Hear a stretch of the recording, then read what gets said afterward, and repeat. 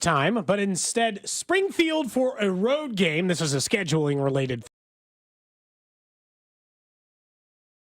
Caglione hit a ball, 675 feet or whatever the hell he does pretty much on a daily basis on that end. Hit another home run yesterday. So we talked about it for a long time. We were trying to decide for years. We were trying to decide, hey, do we do another road trip? Who's worth it?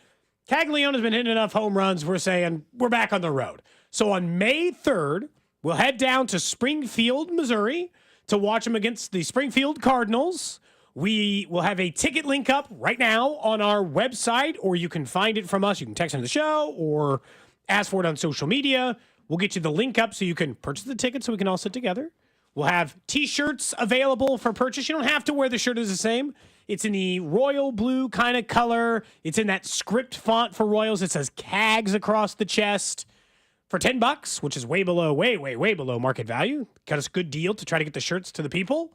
And yeah, we'll have a good time out there. We'll try to meet at a bar ahead of time. Gold will be a whole thing. Yeah, we're looking forward to it. We had a ton of fun in Fayetteville. This go around makes a lot more sense, especially with the timing, everything. We'll make a little drive. It's a shorter drive for a lot of you, too. So hopefully that makes it even more feasible. An hour at least, depending on where in town you're going from. If you're in South KC, it's a 2.5-hour drive, maybe up to 2 hours and 50 minutes. Other parts of town to Springfield. We're going to be down there, the three of us. So Cody, myself, Drew, Dusty also is going to join us. Yeah, he's going to join us for the road trip. As, the Northwest Arkansas Naturals with CAGS in Springfield, Saturday, May 3rd. If you go to 965thefan.com, here in about 30 seconds, the page will be live, and you can click there. It'll send you a special Cody Gold ticket offer, $10 tickets. And, we'll be meeting at Harbell's, which is a bar right across the street from the stadium or so. That's where you can pick up the shirts. But we'll have some details on the T-shirt link. You'll need to either text in or we'll put on our individual socials if you want to get a T-shirt. And in order to get the T-shirt, you do have to go on the road trip because those will only be available for pickup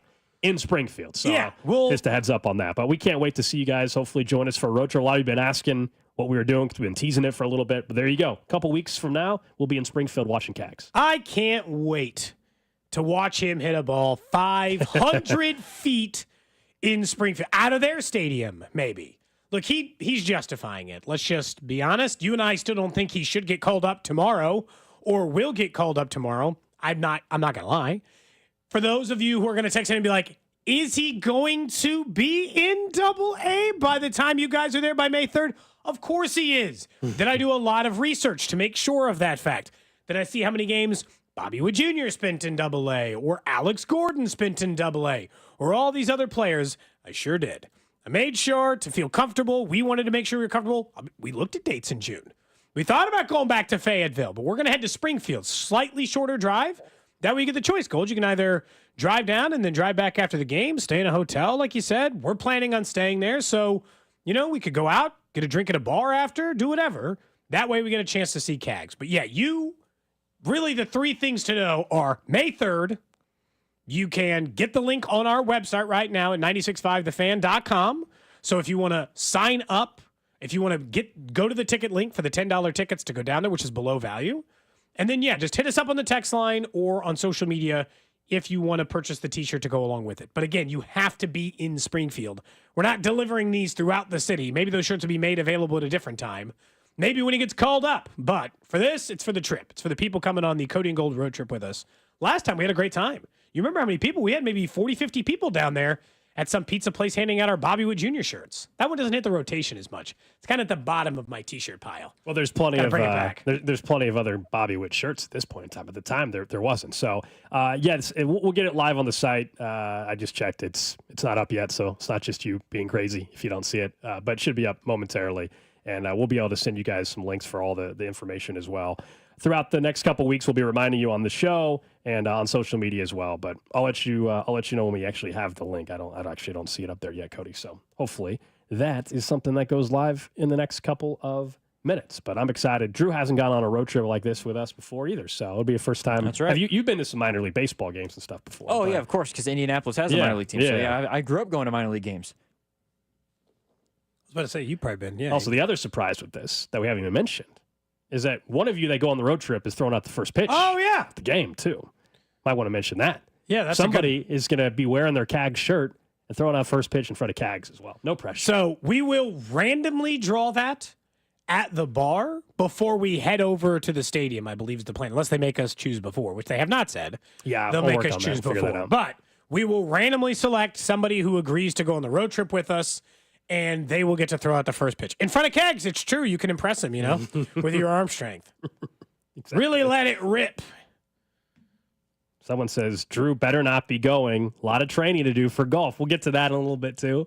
We'll get to that. That will also be right before. That'll also be right before the golf tournament. I'll be honest. Part of me was like, what if I needed... It's one day from your training. Well, why don't you get down to Springfield early? Why don't you get a round of golf in somewhere in Springfield Saturday morning? There we go. Someone says over on Twitch, they said, okay, got it. So don't get hammered before the game. I mean, not if you want to throw out the first pitch successfully. Alex said he had a few too many beers before he threw out a first pitch. Yeah, it did not go well. The video lives on social media forever, and trust me. So make sure you're prepared. We'll find out if we'll announce. Someone says they want you to be, why not on Twitch says they want you to be in the running for it. They want you to enter your own name into the running. Yeah, I do know it'll only be a listener. For the fans. It'll be for a listener, and we'll find out if it's something that will be. They may need some notice, so we may randomly draw a name from someone that bought a T-shirt or whatever for the road trip ahead of time. But we'll have some more details on that. It's going to be a great time. So again, May 3rd, we're heading down to Springfield. We're going to go watch Cags play. Let us know if you want to come around. It should be a good time. I mean, the T-shirt thing is, we're trying to keep that for the people. I know there's always going to be people like, you sure? I can't get one. Hey, look, we're trying to keep this to the road trip related people. That's probably our best way to do it. But if you need it, you shoot us a text into the text line, and we'll give you any of the details you might need for the upcoming road trip. All right, and it just went live, by the way. Perfect. So just went live up on the site. Drew just double checked. So you guys will be able to access that, and we'll make sure we post that on our individual social media accounts. All right, we'll keep reminding you about that. Really excited. Saturday, May 3rd, Cags road trip with Cody and Gold here on 96.5 The Fan. Let's get to what was an unbelievable Sunday, though. Let's get to what it turned out to be, not just because we're caught up in the moment, but I think for the three of us, we're of varying ages, but still, I'll say it includes whether it's Drew, yourself, or me, the most drama-filled Masters, other than Tiger and the storyline that came with that, in our lifetime. It's not even close. Not even close. Some people even think this is one of 3 or 4 of the best Masters ever anyway, because of how the back nine went. But obviously Rory completes the Grand Slam, and the ups and downs of that final 2.5 hours or so yesterday at Augusta, and knowing what was on the line, and then clearly seeing the emotion. That was the most drama-filled Masters, and I can remember the last time I stood up during the Masters and I was nervous and stressed out watching, and I'm a casual golf fan, was when Tiger was there in 2019, or 2017. That was it. That's the last time I can remember ever having that feeling, and it's only happened twice around golf, at least for me.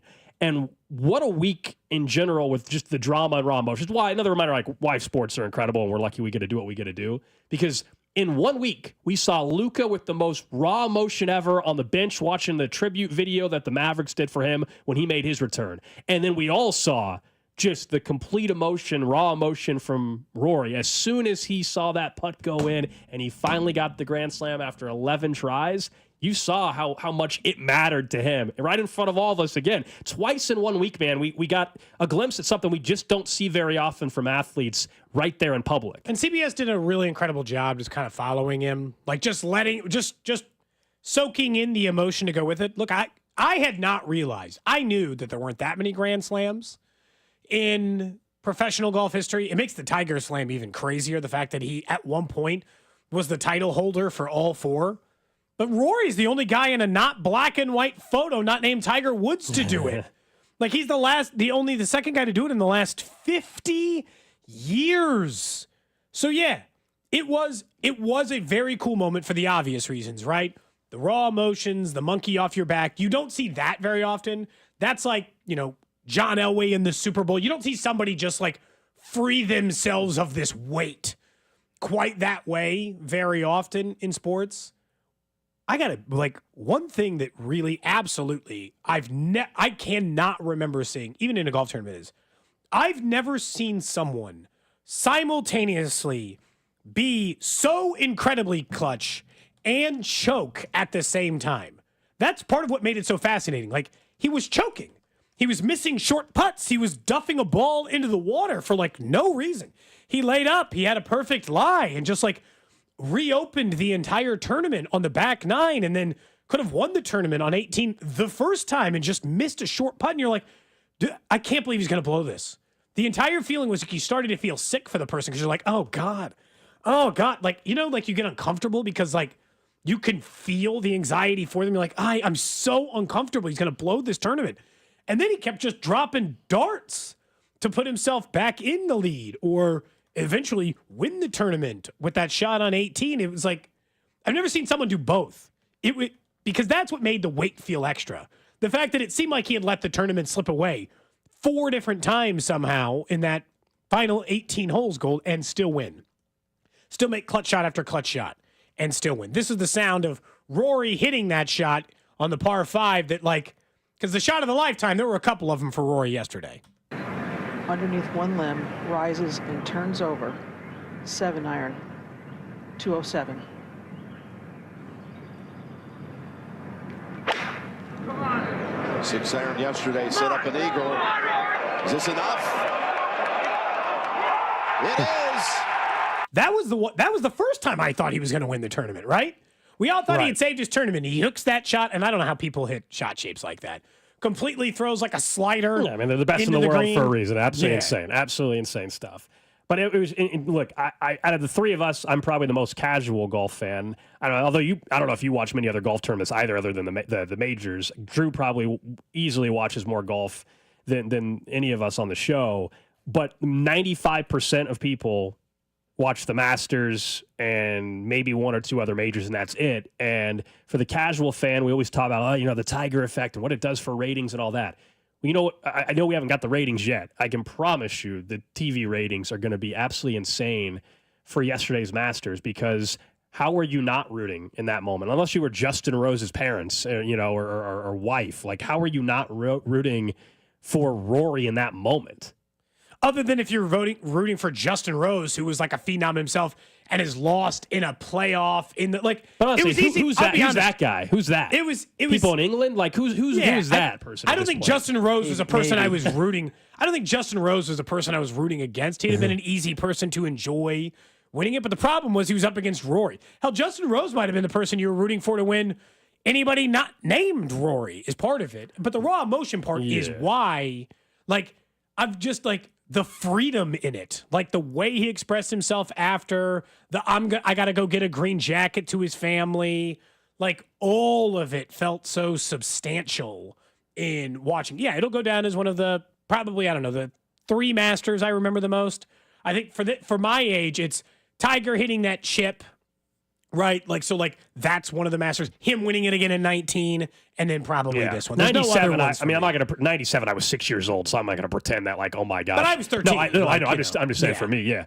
So and Drew obviously was even younger. So or not. Yeah, you were just born maybe, right? So for me, it's Tiger winning it, and this one. Those are the 2 Masters that I actually was nervous watching and enjoyed the most. I was thinking after it was over with, this has got to be one of the most popular wins in terms of people are genuinely.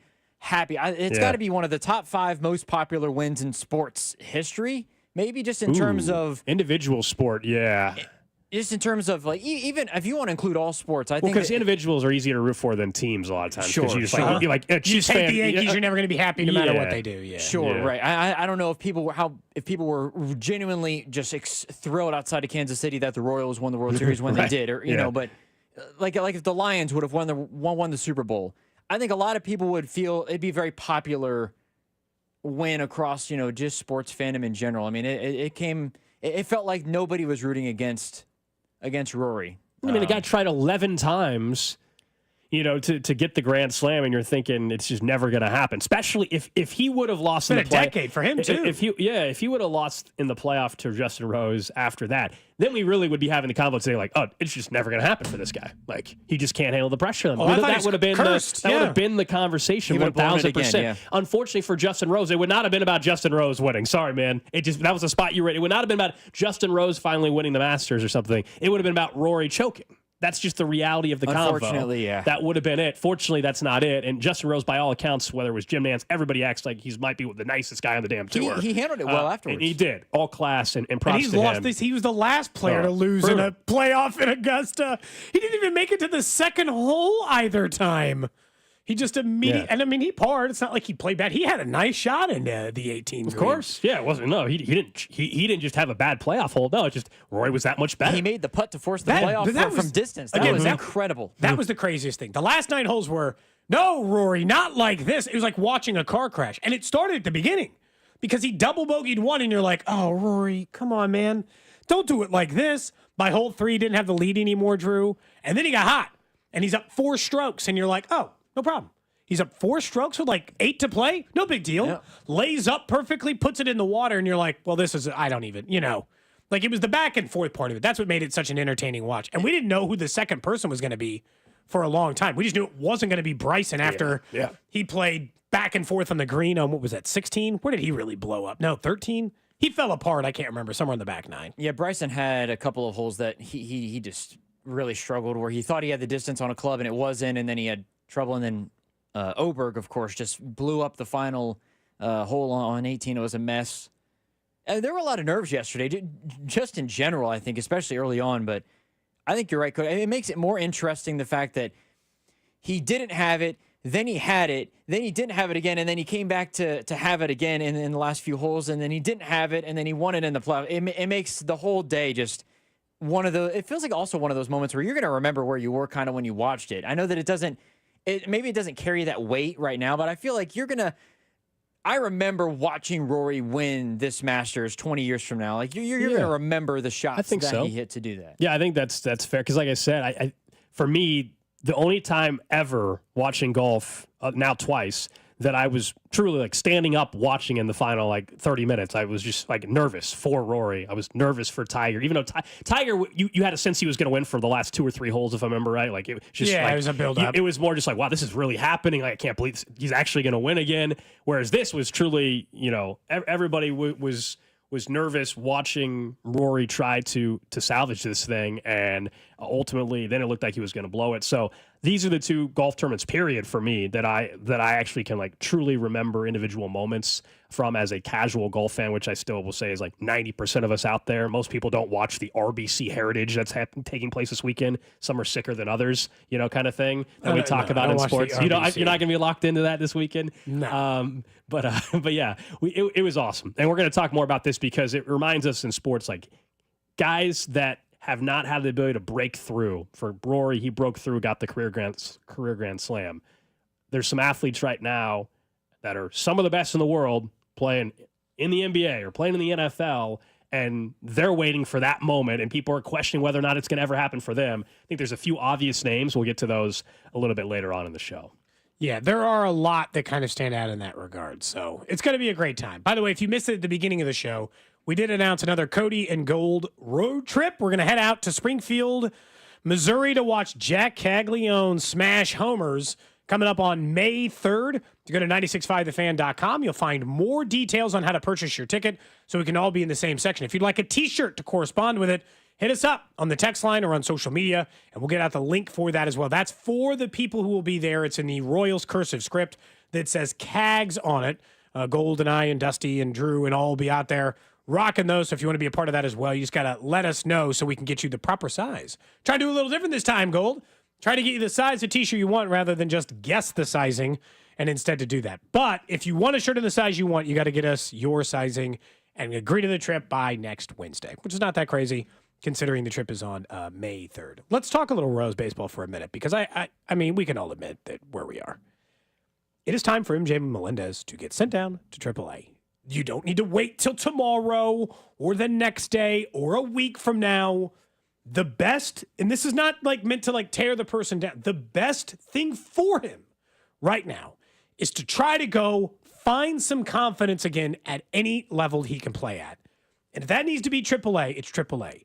They cannot, and there is no justification for him being on the major league roster right now when he has options. Call up John Rave, call up Tyler Gentry. They are also professional outfielders who can play good defense, if that's the argument we've been making for MJ versus like the infielders they put out there on the roster right now.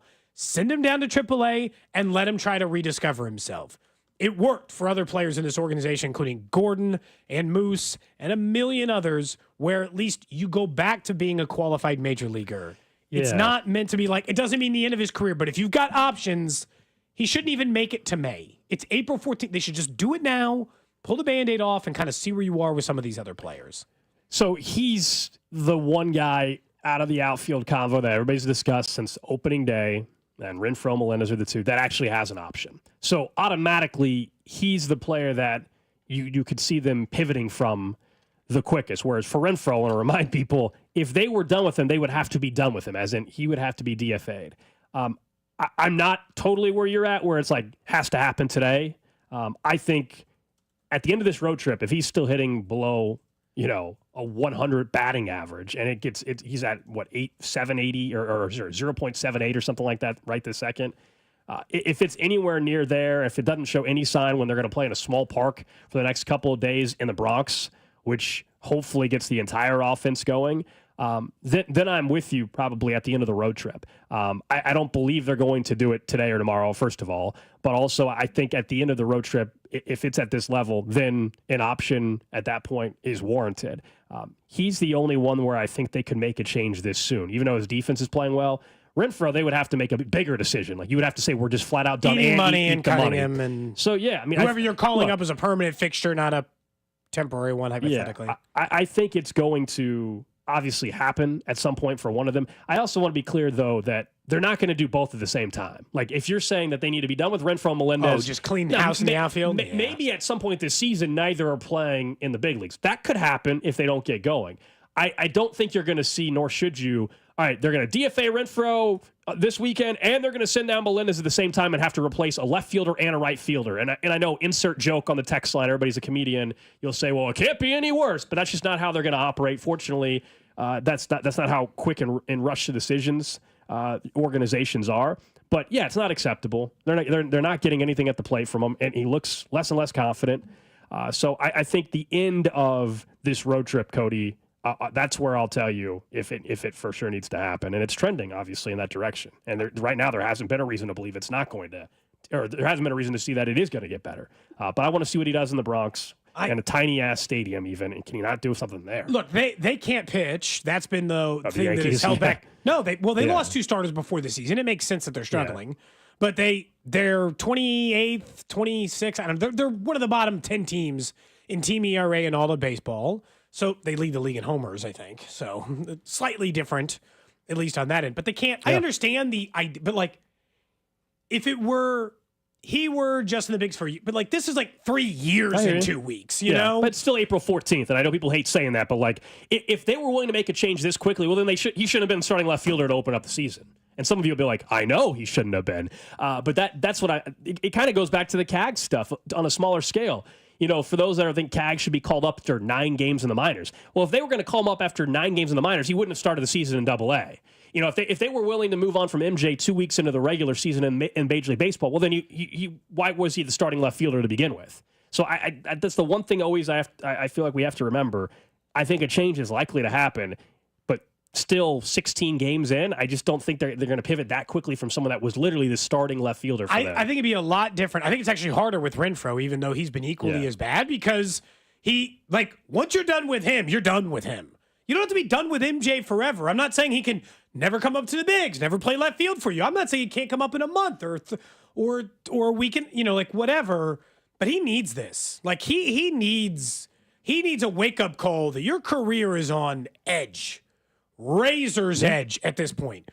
If you keep hitting like this, all you'll be getting is Major League spring training invites to Major League camp. You won't even be getting guaranteed a roster spot from a team next year if you're going to continue this way. Like, at this point, you know that I'm not like rush a guy to the big leagues or rush a guy out of the starting lineup. I just don't know that they've got much of a choice left with MJ. All right, coming up next, let's talk more about this offense. A group of 3 players. Who could you be more concerned about than the others? And a big problem could exist in New Orleans, and it could impact the draft, which is 10 days away. That's coming up here on Cody and Gold. What's up, Kansas City? This is Cole Reagans, and you're listening to Cody and Gold. Weekdays starting at 10 on 96.5 The Fan. Brought to you by Heartland Men's Health, the leader in men's sexual health. Thousands of men have been successfully treated for low T, ED, and more, all with discretion and compassion. Make your appointment at heartlandmenshealth.com. During the NBA play-in tournament, FanDuel is giving all customers a shot at $250 in bonus bets. It's all new customers getting a shot at $250 in bonus bets. Join FanDuel today. You'll get started with $250 in bonus bets if your first $5 bet wins. From three-pointers to steals to assists, FanDuel has so many ways to bet your favorite player props. Plus, after the game tips off, you can even combine live prop bets in with a same-game parlay for a chance to win big. Just visit FanDuel.com/Alex to get in on all the NBA play-in tournament action. FanDuel, official sports betting partner of the NBA, and 96.5 The Fan. 21 and present in Kansas. First online real money wager only. $5 first deposit required. Bonus issued as non-withdrawable bonus bets, which expires 7 days after receipt. Restrictions apply. See terms at sportsbook.fanduel.com. FanDuel is offering online sports wagering in Kansas under an agreement with Kansas Star Casino, LLC. Gambling problem? Getting help is your best bet. Call 1-800-522-4700 or visit KSGamblingHelp.com.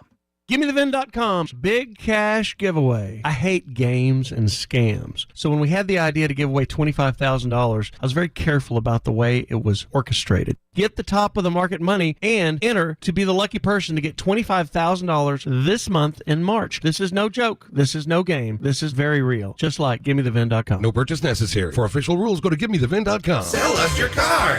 GimmeTheVin.com.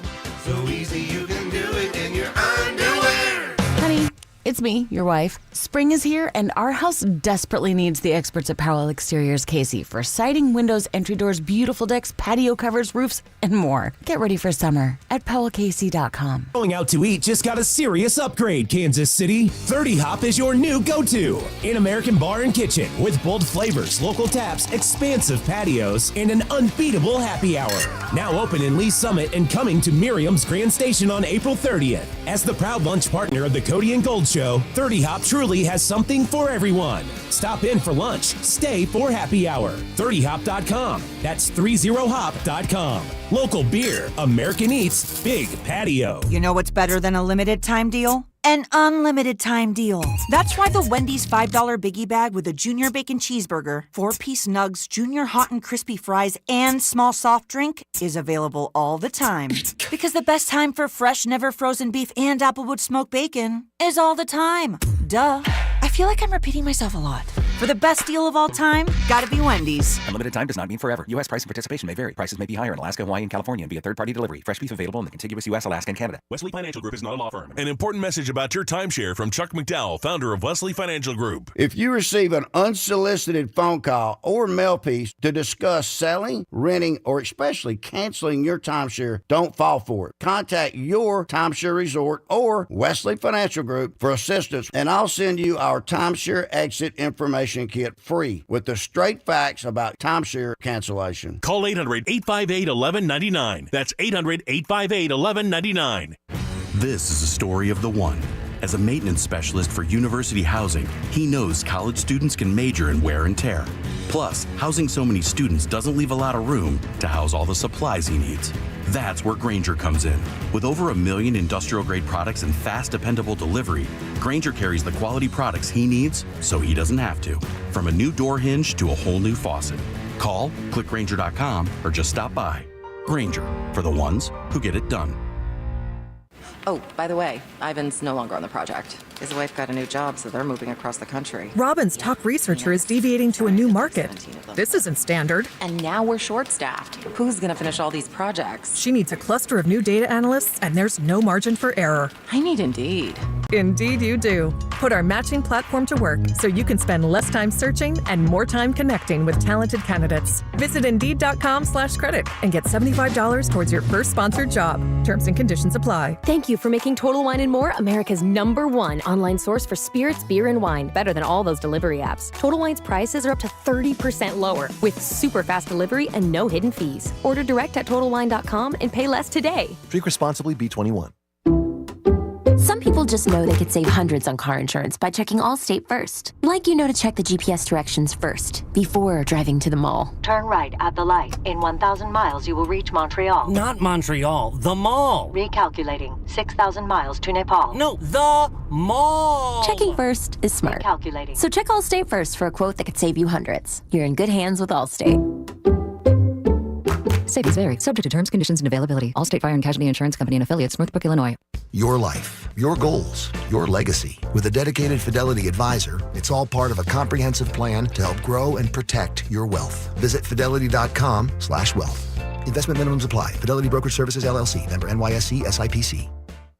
You ever try fixing your car and realize you're missing that one part? Yeah, been there. That's why eBay's my go-to. They've got millions of parts, guaranteed to fit. I'm talking brake pads for when yours have seen one too many miles of stop and go. Oil filters, cause you don't mess around with your engine care. Even got this cold air intake on my watch list. I might just go for it. To keep the ride cool and your DIY streak hot.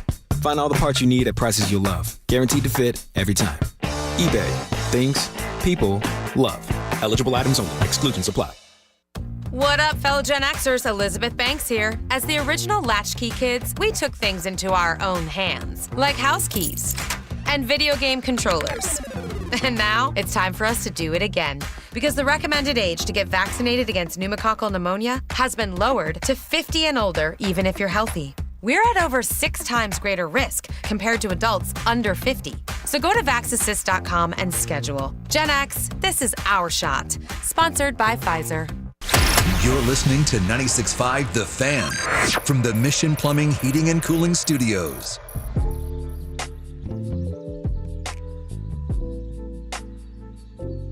Just getting started here on a Monday. It's Cody and Gold. Alex Gold, Cody Tapp, Drew Nixon with you. We're responding to those of you on the text line asking about the Cody and Gold road trip. We just announced that. More details and reminders throughout the next couple of weeks. Saturday, May 3rd, we're taking a trip to Springfield to watch Cags and the Northwest Arkansas Naturals take on the Springfield Cardinals. And we did this a couple years ago. Bobby Wood Jr. had a ton of fun. Frankly, that was when the show was just getting started, and now we're excited to do it. We've been a little more established as well, so we're hoping to have a bigger turnout. And if you want to get just $10 tickets, check our social media channel. Go to the front page of our 965thefan.com website. Got all the details there, and we'll try to get responses to you guys on the text line as well for those asking about the T-shirts, which are for the road trip. And, you do have to pick them up in Springfield. So just a heads up, meaning you got to be on the road trip. Also $10 from our friends over at Ray Gun. Yep. So we'll get you a chance. If you got questions, just shoot in a text or message in there. I do have one quick update for the show. Okay. An important update based on things we have discussed on the show before. So a guy who's considering coming on the road trip, but also is interested in sponsoring Drew for his golf journey, a guy named Kevin, he runs his own lawn care company. He had messaged in last week. Yeah. He, in addition to asking that question, had said, hey, look, I'll take the mystery box. So he, for the cost of us, we're out of the box. Yeah. We no longer have anything. You're confusing people. We got a million things going on. Explain the box. If people don't know what the box is. Yeah, the mystery box of items that we had purchased a year and a half ago. You'd been asking when it was going to be sold. Kevin says he'll take it off our hands. He'll do the process. So we're out of box money. So we can buy a beer or two. Okay. Doesn't it feel good to have it out of your hands now, Cody? You don't have to worry about it I didn't think about it that much. 18 months later, I think, or whatever it is at this point. I didn't think that hard about it anyway, so it's good. Good. Okay. Well, that's exciting. That's a nice update. That's a very nice update. All right, let's talk some more Royals baseball, though. We were discussing MJ Melendez and his performance and where we're at. But what about these three names that I think certainly are far more established, have shown more in their career anyway, but are off to slow starts? And let's be real, the entire offense is off to a slow start. Outside of Bobby Witt Jr., there's nobody that you can say is off to a great start. Michael Garcia, I guess I'll throw his name in there. He's off to a pretty good start, yeah. Right? I'll throw that name out there. You look across baseball, offense right now, he's still down as well. Vinny, Salvi, and India. Jonathan India, Salvador Perez, Vinny Pasquantino. Out of that group, who are you actually most concerned about getting going offensively soon, this season, still having a good year? Because I think all three will end up figuring it out. But if I had to give you an answer on that, it's the one guy that eventually we know will, sooner rather than later, have something catch up to him, and that something is called Father Time. Do I think it's happening right this second? No. In fact, he just hit a home run yesterday. Salvador Perez did. So maybe that gets him going. But that, to me, would have to be the answer. I'm not worried about Jonathan India. Jonathan India is what he is. Like, Jonathan India is going to get on base. He's still doing that even if the batting average is not there. Vinny Pasquantino, I still think he's knocking in the RBIs at a pretty good rate. He still leads the team, I believe, in RBI at this point in time so 11. far. My answer would be Salvi if I had to pick a name, just because, like, there is always going to be the worry. Is this the year? Like, is this the year that it catches up to him, or is that because next he's a year? 35-year-old catcher? Yeah. And, like, yeah, normally when we would speak about this, he just, like, that's not, that you can't outrun it forever. Funny enough, so it's probably more of a short-term thing, admittedly. But probably the most concerning start is Vinny. And I still think that it might be hamstring related, right? I think when you start looking at some of the power numbers or the ability to drive the ball, that becomes harder when you are slowly nursing an injury. For the entire year, maybe not. But is it going to be a couple of slow months for Vinny? It might be. I'm not sure that that's going to be the case. I'm worried about all three. I'm just worried about the offense altogether. And now India obviously was getting a little dinged up. He's like the least. The least I'm worried about. It's a toss-up probably between the two. If you tossed in Massey and replaced him instead of India, then it might be a three-way tie, and I'm like equally worried about all. But Massey, I think, has given more consistent, better at-bats, despite the fact he's still hitting worse than Salvador Perez. Salvi, I just think he'll go through a 16-game stretch where he doesn't look like a good hitter, and he might go through another 16-game stretch where he looks like an MVP. He's a hot and cold hitter. Am I supposed to panic? Right. Yeah. Because he's cold right now? He is. And I only put those. I didn't include Massey in there because I'm talking about the three guys that had last year, other than India, but like Vinny and Salvi were part of the three or four that carried the offense all year. And right now they're off to a slower start. So like Michael Massey, whatever they get of him is still like an added bonus. Like all of a sudden, if they get a fifth guy involved, that's huge. You're not counting on Michael Massey the way they're counting on Vinny or Salvi or Bobby or Jonathan India. But that's the group right now. I'm kind of with you on Salvador Perez, though, that we have seen throughout his entire career a stretch of 2.5 weeks where you're like, uh-oh. And then all of a sudden he goes on a ridiculous tear. And he's got 400 for like 10 days. Right. We've seen it. Hopefully that happens. I don't know if you guys are in the same mindset of, look, this team is 500. They didn't have a good weekend series, no doubt about it. They did not play well. Salvaged the win, didn't they? Yeah, they did not play great on Friday. It was the worst game of the year on Friday. I think that's fair to say. Saturday was rough, but Saturday. Sorry, Saturday was their worst game of the year. Friday they lost 7-0 or whatever. Saturday I think they ended up getting a couple runs late, but it was their worst games of the year. And now they go to New York. You mentioned the bad pitching that the Yankees have currently due to injury. We know that ballpark is favorable to offense. This is the one where, like, can this jumpstart you? Like this series, I'm not even just talking about winning the games. Like, good truly, park to hit in. Can you good just pitching staff to hit off feel of. good about yourself? Can you just feel good about yourself by having this offense get going a little bit starting tonight, a little after 6 o'clock?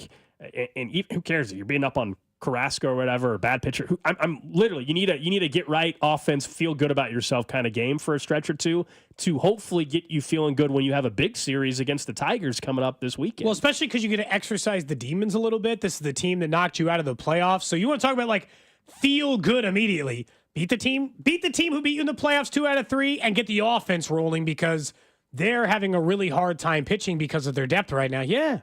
Feels like a pretty good one. I will say that the Royals' single best quality, in my opinion, so far, other than, I guess, pitching, because they can pitch. Yeah. Estevez leads the league, or second in the league in saves. He's I don't second. know. I think Suarez and the Padres has 7, but yeah, Estevez has 5. And that he'd have more if they were winning more games. So he's already at the top of the bigs or near the top of the bigs at that stat.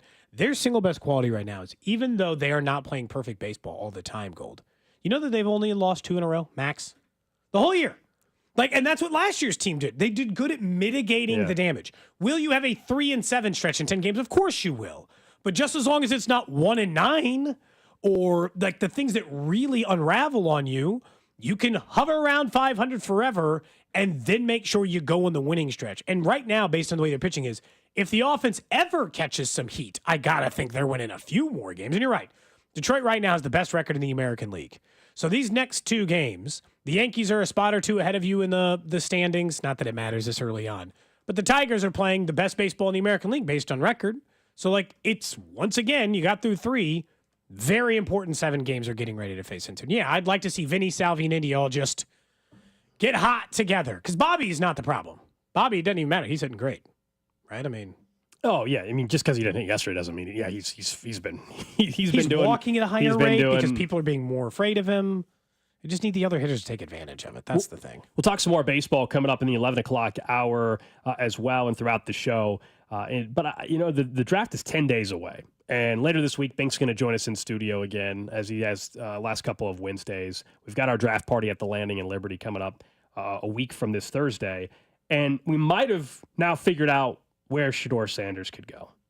Because after our show on Friday, Ian Rappaport had the report that Saints starting quarterback Derek Carr has a shoulder injury. Serious enough that he could miss the start of the season. Serious enough that it could require surgery. Now, we're just finding out about it 10, 12 days before the draft. The Saints clearly have known about this. There's also some weird reporting from Diana Rossini suggesting like there's more to the story. So who knows? Did he hurt it in a weird way? Did they have a disagreement on treatment and rehab? Who knows? Something's going on there. Mystery injury. But the Saints have the number 9 pick. They're the 9th overall pick in the draft. We know there's been all this talk about Sanders sliding. If they don't like Sanders, they don't like him. They won't draft him. But if you're thinking about it, he just took a visit there. I think he was part of their top 30 visits. This seems like a pretty he's not getting out of the top 10. Logical landing spot, right? New Orleans. Derek Carr financially is not their team's a mess. Your New quarterbacks are coach. Spencer Rattler and the Jake Hader or whatever his name is, that Hainer that stunk. Hater. You're a hater of Hader. I guess I'm a hater of Hainer. That's right. So what option are they going to have? If they don't draft a quarterback and Derek Carr has to miss, let's call it 2 months of the season. I don't know. You're going to start Spencer Rattler for your brand new regime? That's what you're going to do? You're going to start that? Their whole problem, like the only thing that I'd say is this is why they probably need him even more than others. They desperately need a player that costs no money. Like, if they want to get things right, and this is the problem, that means you can't surround, like, you'd almost prefer to be a year or two down the road in your salary cap situation, because then at least you could actually surround your young quarterback with talent. The only argument I would make it against it if I were just a franchise trying to do important things is, can I put talent around Sanders? Can I even afford to give him talent like a lot of teams do with young quarterbacks? Because the answer is technically no. But there's been worse spots, you'd have to admit, right? Yes. I mean, now, we don't know what Kellen Moore is going to be as a head coach, but you have a pretty dynamic running back still, even if he's getting older. Chris Olave coming back post-concussion, but if he's right, we know he can be a top 20, 25 receiver. Draft one more talent, like you'd pick in that spot. But yeah, they're not...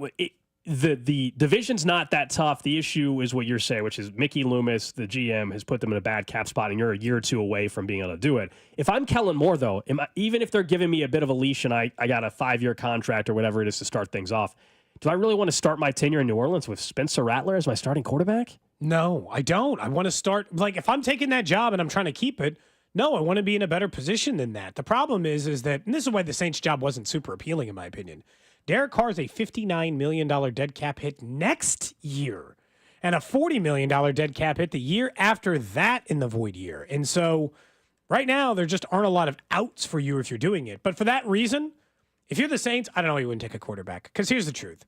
If you take Sanders and it fails, well, then you're probably cleaning house again anyway. And at least in that situation, you'll be free of this massive looming debt that can't free you. And the next rookie quarterback you bring in, or veteran quarterback, if that's the way you decide to go the next time too, at least you'll have the money to do it. You can't afford anybody besides Derek Carr.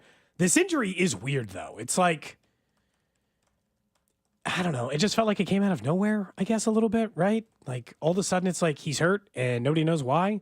But yeah, I think that, I think you can get worse landing spots in New Orleans, I guess, depending on if you like the head coach, if you're, and like if you're Shedeur, based on the way that you're sliding, I don't know why you're turning down anybody taking you in the top 10.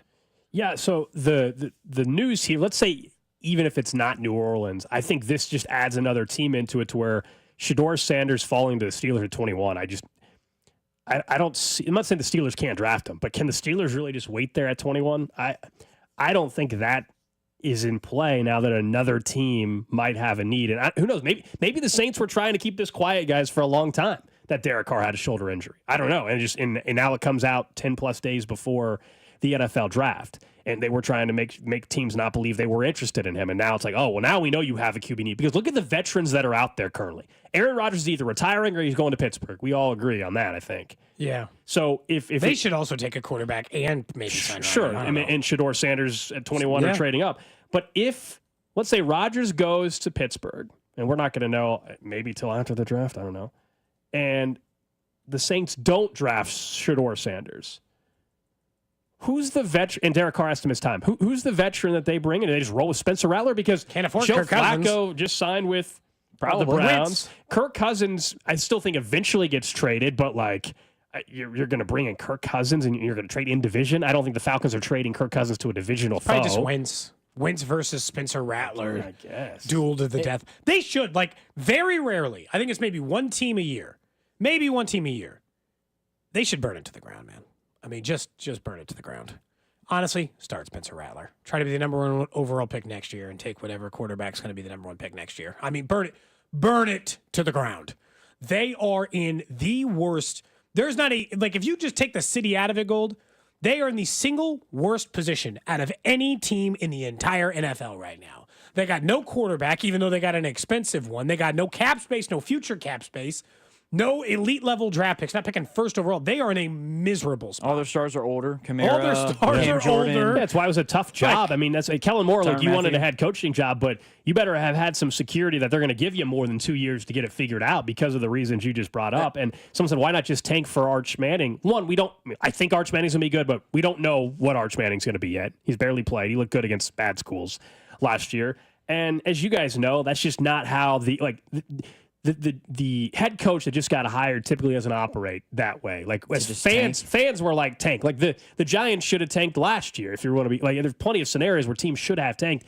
But that's not usually how I know it's hard. The organizations operate. It doesn't mean that they shouldn't. It's just that tell me the last organization. You can't tell Kellen Moore that to tell that to his team. His first head coaching opportunity, and he's like, but I'm just saying, don't help him. Do you know what I'm saying? Like, if you're the GM. You can't tell him to lose, but you don't help him. If you're Mickey Loomis, you don't get him a new quarterback. Your quarterback, Spencer Rattler. Sorry, or Hainer if you really want to go that route. But like, those are your quarterbacks. Oopsie, we got nothing for you. And maybe you take your Hail Mary, right? You take your guy you take Quinn Ewers in the third, and for some reason he's the goods. Well, then he's the goods. And if not, you move on because it's a third-round pick. But yeah, it's kind of what they did with Spencer Rattler in a way, because they picked him in the third or fourth round and was like, you know what, this isn't a bad guy to have behind Derek Carr. They got a sample size after Carr got hurt, and I guess Milroe, Ewers, Dart, those type of guys. In regards to the Steelers, it is interesting. If you look at the draft order after 9.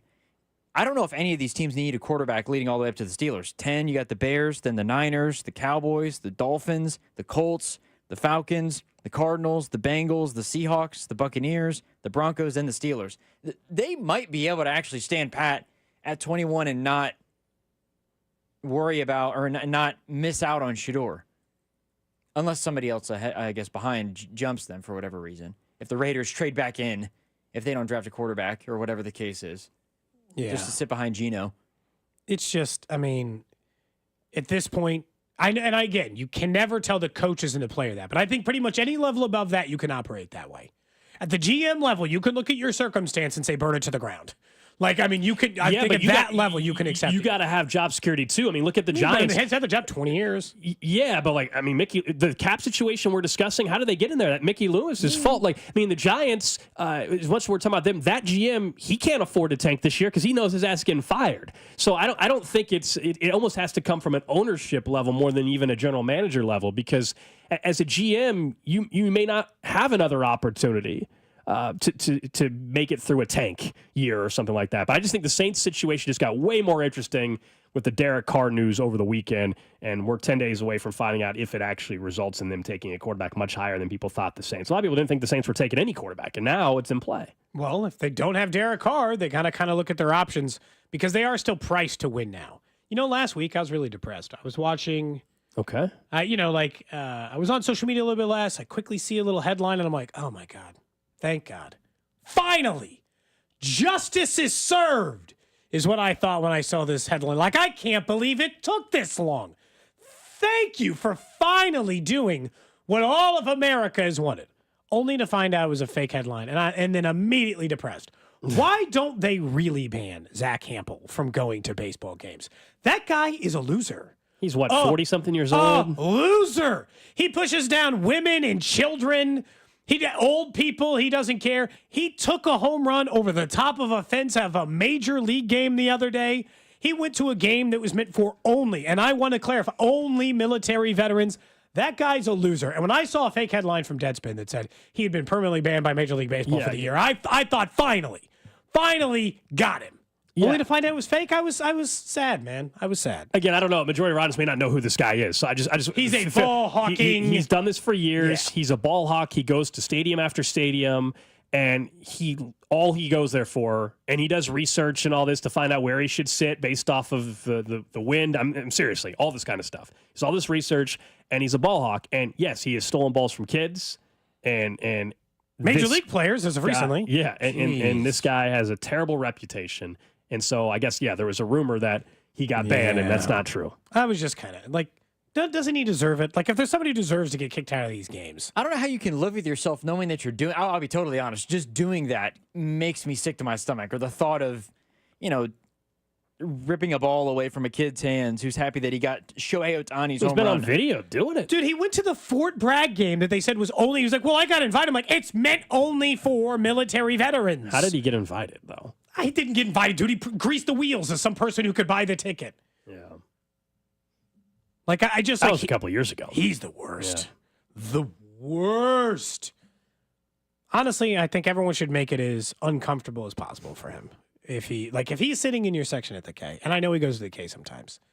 If he's out there in the fountain seats near was it you last at the summer, K, 2 summers ago at the K? There was the controversy about it. Rip the thing out of his glove. Do whatever you need to do to keep this person from ever getting a baseball again.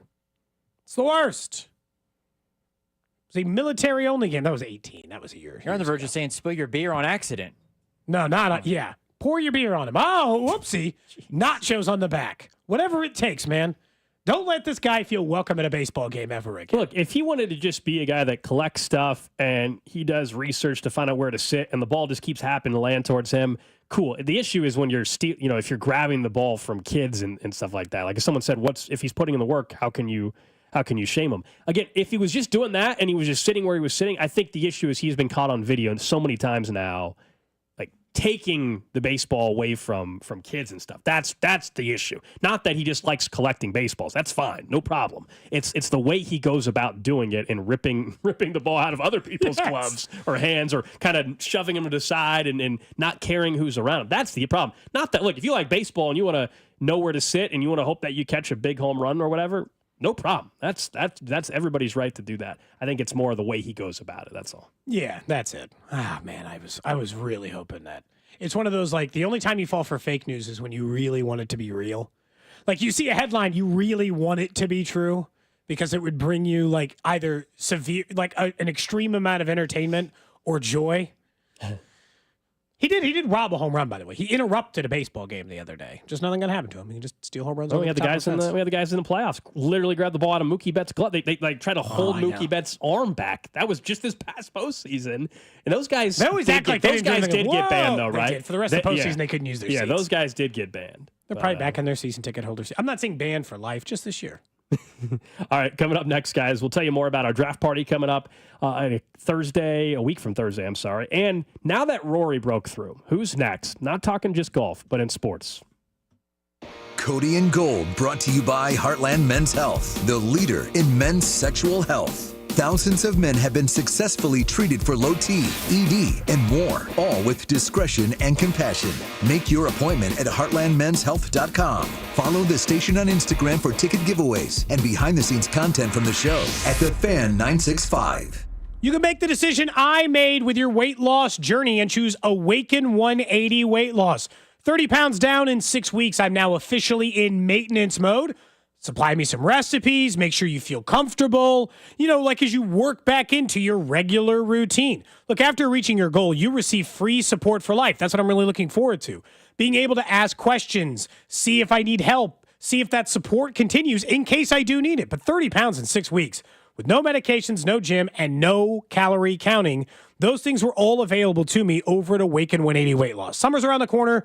Maybe you just want to look better at the pool. Maybe you're just tired of carrying the extra weight because it's making your joints hurt, your knees. I was asked if my feet were going to be okay to walk around the course with Drew. They will be, thanks to 30 pounds gone over at Awaken 180 Weight Loss. If you want to learn more, give them a call today. Get a consultation at 844-346-1800. That's 844-346-1800 or online at awaken180weightloss.com. If you're living with dry age-related macular degeneration or dry AMD, you may be at risk for developing geographic atrophy or GA. GA can be unpredictable and progress rapidly, leading to irreversible vision loss. Now there's something you can do to slow it down and get it going slower. Izervay is proven to slow GA progression. Izervay gets GA going slower. Izervay or avacincaptad Pagel is a prescription eye injection used to treat GA. Don't take it if you have an infection or active swelling in or around your eye. Izervay can cause eye infection, retinal detachment, or increased risk of wet AMD. Izervay may temporarily increase eye pressure. Your vision may be impaired after an eye injection or exam. Don't delay. Ask your doctor about Izervay today. Izervay gets GA going slower. Visit Izervay.com. That's IZERVAY.com. During the NBA play-in tournament, FanDuel is giving all new customers a shot at $250 in bonus bets. Join FanDuel today. You'll get started with $250 in bonus bets if your first $5 bet wins. From three-pointers to steals to assists to who you think will get a double-double, who you think will make the first basket of the game. FanDuel has so many ways to bet on your favorite player props. Plus, even after a game tips off, you can combine live prop bets into a same-game parlay for a chance to win real big. So visit FanDuel.com. Use my promo code KFNZ to get in on all the NBA play-in tournament action. FanDuel, an official sports betting partner of the NBA, and also 96.5 The Fan. 21 and present in Kansas. First online real money wager only. $5 first deposit required. Bonus issued with non-withdrawable bonus bet, which expires 7 days after restrictions apply. See terms at sportsbook.fanduel.com. FanDuel is offering online sports wagering in Kansas under agreement Kansas Star Casino, LLC. Gambling problem? Get up with your best bet. Call 1-800-522-4700. Raise the case, gamblinghelp.com. They told us nothing but lies. These timeshare thieves out there are terrible. They bullied us. It was a nightmare. We felt stuck. Our timeshare is all a scam. They stole from us. They were thieves. I was completely taken advantage of. Hello, I'm Chuck McDowell, founder and CEO of Wesley Financial Group, and I know the tough spot you're in. Are you asking yourself, why did I buy that timeshare? I'll tell you why, because that presentation wasn't a normal sales pitch. It was a show to convince you that timeshare is a great investment. They told you it was available today and today only. They said you're foolish if you don't buy, and unfortunately, you believed them. We get over 3,000 complaints a week from folks just like you that were misled into buying a timeshare. Give us a call. I guarantee you, if we take you as a client, we will cancel your timeshare or you'll pay nothing. Call now for your free information kit. 800-328-9696. 800-328-9696. 800-328-9696. Don't let clogged drains slow you down. Call Hamilton Plumbing, Heating, AC, and Rooter today for our $79 mainline drain clearing special. The pros at Hamilton will inspect your drains with video camera technology to pinpoint exactly what is needed to clear those clogs and help prevent expensive drain repairs. The expert technicians at Hamilton are ready 7 days a week to solve your problem the right way, the first time. Over 40 years experience and more than 8,000 five-star reviews ensures your peace of mind. Visit callhamilton.com for details, terms, and conditions. License number 2025-11121. Spring cleaning is upon us, but there's one meaningful box that you don't throw away when cleaning out your closet. It's the box filled with your family's important videotapes, film reels, and photos. Hi, I'm Adam Baselogger. And I'm Nick Mako. We started Legacy Box over a decade ago to help families organize and update their analog media to digital. Legacy Box is simple and easy. It works and is safe. Over 1 million families have trusted Legacy Box. And Legacy Box has been featured in Good Housekeeping, The Today Show, and Rachel Ray. Legacy Box is like magic, converting your shoebox of memories to the cloud or thumb drive, ready to watch and share. Declutter your closet by digitizing your media. Become more organized and accomplished, knowing your family's recorded past is safe forever. Take advantage of our spring cleaning sale going on now. It's the easiest task to check off your to-do list. For a limited time, you can get started for just $9 a tape. Visit legacybox.com/value to get our $9 sale. That's legacybox.com/value to get our $9 offer. LegacyBox.com/value. Thank you for making Total Wine & More America's #1 online source for spirits, beer, and wine. Better than all those delivery apps. Total Wine's prices are up to 30% lower with super fast delivery and no hidden fees. Order direct at TotalWine.com and pay less today. Drink responsibly, B21. Some people just know they could save hundreds on car insurance by checking Allstate first. Like to check the GPS directions first before driving to the mall. Turn right at the light. In 1,000 miles, you will reach Montreal. Not Montreal, the mall. Recalculating. 6,000 miles to Nepal. No, the mall. Checking first is smart. Recalculating. So check Allstate first for a quote that could save you hundreds. You're in good hands with Allstate. Savings vary. Subject to terms, conditions, and availability. Allstate Fire and Casualty Insurance Company and Affiliates, Northbrook, Illinois. Your life, your goals, your legacy. With a dedicated Fidelity advisor, it's all part of a comprehensive plan to help grow and protect your wealth. Visit fidelity.com/wealth. Investment minimums apply. Fidelity Brokerage Services, LLC. Member NYSE, SIPC. Join us for the Fans Draft Party on Thursday, April 24th from the Landing in Liberty. We'll be broadcasting live. Plus, your chance to win $965 and an autographed Chiefs helmet in our draft contest. KFNC FM and AM, HD1 and HD2, Kansas City, in Odyssey Sports Station.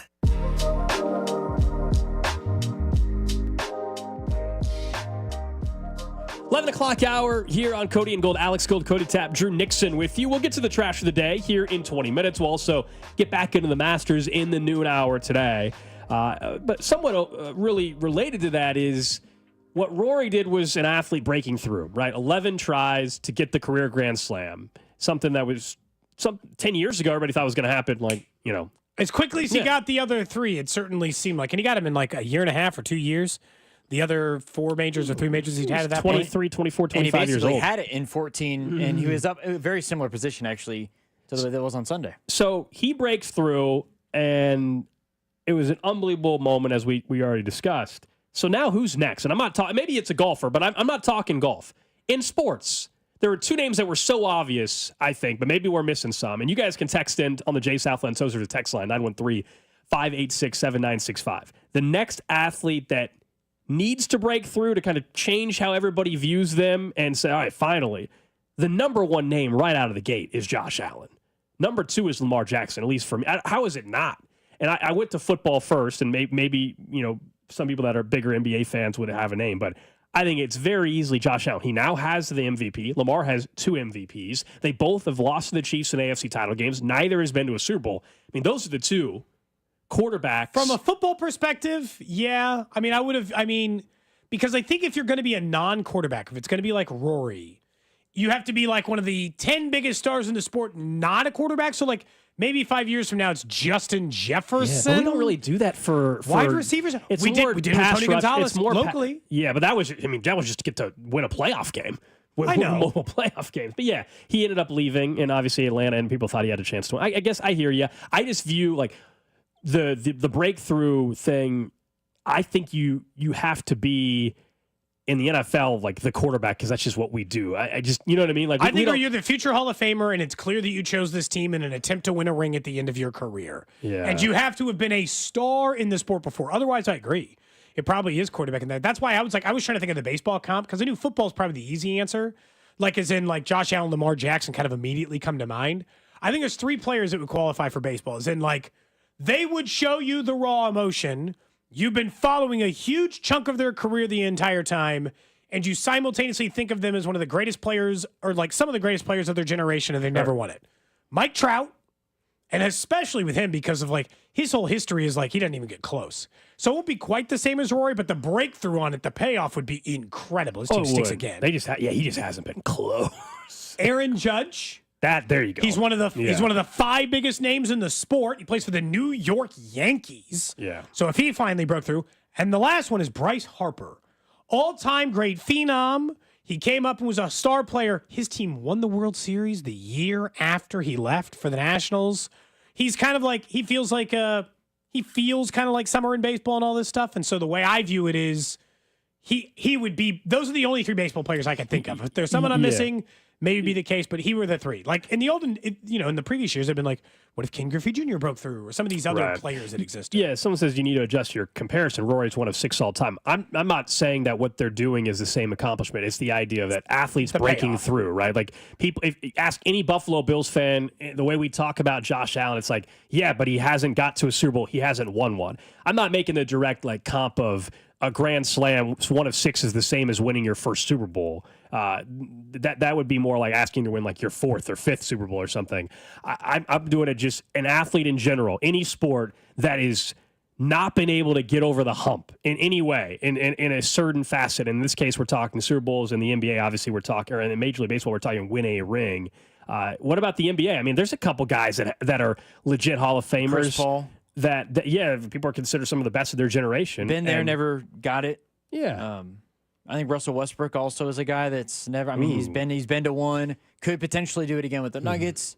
I mean, Carmelo Anthony, of course, he can't. But he Carmelo just got in was the Hall of Fame this past weekend. He's one of those guys. Pretty recently, something like that. He just got nominated. Charles Barkley, in terms of all-time guys that. There's plenty who didn't get it. Yeah, I still think could though. Who a good example, I guess, of one that recently got one, but the storyline was very much like Rory was Matt Stafford. Yeah, that's a good answer. When is he finally going to get one? I think one Super Bowl kind of equates, not the Grand Slam, because again, to the text line's point, Rory is one of only 6 people to do it. It's just that chase. With Josh Allen, if he ever, if Josh Allen ever cashes it in, he will show the kind of emotions you just saw from Rory. Yeah, the moment that always stands up to us in that, when we all watched, we were watching the Masters, is you borderline could physically see the weight come off of his shoulders, right? He just looked lighter, like the man felt freer immediately for doing it. And you always felt like they had the talent and should have done it multiple times. That's the other part. Josh Allen feels like he has the talent and probably should have won a Super Bowl by now.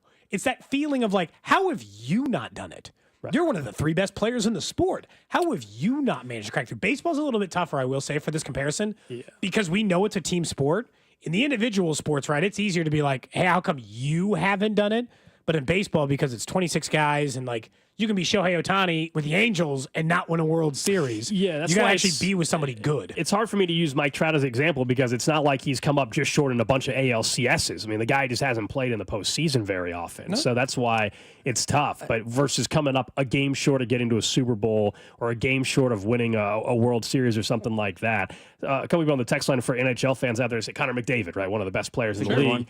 That for NHL, that's a great answer. Someone said Joel Embiid. I mean, that guy just can't stay healthy. So I don't even know. Yeah, he just can't stay healthy. Somebody says Damian Lillard. I think that also is a pretty good. But he's never felt that close either, dude. He just feels like he's been kind of in obscurity like Trout. Well, yeah, that was kind of the reason. But that's the reason he joined the Bucks in a way was to try to get that chase. One of the individual sports, tennis. Introducing potentially a chase, Carlos Alcaraz has 3 of the 4 slams. He doesn't have an Australian Open. All of a sudden, I think that becomes a conversation. But how many attempts has he had to try to even get that yet? Probably 3 or 4. Okay. How many do you get in tennis? You get a lot less than in golf. I think Carlos, he probably has, I would guess, if it doesn't happen in the next couple of years, that becomes a talking point of when is he going to ever break through and win one? I know that this is a minor audience, but NASCAR-wise, Denny Hamlin's never won a championship before. Okay. One of the best drivers, you could argue. He's a name I've heard. He's never won a championship? Denny Hamlin has never... How have I heard of him and he's never even won close it? He's been close so many times and just hasn't been able to get it done. He's a guy potentially as well. 913-586-7965. This one, going back to golf, it didn't have to be a golf comp, but this one, someone said, hey, what about Jordan Spieth? Is he the next golfer we talk about? Can he get the Grand Slam? He needs one at the PGA Championship. It's been a while for him, too. That probably is the next golfer. It's probably the next golfer to talk about breaking through and doing something like that. The way his career is going, because people have kind of forgotten about Jordan Spieth, where it's Bryson, it's Xander, it's Morikawa, it's Scotty. People forget about Jordan. It's hard to remember those days of Jordan Spieth just dominating the Masters in whatever year he won. I can't remember. That's always my point. Anytime the next golfer comes in dominant, like Scheffler, right? He's been a dominant player over the last 3 years. But it's always good to remind you, they always expect it to go on a Tiger run. I'm like, that's never gonna happen. Yeah, in Rory's case, he went competitive. Rory went on a Tiger-like run for 2 years, where he was the hottest name in the world. He won 3 of those. He got 3 of the 4 majors in that 1 year. Competed for a Masters, the whole thing, and then he was a great golfer, and he didn't win another major till now. It was another 11, 12 years. Scheffler could have that same fate. Whether you think he's a dominant golfer or not, he could all of a sudden, he'll probably win a couple more, but then he might just go 10 years before he wins a major again, not competes. He had the quietest top 5 of all time. I didn't even feel like Scheffler played good golf the entire weekend, and he was top 5. Spieth might be the answer here in terms of like the one that is the direct golf comp. The closest to direct golf comp is because for Rory, again, for him to not have won a major period since 2014 just sounded nuts anyways. And then you go back to, well, he's never won a Masters, and this chase has been going on for a total decade. It's crazy to think about. I think Jordan Spieth is in that category where, and I don't know, not that it's not fair to say with Aaron Judge it's not, but I wonder if there's a guy that hasn't, like they missed out on it, but they haven't been close in a while, that it makes it that much bigger of a deal where they kind of reinvent their career to get there again. And they win. I don't know if that's where Mike Trout comes into play. Yeah. Because Trout's never been there where he finally gets through, or Josh Allen, been there, hasn't been able to do it time after time. I think that's another really good one where we're going to feel the elation for Josh Allen, if you will, in a way. Yeah, I think if we're just talking in football, the two names are obvious. I mean, it's Jackson and it's Lamar Jackson, Josh Allen. It's not even. I mean, it's easily those two guys. So we'll revisit this a little bit later on, but it'll be interesting to see how we talk about if those moments happen. For some of the names we just mentioned, if those moments happen, is it treated any similar fashion as well? We'll get to the trash of the day in about 8 minutes, but wasn't expecting to talk college football on Monday, April 14th, because, you kind of figure the rosters are pretty much set. You figured that everybody's got their quarterback. You figure that everybody's paid and happy with their NIL deals, but no. On April 14th, you would have thought so. Sure. No. What the heck's going on in Knoxville, Tennessee? What the heck's going on over there? Yeah. I can't even pronounce the kid's name. Nico Iamaleava. That guy. Iamaleava. He that was is pretty going good to, for one. That was here. very good. He's going to enter the transfer portal now on Wednesday. That's the short summary of it. But how do we get here? So he was unhappy with his NIL deal. He believed he was worth more money. So he said, I'm not going to show up to practice He did not because show I'd up like more money. last Friday at a practice, middle of spring ball. Day before the spring game. Yeah, and he believed that would put pressure on Tennessee. Josh Heupel, the head coach, they basically called his bluff and said, no, we don't do that here. He said, you can leave. And he's going to leave. And who knows if he's going to find a spot for anywhere near the kind of money. He was, by the way, he was already making like over $2 million a year. He's scheduled to make $2.2 million this upcoming season. I saw some article that said going back to his high school days, because he was able to start earning some of that in high school. Like Tennessee's much like Missouri, they have a law where right now you can start collecting NIL before you even get on campus. Someone projected that by the time his career at Tennessee was over, he was still going to get $9 to $10 million in NIL. Not good enough for him. So we can get into the bigger issue at college football in a second. But on the surface, look, I got no problem with Nico trying to get paid, but I sure as heck have no problem with Tennessee saying, yeah, we're not going to do that. You're not going to do that here. We're not that school. Like, I think both have clearly the right to do what they did, but man, oh man, if you're Nico, you have some people giving you some bad advice, dude. You thought you were worth more money. You're not. You're clearly not. Okay, so I don't disagree with that notion. The idea that he overplayed his hand, right? He thought they'd have no choice. Look at the time of year. They're just going to have to pony up, get the cash together. They'll scratch it together for me. And he was wrong in there. But I will say, both sides have every right to do what they did. He has every right, based on the current function of the system, to go and demand more money. He has to know that that comes with great risk and that the team might choose to bounce his ass like they did, and to which they also have that right, by the way. No one is in the wrong for choosing this. I think the thing I get the most tired of arguing in this is they're ruining college sports. I don't think you hear it the way you think you hear it sometimes when I hear that argument. What I hear when you say is it's ruining college sports in the way they used to be is I used to like when my labor got taken advantage of and they had to work for free and got no money. Yeah, I'm sure you did as a viewer or consumer, but like the people who were playing the sport were getting ripped off for 100 years. I think they should have every right to earn the same amount of money as any AD or coach or anything. And he took a big risk. The actual player thing, I think he took a misstep. I don't think he should have done it. But I think he has every right to do it, unless they're going to go to contracts and revenue sharing and everything else. He has every right to do it. Tennessee has every right to handle it the way they did it. They get both sides kick rocks. Both sides are fair. The issue is this reminds us of the bigger picture right now, where there are not any sort of guardrails or requirements for the agents and who can represent you. You get bad advice. You don't actually have real agents representing you to tell you, hey, by the way, that's not the going rate for you. You can't get a better deal. The only thing I will say for him individually where I'll push back on, otherwise I agree with you, Cody, on hey, they have the right to do it. The only thing is you're doing it on April 12th. It was over the weekend. So you're doing it on April 12th. You're doing it now. If you wanted to complain about this 2 months ago, you're now it does look a little more like you're quitting on your team kind of thing than it would have 2 months ago. There's more to it as well, because if he would have done it 2 months ago, he opens up his options in terms of availability, because there's an SEC rule. He cannot go to an SEC school. It is against the rules during the spring portal to transfer to an SEC school. He could wait and sit out a year if he wanted to, but that's not going to happen. Yeah. So he limits his options in terms of schools that would be able to pay him that $4.4 million. You're taking away the highest revenue-generating conference out of the picture because you can't go there. And then USC said no. Notre Dame said no.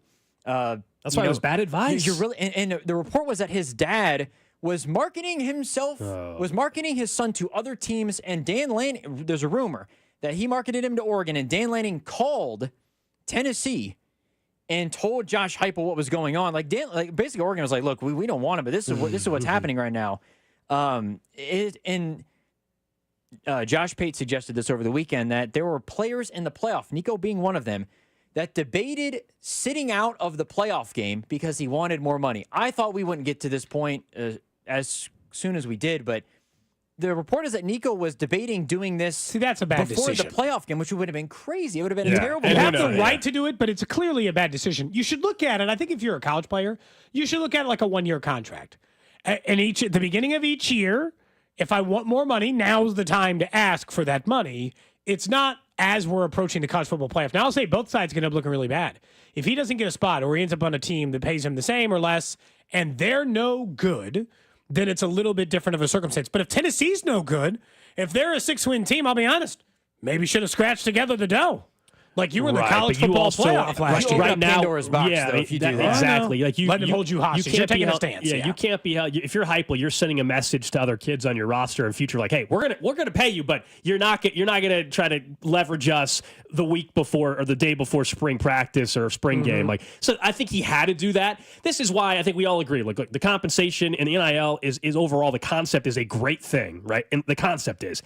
But we are so early in it. It needs to be fine-tuned like no other. So circumstances like this don't happen. Can we change the transfer portal deadlines? Can we have restrictions on who can actually represent you? Just like if you're an NFL player, you have licensed NFL agents. Cody and I can't just represent you and start negotiating your contract until we go through the process, right? You do that to protect the athlete as well. And that kind of stuff would prevent this. You're always going to have somebody that thinks they're worth more money. Welcome to life. We all think we're worth more money than we're getting paid. But you also have to be you have to be smart. Like you know, if you think you're making $100,000 now and you think you should be making $800,000, if there's not somebody that's willing to pay you and you're out of your damn mind, like that, nobody's making that kind of money. Pick your field.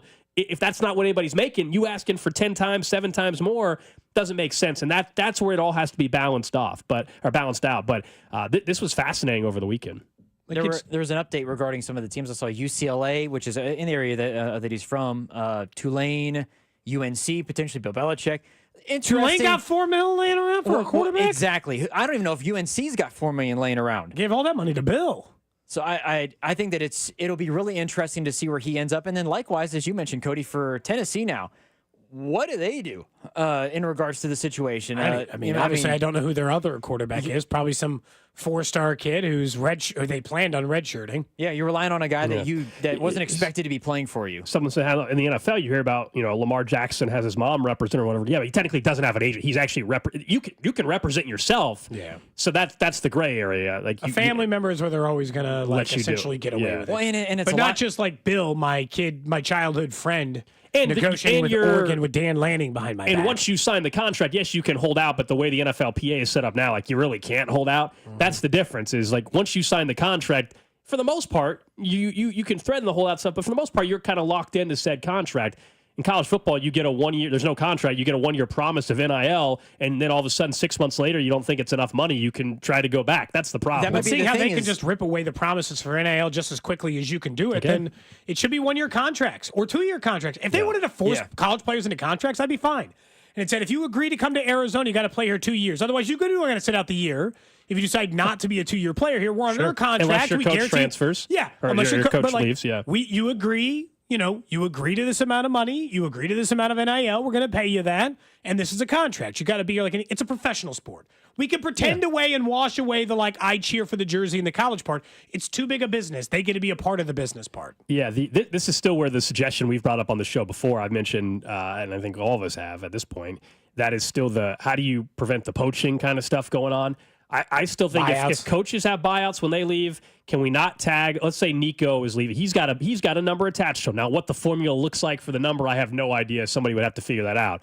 But let's say his buyout amount is $100,000 or $250,000. All right, he transfers to, let's just go with Oregon for the hypothetical. All right, Oregon has to pay Tennessee $250,000 that goes towards their NIL budget. I actually think it'd be good for the smaller schools because for these kids who want to go up and play SEC football after playing at the lower leagues, you get $250,000 to put towards more players. It should balance. Like player I think it has buyouts, a chance. basically. Yeah. Well, it wouldn't balance the sport, but it would at least give more money to those lower level schools. The argument that you always bring up, Cody, as well as regarding the coaches. Coaches are allowed to do this stuff. Why can't the kids? I think that the contract, doing the contracts, whether it's year to year, whether it's multi-year, whatever the case is, it allows them the flexibility to have the same ability to do things as the coaches do. Where it's a year-to-year thing, I can bounce if I want to.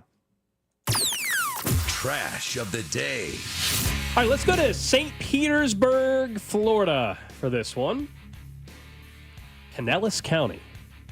This comes not from where the Rays are even playing this year. No, that's true. That's true. This comes from WFLA. I believe that's ABC, maybe affiliate down there. So a man was charged for something. You're like, well, what is he charged for? He did about $1,000 worth of damage as well. Did it to doors, molding, and more in St. Petersburg. How did he do the damage? Well, he was reportedly angry that this business would not get him a job interview. They wouldn't talk to him. So he filled multiple bottles with urine. Come on, man. Went to the front doorway. That's not going to get you the job. And splashed the contents into the building. The affidavit said the urine splattered on the bare legs of an employee as well as merchandise valued at an estimated $1,000. In addition to felony battery and criminal mischief, he was charged with aggravated assault. The affidavit said he fled on foot after throwing the urine and was chased by the victim. Now, I don't know why the victim was running after the guy that just threw urine on you. I would just be like, Anyway, at which point he raised a skateboard in the air as if to strike him with it. This guy is also, yeah. Imagine having, there's bad days at the office, but if you get, urine thrown on you from someone, that's pretty much peak bad. Yeah, this guy also is a registered sex offender already, so this guy's already that might be part of the reason you're not getting the job interview, sir. I don't want to say for sure, but I imagine that's hurting your case, as it should. Why the urine? Why the urine? Why the urine? Registered sex offender immediately goes to the worst conceivable outcome, I guess, right? Guess so. How else am I supposed to view it at that point? Yeah. And just assume this guy's a loser and he, a dangerous person. Well, he's going to go back to jail. Well, I don't know if he went to jail the first time. You can be a registered sex offender and not have gone to jail, I guess.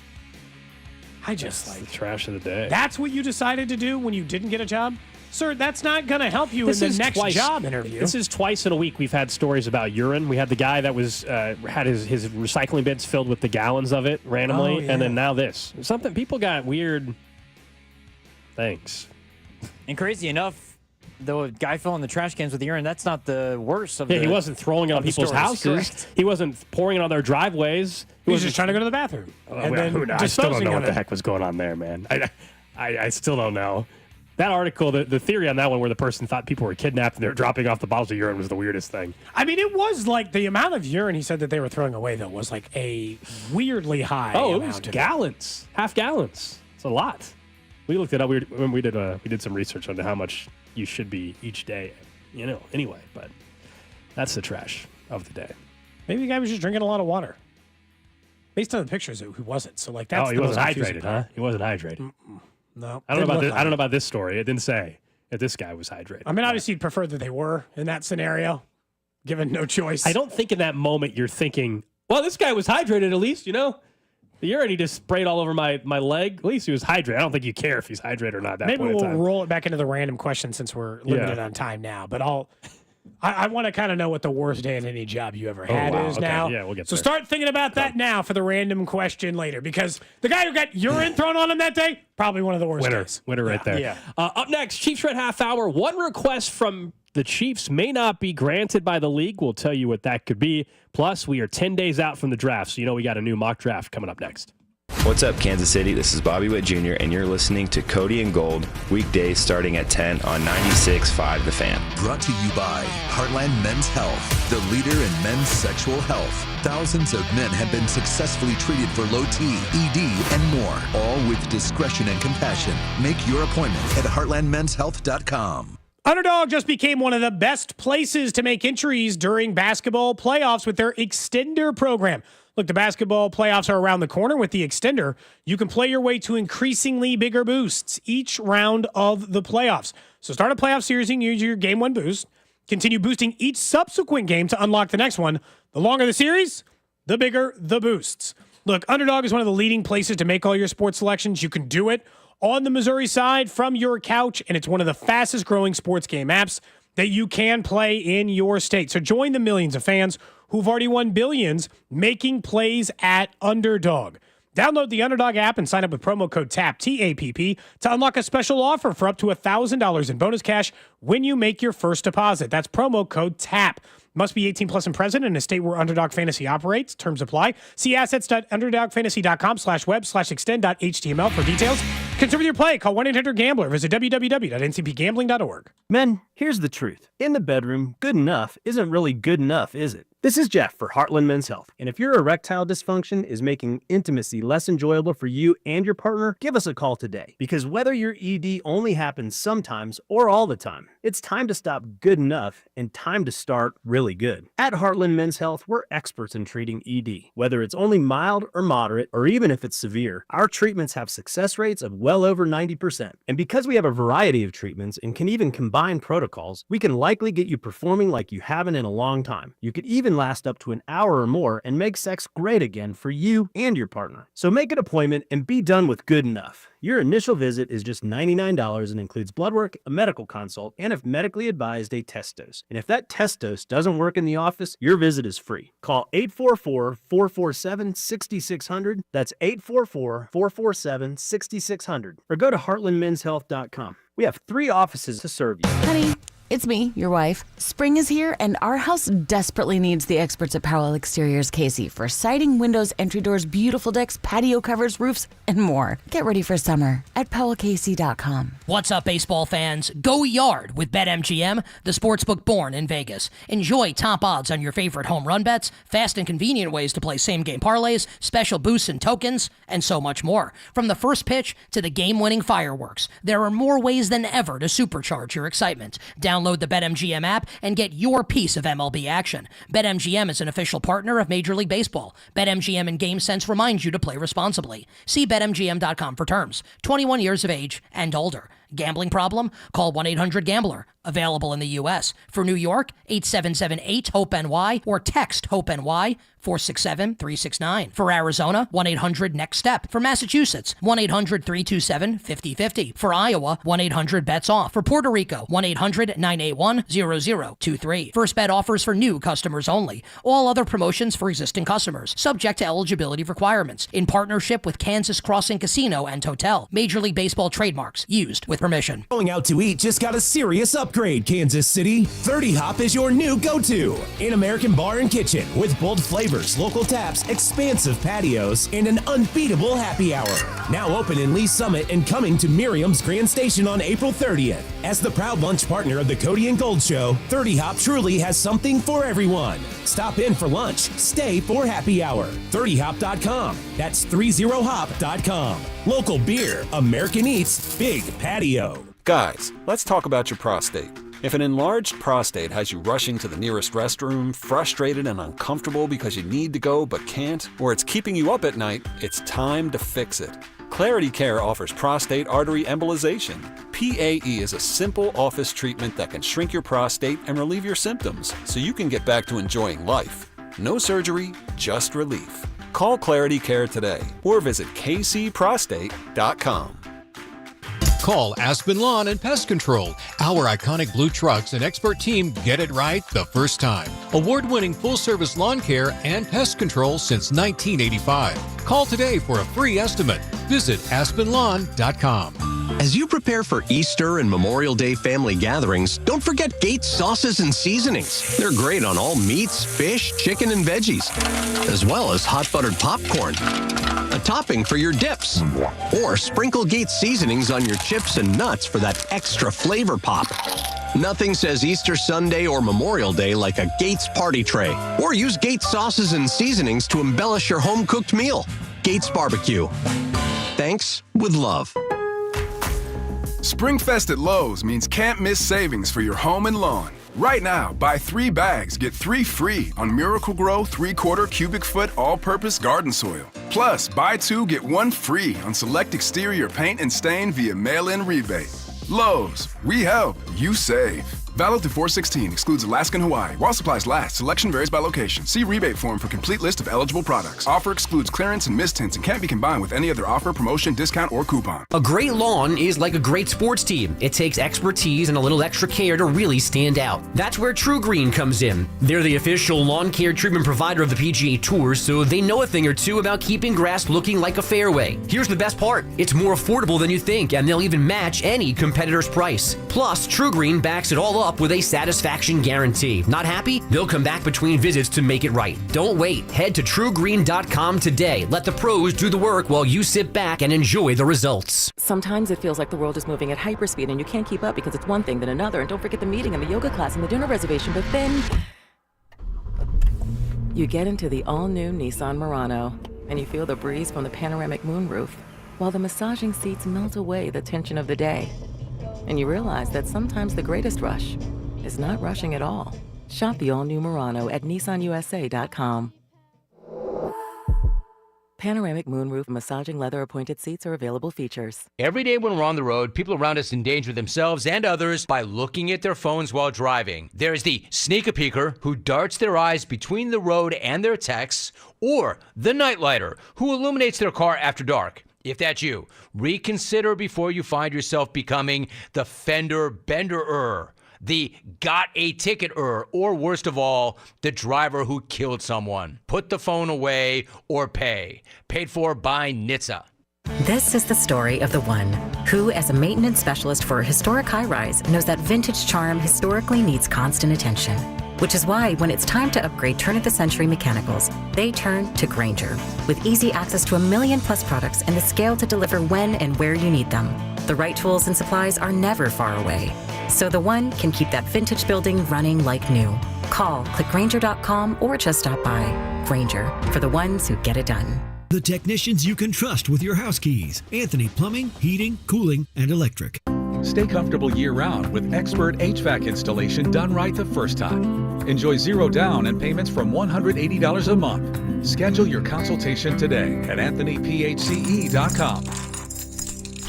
You're listening to 96.5 The Fan from the Mission Plumbing, Heating, and Cooling Studios. Welcome in to the Chiefs Red Half Hour.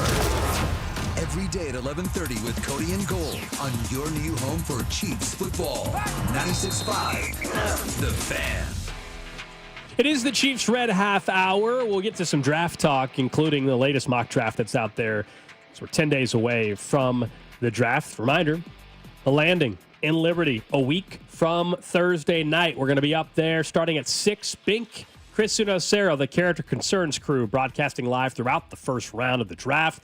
Everybody from the station is going to be up there. It's our 96.5 The Fan draft party in Liberty. $965 up for grabs, plus a shot at an autographed Jawan Taylor helmet. You got to know how the draft's going to go. You have to fill out a sheet.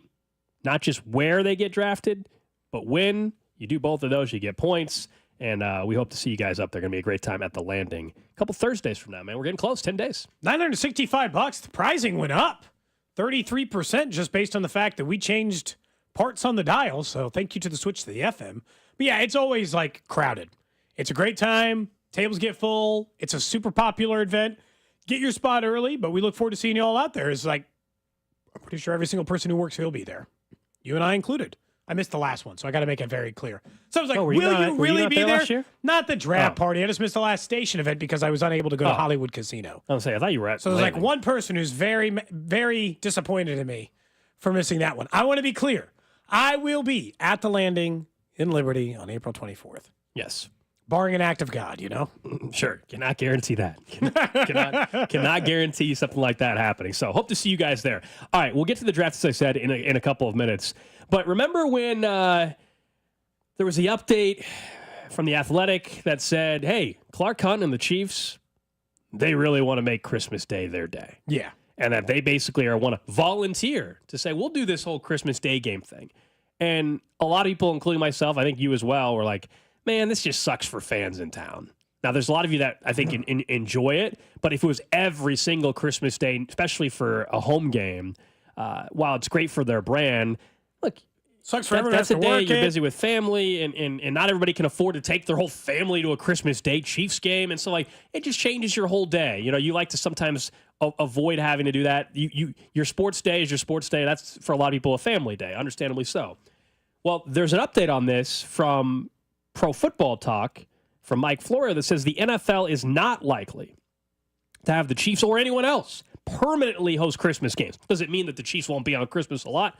No, they could be on Christmas quite a bit. But Mike North, who's the NFL VP of broadcast planning and scheduling, was pretty good source. Talking to the It's Always Game Day in Buffalo podcast. I know you're familiar with the It's Always Game Day family of podcasts. I was very briefly on it. It's Always Game Day but podcast. The quote from there is, quote, I'm not sure that's going to be a tradition quite the way Thanksgiving is. I mean, think about what it took for that tradition, right? The Lions since the 30s, the Cowboys since the 60s. We didn't commit to a third side on Thanksgiving when we brought that back about 20 years ago. We rotated that around. I imagine we're going to keep rotating Christmas around too. That's the VP of scheduling and planning for the league. So I think we can take a little bit of a step back on the it's going to happen every year. They're going to be on it a lot, but I don't think they're going to put the Chiefs on it every year. And I'll be honest, I'm thrilled. I'm thrilled if that's the case. I think that I told you I didn't want it from the beginning. From the NFL's perspective, this is exactly why the Chiefs wanted to do it. So the Chiefs wanted it because they realize, for the same thing that the NFL VP of broadcast is saying, like, it's too valuable. We would rather spread all these teams out because it's even more, I think it's even more of a standalone game than Thanksgiving. If you put them on Netflix, if you put them on Prime, the premium we're charging the client probably also doesn't just want the Chiefs every year. I mean, they probably want the Chiefs every year until Patrick Mahomes isn't the quarterback Gold, but they don't want the Chiefs every year after that. They don't want to find themselves in a Detroit Lions through the middle of the 90s or the early 2000s portion of time where you're essentially rolling them out there not to do it. They want variety. He even said that they would like the option, as you pointed out, to flex it, as in, we're not even going to tell you who's playing on Christmas Day that's a little crazy. until we know who the good teams are. This is going to happen more and more. The flex scheduling stuff, for everybody who wants to travel to a game, and this might be worse than even just like knowing on Christmas Day you can at least go to Arrowhead. For anyone who wants to travel to the game, the fact that they closed the window to 21 days instead of 28 Gold, and I'll just tell you right now, the amount of money Prime and Netflix and all these other Amazon and all those other companies are paying, they don't want duds. They don't want Christmas Day. Browns, Texans coming up next. No. They want two good teams for people to come watch their product. That's why they're paying you the amount of money they pay you. So they might very well get it. I think Christmas flexing, though, is really, really dangerous just in terms of the planning is bad enough for any game, let alone when you're trying to navigate your family schedule around the holidays. So I think I get the business end. I get why also the Chiefs, of course, want to be on it every year and all that. I'm just looking at from a fan perspective, the flexing on Christmas is even worse than flexing any other day. Just because you think all of a sudden you got travel on Christmas you decided now? to change your let's say you normally do, I don't know, you do your Christmas dinner at a certain time or whatever, and all of a for sudden any team, or that I'm just talking about even the normal fan, but sure, the employees definitely. But if you're just a normal fan, you're like, oh, we saw the X team is going to play at 3 PM. Okay, so we'll do our stuff early in the day, and then all of a sudden, oh wait, that's all scrapped. Sorry, you made plans with your in-laws, so some people are going to two different family members' houses on the same day. Like, it just, flexing on Christmas is wild. But I'm glad to see the update from Mike North, VP of Broadcast and Planning, that it sounds like the Chiefs are not going to get it every single year. Nobody is going to get it every single year. He didn't say no, definitive, zero, but he did say that is not their plan and not particularly the way that they would like to operate it. But like I said, the way he's talking about it is why the Chiefs wanted it and why I just don't. Look, the Chiefs probably will play on Christmas Day again this year, which would make 3 consecutive years if they manage to somehow end up on that day again. But No, I don't want it every year. I don't want people to have to go to Arrowhead. And like some people don't care. We learned this the last time we talked about it. Yeah. The fact that it is unlikely to happen brings me joy, though. Good. But it probably will be every time they're on some weird day. A Tuesday or a Wednesday, it's probably the Chiefs, right? At least this year, the way the calendar falls, right? Christmas is on a Thursday. So they're going to do a slate, right? They're going to do 3 games, they said? 3 games, and the rest thing is not as problematic because they play Thursday. So all the time. It's not as bad as a Wednesday. Now, in, 5 years or whatever, when it's on a Tuesday, that's when it's a big problem. You know, that's when it becomes even bigger problem again. But we'll see. I like that update, though. I definitely did. Made me feel better about where the Chiefs are going. Schedule stuff, man. It's always a mess. When's the schedule come out? Like mid-May? About a month from now. Yeah. All right. We got 10 more days of these. 10 more days of these Sounders for the mock draft. Do we get to do Todd McShay's 2026 one the day after the draft? Todd.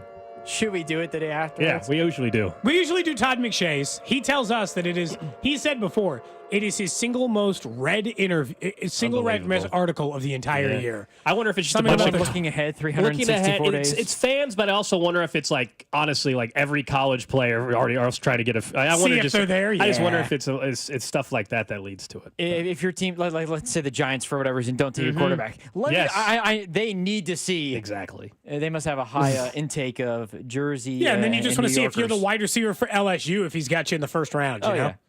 So we're going to go to Pro Football Focus for ours today. Jordan Plocher, I don't know how to pronounce the last name. Sorry. Who's that? Sure. Jordan. Sure.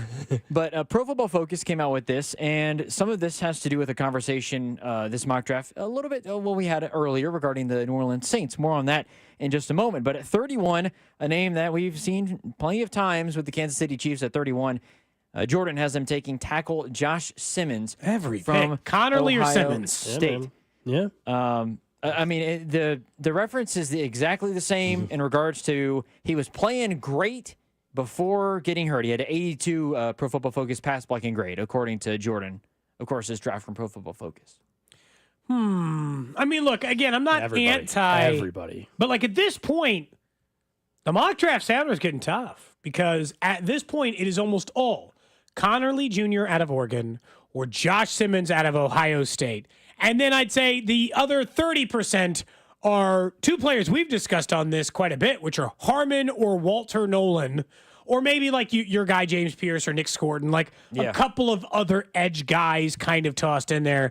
I'm trying to think at this point, there must be someone we're missing. I mentioned Imanwari a couple of weeks ago. Like, who is this unknown player that sneaks up on us? Because that's the problem. I think it's going to be either defensive line or offensive line. I don't think there's some like hidden linebacker or wide receiver unless it's Luther Burden. I don't feel like I see honest, that though, name the only coming reason down there. is Luther Burden only truly just because we're in Kansas City. Like we're talking about him because I think sliding. that's where he's going to go-ish. Okay, because I'm like, in Philadelphia at pick 32. Now, look, different needs, I understand, but like, sure. Look at the 3 picks before the Chiefs and the 1 pick after. Are they talking about Luther Burden as much as people are here? My guess is not no. even in this first round. My guess is no. I think a lot of it is the Kansas City connection with obviously Missouri not being far away, the University of Missouri not being far away. So that's what I'm just trying to figure out. But I'm with you. Like we've been consistent on this. Defensive line makes a ton of sense. You always need it, and they don't have a lot of guys on long-term deals. The offensive tackle, the only way I get it is what we said last week. You're willing to just have a guy ride the bench all year, and he is, unless you think he's better than Jalen Moore, but then again, it's like, why did you? In a weird way, if you take him in the first round, I feel like I want him to be better than Jalen sure, Moore. I want him to win the job immediately. Oh, for sure. I'm rooting for that. I'm rooting for him just immediately to be the guy they just paid. It's weird, and Jalen Moore's making a good amount of money, nothing crazy, but okay. So if you're Jalen Moore, what were you promised or not promised? Were you promised a chance to compete? Were you promised the starting left tackle job? Is Jalen Moore long term the right tackle for this team? Then, if you draft Simmons. I'm just trying to figure somebody that you spent money on or high capital on this scenario is not playing, and that's what I'm like. Either Jalen Moore would not be playing, or your first round pick would not be playing. So either way, you wasted 2025 resource, not long term, but 2025 resource if you do that, and that's what I'm trying to figure out. Because Jawan Taylor is not getting traded or anything, guys, not with the salary. So Jawan Taylor will be the right tackle for this team week 1. Other than Creed Humphrey and Trey Smith, those are the three positions there that you know for sure are solidified on the offensive line. Left guard is up in the air. Left tackle up in the air for 2025. Even though I think it probably is Jalen Moore. But right tackle, right guard, and center, that's locked in. There's nothing changing there. I guess, and Drew, you've been looking at these because you bring them to us every day. Mm-hmm. Is there a corner we haven't discussed enough who's going, or safety we haven't discussed enough that is going around 31? Eamon Ward, I just mentioned because in this mock he goes 32 overall, so he's certainly in that range. Because they are in a position right now that they can start across the field. Mm-hmm. They don't have to take a defensive lineman or an offensive lineman with pick 31. If they've got a corner they love, or a wide receiver they love, or a safety they love, they do technically have that option. The two positions I'll say that I have not seen at all, like period. Linebacker, I haven't seen a single. I haven't First seen a round, single. No. They brought back Nick Bolton and stuff. They're set there. I haven't seen a single mock draft have a linebacker in that spot. There might be only one linebacker that goes in the first round, and that's Jihad Campbell from Bama. And then I've seen very few. I'll say very, very few safeties. Not zero. Yeah. We saw the one with Eamon Once Ward. they brought back once they brought back Mike Edwards, I think that really decreased the chance of them spending a premium pick on safety. Him and then Malachi Starks is the other one from Georgia, but he's going to go a little bit further, maybe ahead of Eamon Ward.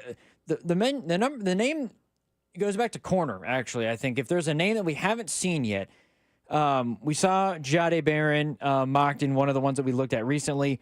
Other guys to look at that position: Maxwell Hairston from Kentucky, corner there, and then Trey Amos from Ole Miss, also a corner that in this mock they've got going in the first round ahead of where the Chiefs do, actually. But corner is the only one where I think a random name that we haven't seen yet can pop up, unless for whatever reason they want to take a wide receiver and it's not Luther Burden, it's somebody else, like if they fall back, or maybe Mykel Williams, the edge rusher from Georgia, if he for some reason slips and continues to fall down. But a lot of the same names we've seen, and I don't know if there'd be, maybe Kenneth Grant, defensive interior lineman from Michigan, if he falls that far down. Similar. We haven't mentioned him yet, but he would be in that same range. So one of the interesting things about this mock draft is we mentioned the Saints in the conversation around the quarterback position. Oh, yeah, what do they got? So Cam Ward goes number 1. Shedeur goes number 3 to the Giants. Oh. Jackson Dart at number 9, and then hang on. And then Jalen Milroe to the Steelers, because the argument is, look, because there's got no one left. Nobody's left, and they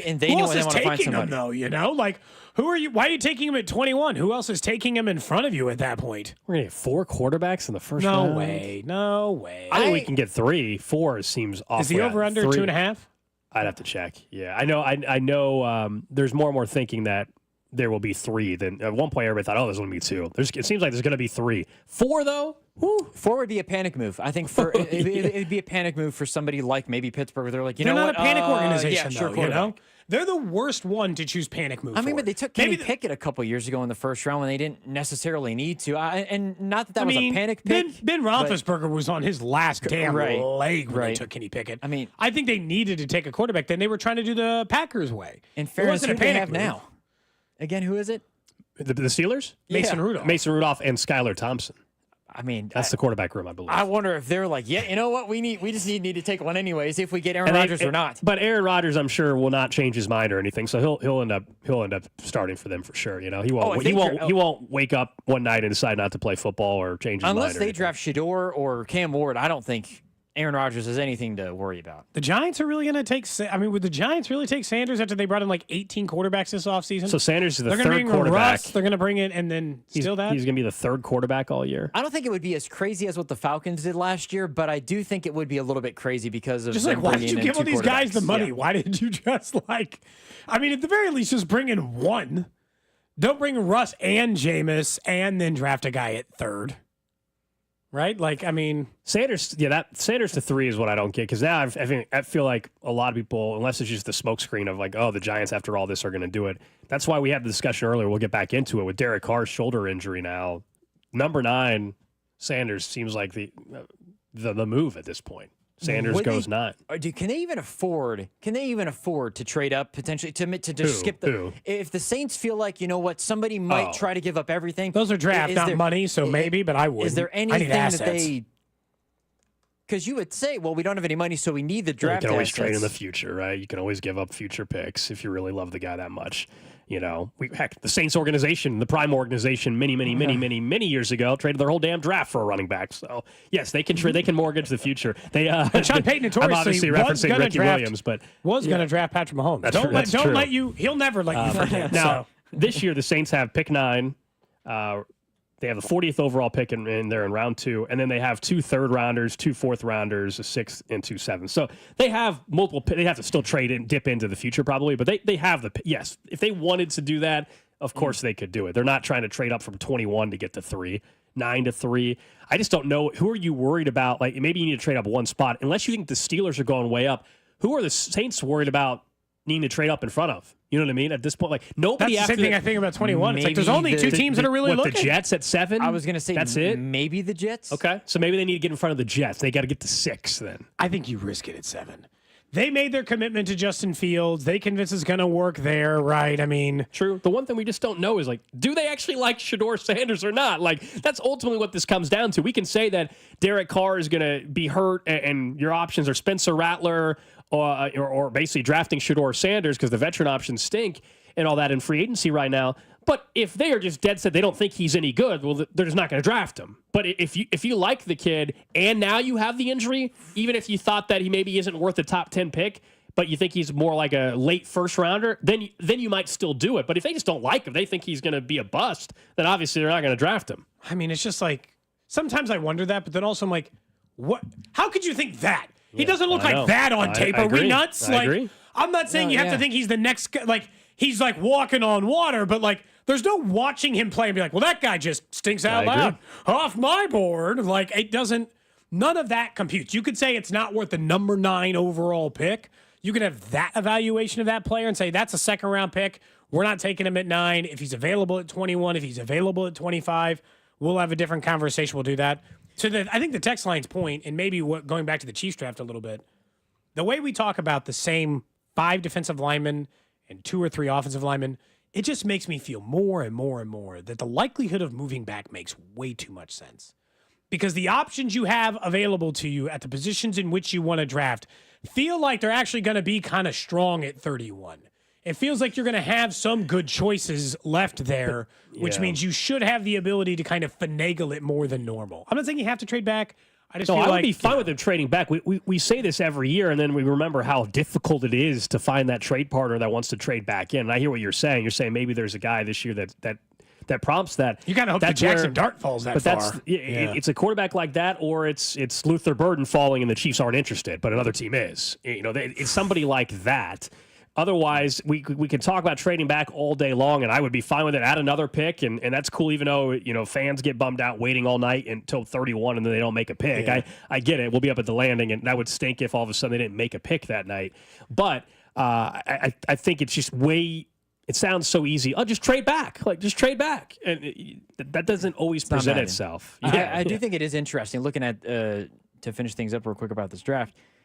The Raiders do not take Ashton Jeanty in this draft. Okay, where's Jeanty going? Jeanty goes to the Bears at 10, which means that that offense could be nasty. Great offensive line, young quarterback, offensive mind head coach. That's fun. Their defense might suck, but that's the fun offense. That's the most fun potential pick you could make. The Raiders take Jahdae Barron.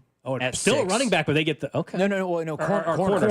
Sorry. So they take corner there, and then the Broncos take Colston Loveland in this draft, and then the Chargers take Kenneth Grant from Michigan, of course. Okay. Harbaugh, Michigan connection, recruited him. That would make too much sense. I'm actually somewhat convinced the Broncos might take Loveland too, because they look at how bad the Chiefs are against tight ends, what Bowers does against them. They're like, you know what? If we had that'd probably solve part of our problems. One too, yeah. Yeah, like a good path to beating the Chiefs. Now, you don't win a lot of games, but a good path to being successful against the Chiefs offensively is to utilize tight end. I'm convinced that mock drafter just did that because Loveland, and there's a suburb of Denver called Loveland, like 30 minutes away, and that's all this is. That's all this is. That's all this is. It's a great city. You've been there? Oh yeah, I've been to Loveland. I did play-by-play for state women's basketball when I lived in Colorado. In Loveland, Colorado. Perfect. It's a very nice city. There you go. We were like I don't know. My dad had lost a job or whatever in high school. We almost moved there. He's like, would you move here? I was going to live in Loveland. I almost moved there. No, it's like 40 miles. So I remember doing a lot Denver. of research on it at that time. I'm like, I guess. The ECHL team for the Colorado Avalanche is in Loveland. There you go. The Colorado Eagles. So Loveland. You know a lot about Loveland, Colorado. Like, way He, more he, than he said he lived there or in the area. I spent 3 days there. Oh, 3 days. Covering state basketball. And we. It really left an impression. Yeah, man. It must have been a Loveland. great trip. It must have been a really good trip. 3 days, man. Left a good impression on you. It was very good. He liked it. There you go. Up next, we will get to what's trending. We'll remind you about our announcement earlier today, tell you more about our Cody and Gold road trip to watch Cags play coming up next month. And let's get a little Jack watch. Let's see what he's up to. Plus, Cole Reagans has put himself firmly in the Cy Young conversation again. This is Cody and Gold on your new home for Royals baseball. 96.5, The Fan. Brought to you by Heartland Men's Health, the leader in men's sexual health. Thousands of men have been successfully treated for low T, ED, and more, all with discretion and compassion. Make your appointment at heartlandmenshealth.com. Long weekend, right? Maybe you were feeling a little tired, but harder to kind of get through that workout. Look, any of those things, gaining weight, they can all be signs of low testosterone. So I don't know why you're waiting to find out. You can get the answers you need at the Low T Center. They make it easy to get your levels checked. It's a simple test, on-site lab. You get the results back right there. No bouncing around, no going different places. In the Low T Center, it's not just like a regular doctor's office. Their physicians specialize in treating low testosterone with testosterone replacement therapy, or TRT, for each individual patient. They customize it to you and your needs. That way, you're not just getting some basic standard treatment and hoping for the best. You're getting something designed around you. Don't you want to get back to feeling the way you did? Don't you want to know if low testosterone is the reason why you aren't feeling the way that you're accustomed to feeling? Find out. For current patients, the Low T Center offers a $150 referral credit. If you're already there, for each new patient you refer, and you can get your health evaluated for treatment of GLP-1 weight loss medications as well. Get back to your best. Go to the lowtcenter.com, lowtcenter.com to book your appointment today. That's Low T Center, reinventing men's healthcare. If you're living with dry age-related macular degeneration or dry AMD, you may be at risk for developing geographic atrophy or GA. GA can be unpredictable and progress rapidly, leading to irreversible vision loss. Now there's something you can do to slow it down and get it going slower. Izervay is proven to slow GA progression. Izervay gets GA going slower. Izervay or avacincaptad pagel is a prescription eye injection used to treat GA. Don't take it if you have an infection or active swelling in or around your eye. Izervay can cause eye infection, retinal detachment, or increased risk of wet AMD. Izervay may temporarily increase eye pressure. Your vision may be impaired after an eye injection or exam. Don't delay. Ask your doctor about Izervay today. Izervay gets GA going slower. Visit Izervay.com. That's IZERVAY.com.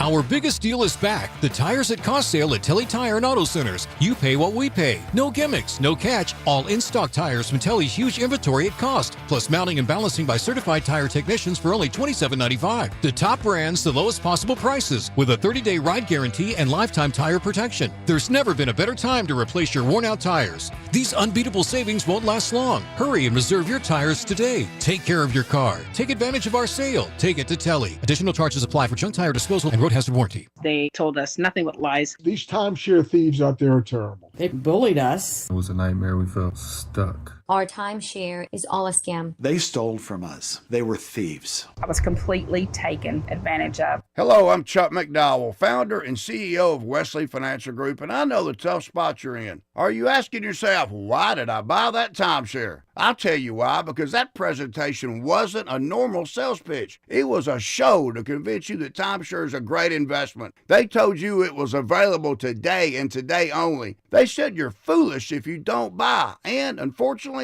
you believed them. We get over 3,000 complaints a week from folks just like you that were misled into buying a timeshare. Give us a call. I guarantee if we take you as a client, we will cancel your timeshare or you'll pay nothing. Call now for your free information kit. 800-328-9696. 800-328-9696. 800-328-9696. Have you or a loved one been diagnosed with cancer? You want the most knowledgeable physicians with the latest technology. That's KCPI. The Kansas City Proton Institute. KCPI has a full suite of the most advanced imaging and treatment technology necessary to localize high-intensity proton beams. That's a critical part of maximizing cure rates while minimizing recovery time and long-term side effects. Proton therapy provides patients with the most advanced form of radiation treatments for cancer. It destroys cancer cells with supreme accuracy, reducing the risk of harmful side effects. KCPI has Kansas City's first and only system that uses pencil beam technology,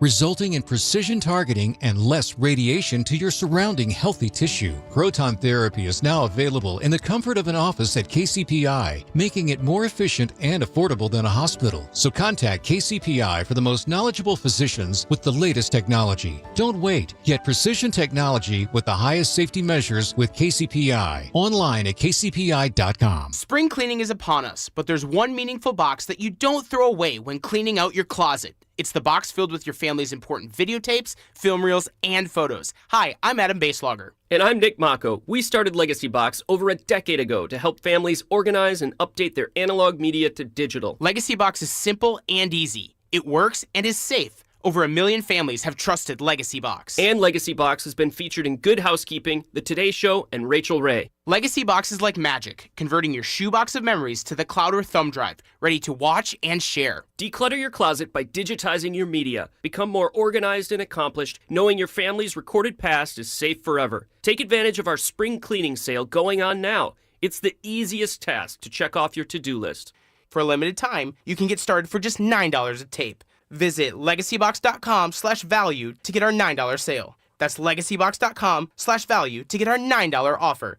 legacybox.com/value. Every day when we're on the road, people around us endanger themselves and others by looking at their phones while driving. There's the sneak-a-peeker who darts their eyes between the road and their texts, or the nightlighter who illuminates their car after dark. If that's you, reconsider before you find yourself becoming the fender bender-er, the got a ticket-er, or worst of all, the driver who killed someone. Put the phone away or pay. Paid for by NHTSA. This is the story of the one who, as a maintenance specialist for a historic high-rise, knows that vintage charm historically needs constant attention. Which is why when it's time to upgrade turn-of-the-century mechanicals, they turn to Grainger. With easy access to 1 million+ products and the scale to deliver when and where you need them. The right tools and supplies are never far away. So the one can keep that vintage building running like new. Call, click Grainger.com, or just stop by. Grainger, for the ones who get it done.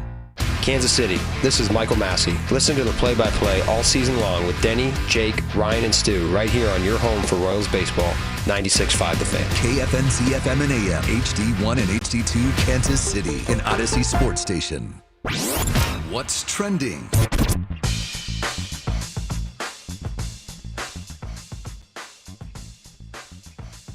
What's trending here on Cody and Gold is presented by our friends over at Baker University, where graduates earn higher salaries and land jobs faster than any other university in Kansas. Apply today at bakeru.edu. Number one, of course, is the unbelievable drama we got yesterday in Augusta, Georgia. Rory gets his first Masters, becomes the 6th golfer to complete the career Grand Slam. Had to do it in a playoff against Justin Rose. That's just like, that's not even a fair summarization of what we witnessed yesterday. Up and down, crazy back nine for 2.5 hours or so. But Rory got it done. The emotion was incredible. We're going to talk more about that and just in 1 week, I feel like we got some unbelievable raw emotion from 2 athletes. Luka in his return to Dallas with the Lakers, and then Rory yesterday. It's just, it's weird how it both happened in a span of a week, because neither do you see all that often. You see athletes get emotional in a game or whatever, but to that extent, like true, raw, like, you know, ugly tears, but like happy tears at the same time, right? Like it just crazy. We don't see that. Like, doesn't mean that athletes don't have those emotions, but we don't usually have a camera to capture it that raw, and that's what also added to it yesterday. Yeah, it definitely added an element to it that changed the thing. We'll talk more about it, obviously. Really, really cool finish to the Masters. Next up on What's Trending, the Royals went yesterday behind a dominant performance from Cole Reagans. They won 4-2. They dropped 2 of 3 against Cleveland over the weekend. They will start up against New York tonight at Yankees Stadium, so we'll see if they can continue that. They still got 7 games left on this road trip. 3 in New York, and then 4 against the currently first place in the entire American League, Detroit Tigers. small ballpark. Maybe this gets a little confidence. Maybe like if the offense can't do anything in 3 in New York, then makes you even more worried about what's going on. Especially because their pitching staff is in the low 20s for team ERA, so it should be a team you should be able to score against. Elsewhere, another firing in the NBA. Now, this one is postseason, at least, is more understandable. But the Suns have fired their head coach, Mike Budenholzer. Although that Suns organization just rips through coach after coach after coach. Devin Booker has had 7 coaches. Remember 4 years ago when they felt like they were really close to becoming a premier franchise in the NBA? They had so many young players who could score. They stink again. Just poorly run. Is that what it is? Still not surprising. At least their team's not in the playoffs. Did you guys watch the end of that? I saw a bunch of people. I didn't see it. A bunch of people were tweeting about the end of that Warriors game. They was deciding one of the final West Coast and Western Conference spots during the Masters. That's why. I would say that's probably why I didn't see. I saw people were tweeting about it and stuff. But next up on What's Trending, Sporting Kansas City lost Sunday 4-2 against Portland. It was 2-2 at half. They got outscored 2-0 in the second half. The KC Current, however, stayed perfect with their win over San Diego. Is that who they played yesterday? They're back at home Saturday against CP at CPKC Stadium. Them and the Orlando Pride currently have 12 points, so they got the total number of points. Neither have lost a match. They just came back from international break, so there's a little bit of time there in between. But they both remain unbeaten. They got draws, but unbeaten. That is what's trending here on Cody and Gold. We mentioned the Cody and Gold road trip. We'll get to some details if you're joining us just now and haven't heard us announce that. But don't forget, on Mondays, we've got a brand new lunch partner here on Cody and Gold. Excited to welcome in 30 Hop. It's our new Monday lunch partner here on the show. And Monday is $5.99 classic burgers. Hell yeah. 30 Hop is your new go-to. An American bar and kitchen with bold flavors, local taps, expansive patios, and an unbeatable happy hour. It's now open in Lee Summit and coming to a location 5 minutes from us here pretty soon in Merriam's Grand Station. That opens up on April the 30th. So welcome aboard to 30 Hop. We're excited to have them part of the show. 30hop.com. That's 30hop.com. Local beer, American Eats, big patio. If you hadn't had a chance to check it out, check out the website. See, I believe they've got a little bit of everything for everyone. So a great chance to do it. I think they'll bring in some lunch for us here. In the next couple of weeks, we'll give you a chance to taste test live on the air for your sake as well. But yeah, check them out. 30hop.com, as you mentioned, our Monday lunch partner here on Cody and Gold. So we earlier today announced something we were teasing for a few weeks. We get texts every single day about Jack Caglione. We said, hey, we got something planned. Just give us some time. We got to figure this thing out. Got to work out some details. We announced it earlier today, but we're doing a Cody and Gold road trip. This will be our second one we've done involving a Royals prospect. We did this back in 2021 when Bobby Wood Jr. was coming up, when he was playing for Northwest Arkansas. And we went to Fayetteville for that one. Well, we're going a little bit closer this go-around when the Northwest Naturals are playing in Springfield against the Cardinals AA affiliate. So Saturday, May 3rd, Cody and Gold road trip. We're going to see Cags. All right. Of course we had to. He's currently hitting, for those who haven't been watching, and we can get you an update on exactly what he did yesterday. 290 with a 356 on-base percentage, 3 homers, 14 RBIs. He's got 10 Ks, which we'll handle, at least on this end. So, look, we've only done this one other time. You got to be a big-time prospect for this to make sense. We really have it set up where we think we're going to try to make it as cheap for you as possible. 2.5-hour drive, 3 maybe, depending on which part of the city you're in. Great. $10 for the tickets. They gave us a deal. So if you go to 965thefan.com, there's a link that will send you to the ticket counter so you can make sure that you get them, purchase them, and sit in the same section with us. If you would like to wear the same T-shirt a lot of us will be wearing, you can reach out to Alex or I via the text line now. We'll hand those out before the game out by, we're going to go to a bar outside of Springfield. It's all written in there. It's Harbell's, the name of the place. We're going to go there. We'll hand out the T-shirts. Those are only $10. So $10 for a ticket, $10 for a T-shirt. You tell us the size so we can get you in there in the little Excel spreadsheet we got rolling for you, and we'll be good to go. Other than that, a couple of beers before the game, a couple of beers during the game. Maybe we'll go out after like we did in Fayetteville. We're planning on having a good time out there in Springfield. Sorry, that's the point. Yeah, we just announced it at the beginning of the show. We already got a good group of people making their way out. Even I saw even on the T-shirt order forms as well. Good amount of people ordering some T-shirts. So deadline for the T-shirts, by the way, is Wednesday, April 23rd. So if you're planning on going down, otherwise we'll pick up a few random sizes for you stragglers. But yeah, can't guarantee they'll fit. We cannot do that, but we're excited to see you guys down in Springfield and do another one of these road trips. Plus, look, we all want to watch Cags. You can say you watched Cags before he made it up to the big leagues. Yeah, and we got to do that with Bobby Witt Jr. Didn't get a hit when we were down there, but we did get to see Bobby Witt Jr. and wear those Witt shirts, which are still holding my closet. Jack Caglione, meanwhile. That went over the scoreboard. That sounded good. Another jack for Jack. That's a good one. Jack Watch. He, once again, did it yesterday as he hit an opposite field home run this time. Instead of, the normal 475-foot ones. He hit an opposite field home run this time. Oh, only 406 feet. Delivers. Caglione gives it a right out to left. Continuing to carry at the track, at the wall. It's out of here.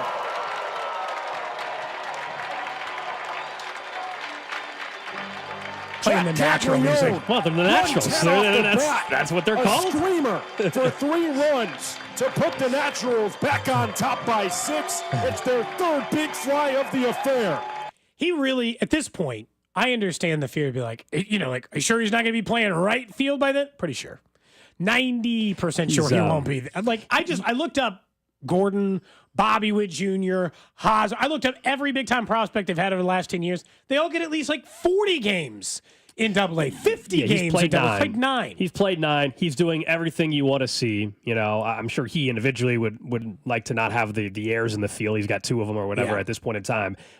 He's not perfect or anything like that, but everything he's done at this point, no reason to temper the expectations or anything like that. But I think still what you said about the amount of games, Vern this morning, I was driving in and I was listening to him talk to Fesco and Dusty, and he made a fair point when Dusty was asking about Cags. And he's like, look, I would be fine with them calling him to AAA. Why would I care, basically? But the Royals calling him after 9 games in AA to move him to AAA, be like, what, so you just needed, Vern was like, you just needed 9 games? That's all you needed to see? You didn't want more? That makes no sense. You think we just need to see 9 games in AA, then we'll call. I don't know if it's going to be 50 games. It could be 30 games. It could be 80 games. I don't know the number. It's not going to be 9, 10, 11, 12. That's not how quickly they're going to call him up to AAA. And he still has to play right field for those of you who are worrying about the big league stuff. Now, I could see him getting called up to AAA before he plays any right field. But he's not getting called up to the big leagues until he gets to AAA for at least a cup of coffee. And I say that because essentially J.J. Piccolo told us, he's like, there's another level after AA called AAA. That's it. So he'll be going there first. And yes, we are obviously hoping that call up to AAA happens after Saturday, May 3rd, and I feel pretty good that that'll be the case. Jack will obviously not be in action today, as we pointed out last week, for those who only now are watching AA baseball or paying attention to it. They don't play on Mondays.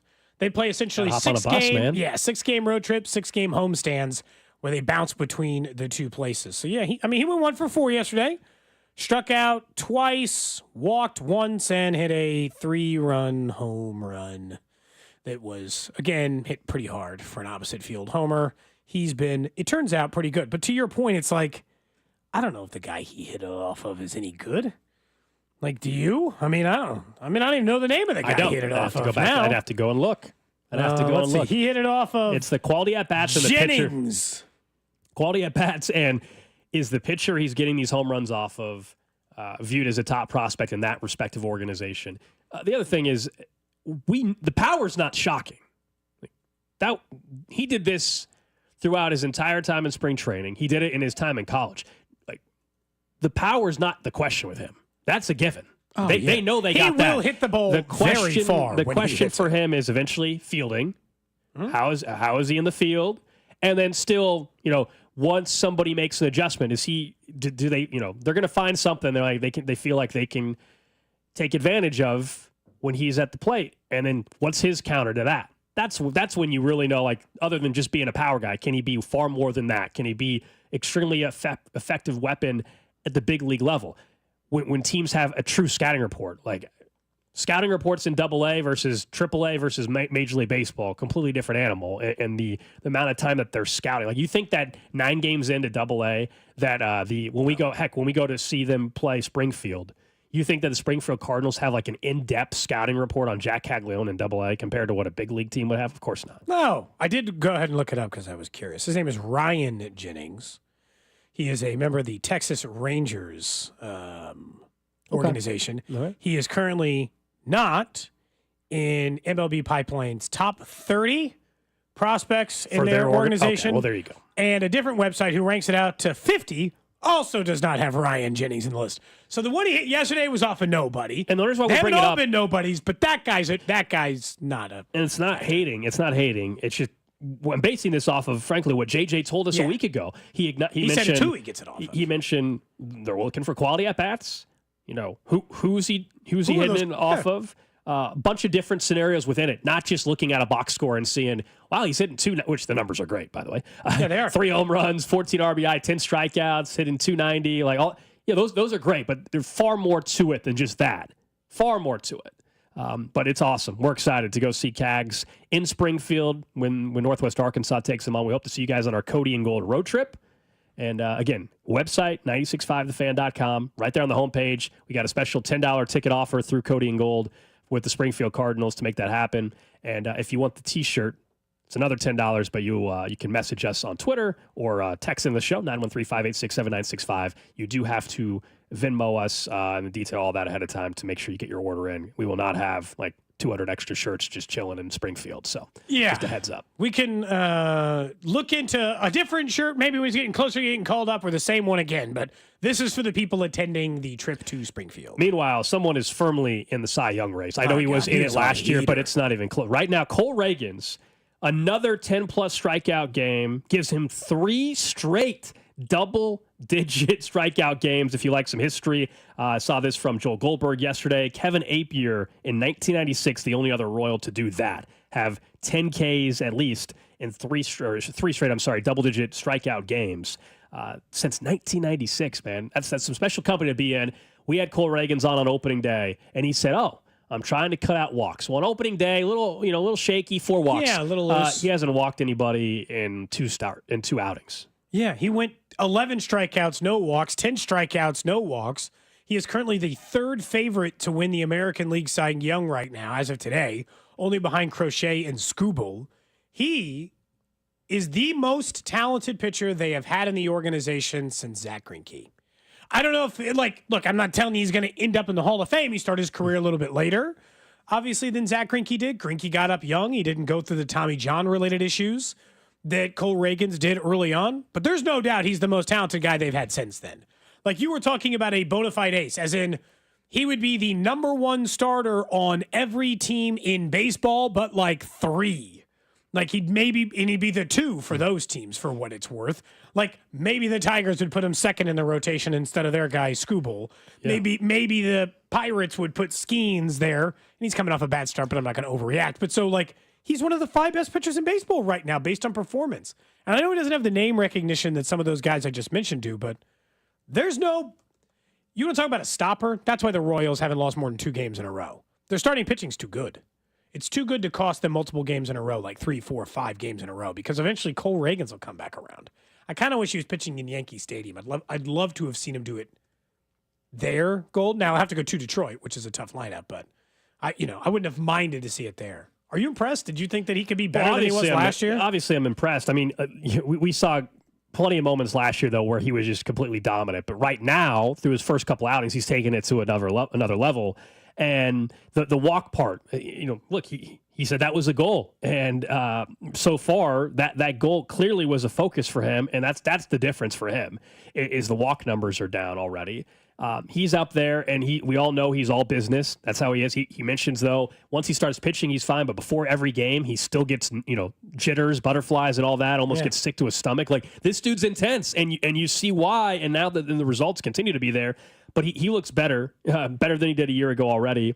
And a year ago, he was an all-star. Like, right now, he's trending to competing with Skubal and Crochet for, like, it's way too early to talk All-Star game, but like you're talking about being the best pitcher in the American League. To be the All-Star game starter. Yeah, like it's too early for that. But that's the position he's going to potentially put himself in. And if you were wondering on the betting markets on FanDuel right now, Cy Young, Crochet has the best odds. Crochet just had like a no-hitter, didn't he, yesterday? Something like that. Or near no-hitter. Yeah. Plus 220.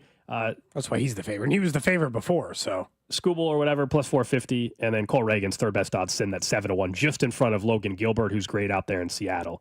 So he is firmly in the Cy Young conversation, not even a month. Not even a month into the season, but he's been awesome. I mean, again, it's 4 starts, so I'm not here to tell you, like, here we go. Sure. You guys are in deep trouble now, but, like, the last 3 in particular. The opening day one where it was like a little bit of a battle, right? And he didn't strike anybody out. Remember, it was weird. He walked guys. He didn't strike anybody out. It just felt like, it feels like a little bit off. Since then, he's walked 2 guys in his last 3 starts combined, which is 23 innings, or 17 innings or whatever it is, 18 innings. And he's striking out 10 a pop. And he could have, by the way, and I'm not saying they should have.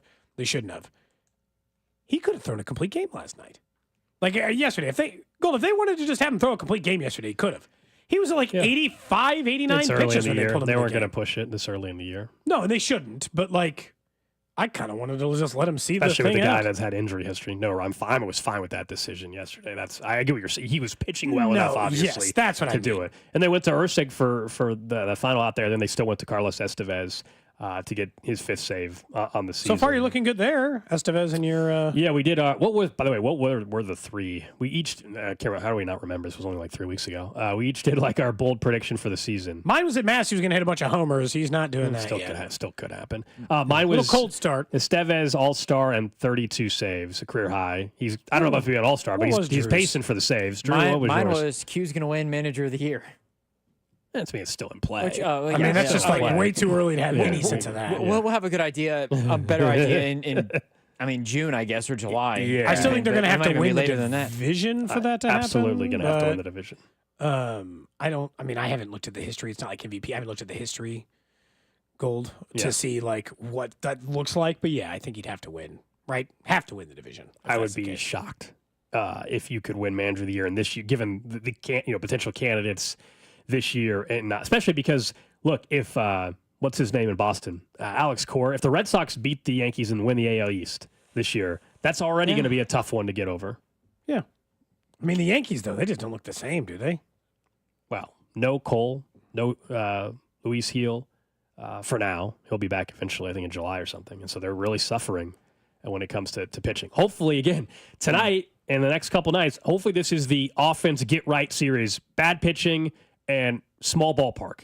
Now, I know people are thinking, well, leave it to the Royals tonight. You watch. All of a sudden, the Yankees pitching will be great. I understand the skepticism because the Royals offense has really struggled. Something's got to give here. They're saying the same thing. They're saying, well, our pitching's been bad, but their offense, they're talking about the Royals. They're You're saying, talking about a good time for us to get our offense healthy. Something's got to give. Something's got to give here. But I think in this ballpark tonight, tomorrow, Wednesday, you will see at least once or twice, if not 3 different times.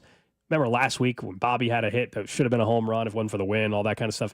Imagine now going to play in the Bronx. They'll have some. I don't know. I'm not saying that MJ and Renfroe are going to get going, but the guys you count on, Vinny, India, and Bobby, those guys, Salvi at him to make those guys with this ballpark. I think you'll start to see that this series. I got to figure out whether or not, and to your point, I think I'm making a pick for Vern tonight. I got to figure out if I'm feeling good about the offense enough to actually make an offense. Yeah, I was on Saturday. Or if I should stick it with pitch. I've only made one so far. Okay, I'm 1 for 1. Yeah, on Saturday, I because of the off, I went with Lorenzen under strikeouts with Vern and then over 7.5. And luckily, the Royals got that extra couple runs in the 9th to get us over. So we're off to a good start with Vern's. You're off to a flying start. We're off to a good start with Vern's on. You got to be in first place. Yeah. Well, yeah. He said there's only everybody else hasn't hit. You and Dusty, I think, are the only 2 to do it. And you bet. Cody has one. Yeah. I made one. You did as well? Yeah, I'm 1 for 1. I haven't made a bunch. But it depends on the odds. Vern's basing it off of the odds. I was going to say, because your unit size, Gold, of the first one that you did was enough to give you a sizable gap on everybody. That's right. As long as Rob doesn't win. Why the unit size is the same. He just hit a longer shot bet. Yeah. Vern mentioned this to me. I don't know if Rob's listening, but off air. I mentioned how I choked last year, essentially. I was in the lead all season long, and then I really bombed away at the end, and I lost it. And Rob won. And Vern goes, well, as long as Rob doesn't win again. Because Rob's won 2 years in a row now. Oh, has he? Oh, wow. Apparently. Yeah, so it almost sounds like Vern was not rooting for it, but in fairness, I think Rob. I do it every Saturday on Vern's show. I'm every Saturday. I borderline think that there's a good chance that if you averaged out my 2 years, that I am plus or minus a quarter unit. I am dead even both years. I am not winning you a lot of money. I am not losing you a lot of money. I have just essentially been dead even for 2 straight years. Reminder of, by the way, Vern's on Deck show, I believe, because they're out east, right? 5 o'clock. Is that right? Vern's on Deck show, 5 o'clock tonight, right here on 96.5 The Fan. Can't wait, man. I do really like the way they're pitching right now. Cole Reagans is at the front of that, but it is what is keeping this. It is what is keeping this team looking so sharp. Well, It's like Bubic gave up a run or whatever, but like, oh no. Like, so I guess his ERA is in 0.0. He's still in 6 innings and only allowed a run or 2. So like every time they're coming back around on the rotation, again, this weekend will be kind of a good test of that. We're getting a good look. It's not been a perfect start for the Royals, but it's been far from the disaster I think some have made it out to be, too. Up next, we'll get to the random question of the day and talk more about what Rory did and how he got to this point in time and where this moment stacks up in golf and in sports next. What's up, Kansas City? This is Vinny Pasquantino, and you're listening to Cody and Gold, weekdays starting at 10 on 96.5 The Fan. Brought to you by Heartland Men's Health, the leader in men's sexual health. Thousands of men have been successfully treated for low T, ED, and more, all with discretion and compassion. Make your appointment at heartlandmenshealth.com. During the NBA play-in tournament, FanDuel is giving all customers a shot at $250 in bonus bets. It's all new customers getting a shot at $250 in bonus bets. Join FanDuel today. You'll get started with $250 in bonus bets if your first $5 bet wins. From three-pointers to steals to assists, FanDuel has so many ways to bet your favorite player props. Plus, after the game tips off, you can even combine live prop bets in with a same-game parlay for a chance to win big. Just visit FanDuel.com/Alex to get in on all the NBA play-in tournament action. FanDuel, official sports betting partner of the NBA, and 96.5 The Fan. 21 and present in Kansas. First online real money wager only.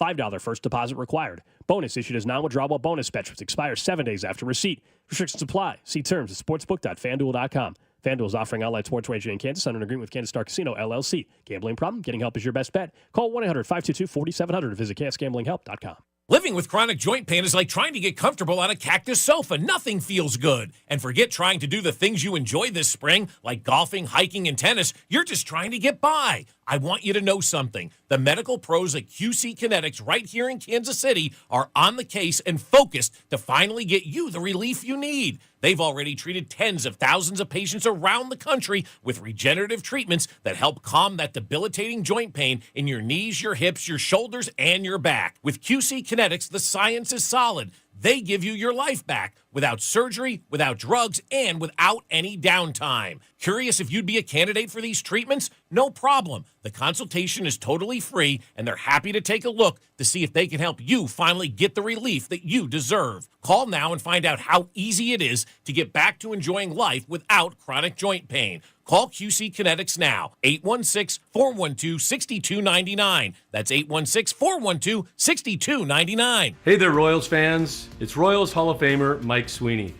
Have you or your kids experienced a high school coach who wants to make our Kansas City community a better place to live, work, and play? The Royals and the See You in the Major Leagues Foundation, together with Blue Cross and Blue Shield of Kansas City, are shining a spotlight on 6 impactful coaches in the KC metro area. Nominate a high school coach today at royals.com/coaches with character. If you're like me and you're trying to break through that boring lunch routine, I've got the option for you. I discovered lunch at Hy-Vee Market Grill. Forget the after-lunch fast food coma. The Hy-Vee Market Grill offers fast and fresh options with made-to-order burgers, salads, sandwiches, and wraps, like the 3-cheese patty melt, the crispy chicken or Cobb salad, BLT or tenderloin sandwich, and my personal favorite, the peanut butter bacon burger. For high quality and great value, freshen up your lunch routine at the Hy-Vee Market Grill today. Hop into Hy-Vee for all your Easter needs, like baskets, candy, chocolate bunnies, and more. Treat your family to Easter brunch at the Market Grill. Just $24.99 for adults, $7.99 for children, and kids 5 and under eat free. Staying home? Try Hy-Vee's Easter meal deal for just $30. Get all the fixins you need to feed your duckling spiral sliced ham, russet potatoes and gravy, green bean casserole, and bakery fresh rolls. Make this your most excellent Easter ever, only at Hy-Vee.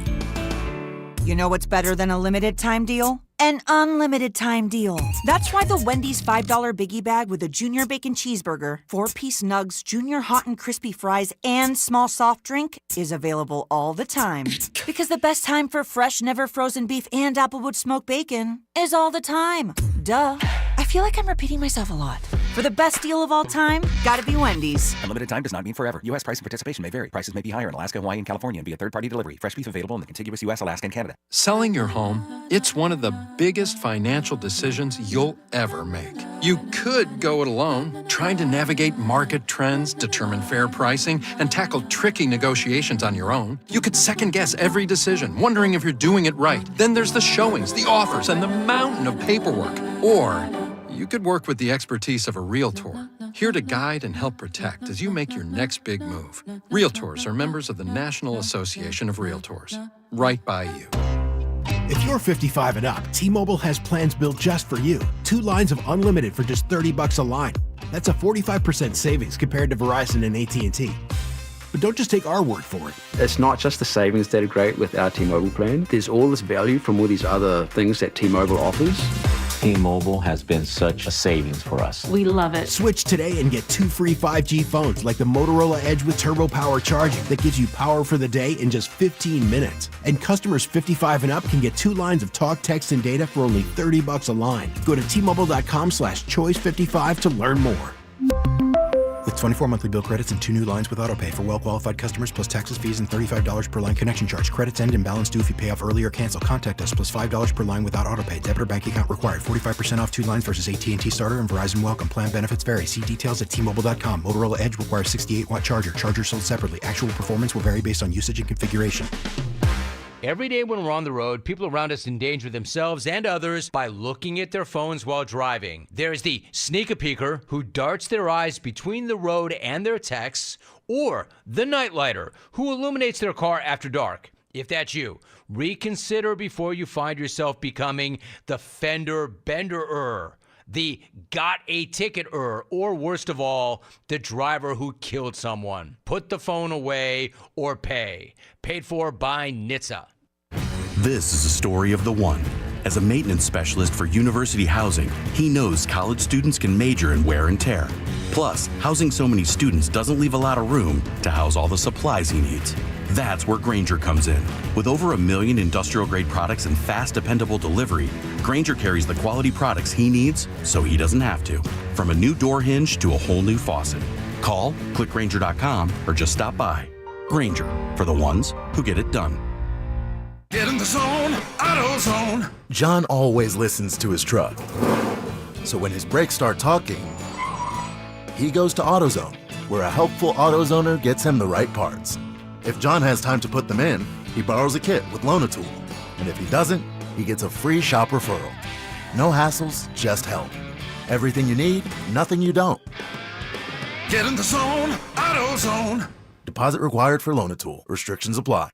Bring spring to your door with Target Circle 360. Get all you need for Easter hosting, spring get-togethers, and more with unlimited same-day delivery through Target Circle 360. From Easter basket goodies to fresh florals, getting everything the same day is easy. Open the Target app and bring the magic of the season to your door with unlimited same-day delivery through Target Circle 360. Visit Target.com/circle or the Target app for more details. Subscription required. Same-day delivery is subject to terms. Applies to orders over $35. The technicians you can trust with your house keys. Anthony Plumbing, Heating, Cooling, and Electric.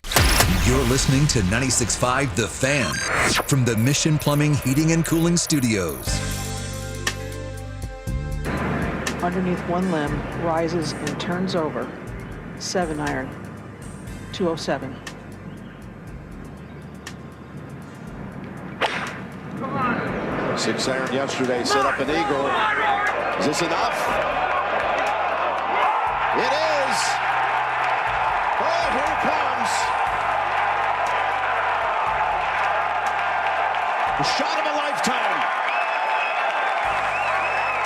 Jim Nance on the call, CBS Sports, of course, yesterday. One of a few amazing shots from Rory. One of the highs of the final back nine. There was obviously some lows as well. It's why we ended up having a playoff, but Rory got it done, gets his career Grand Slam, one of 6 golfers to do it. And we were like the bullpen, everybody, like it's what everybody's talking about today, obviously. Sure. I mean, there was the Masters always is a fun time, and even the most casual sports fan kind of tunes in to the Masters.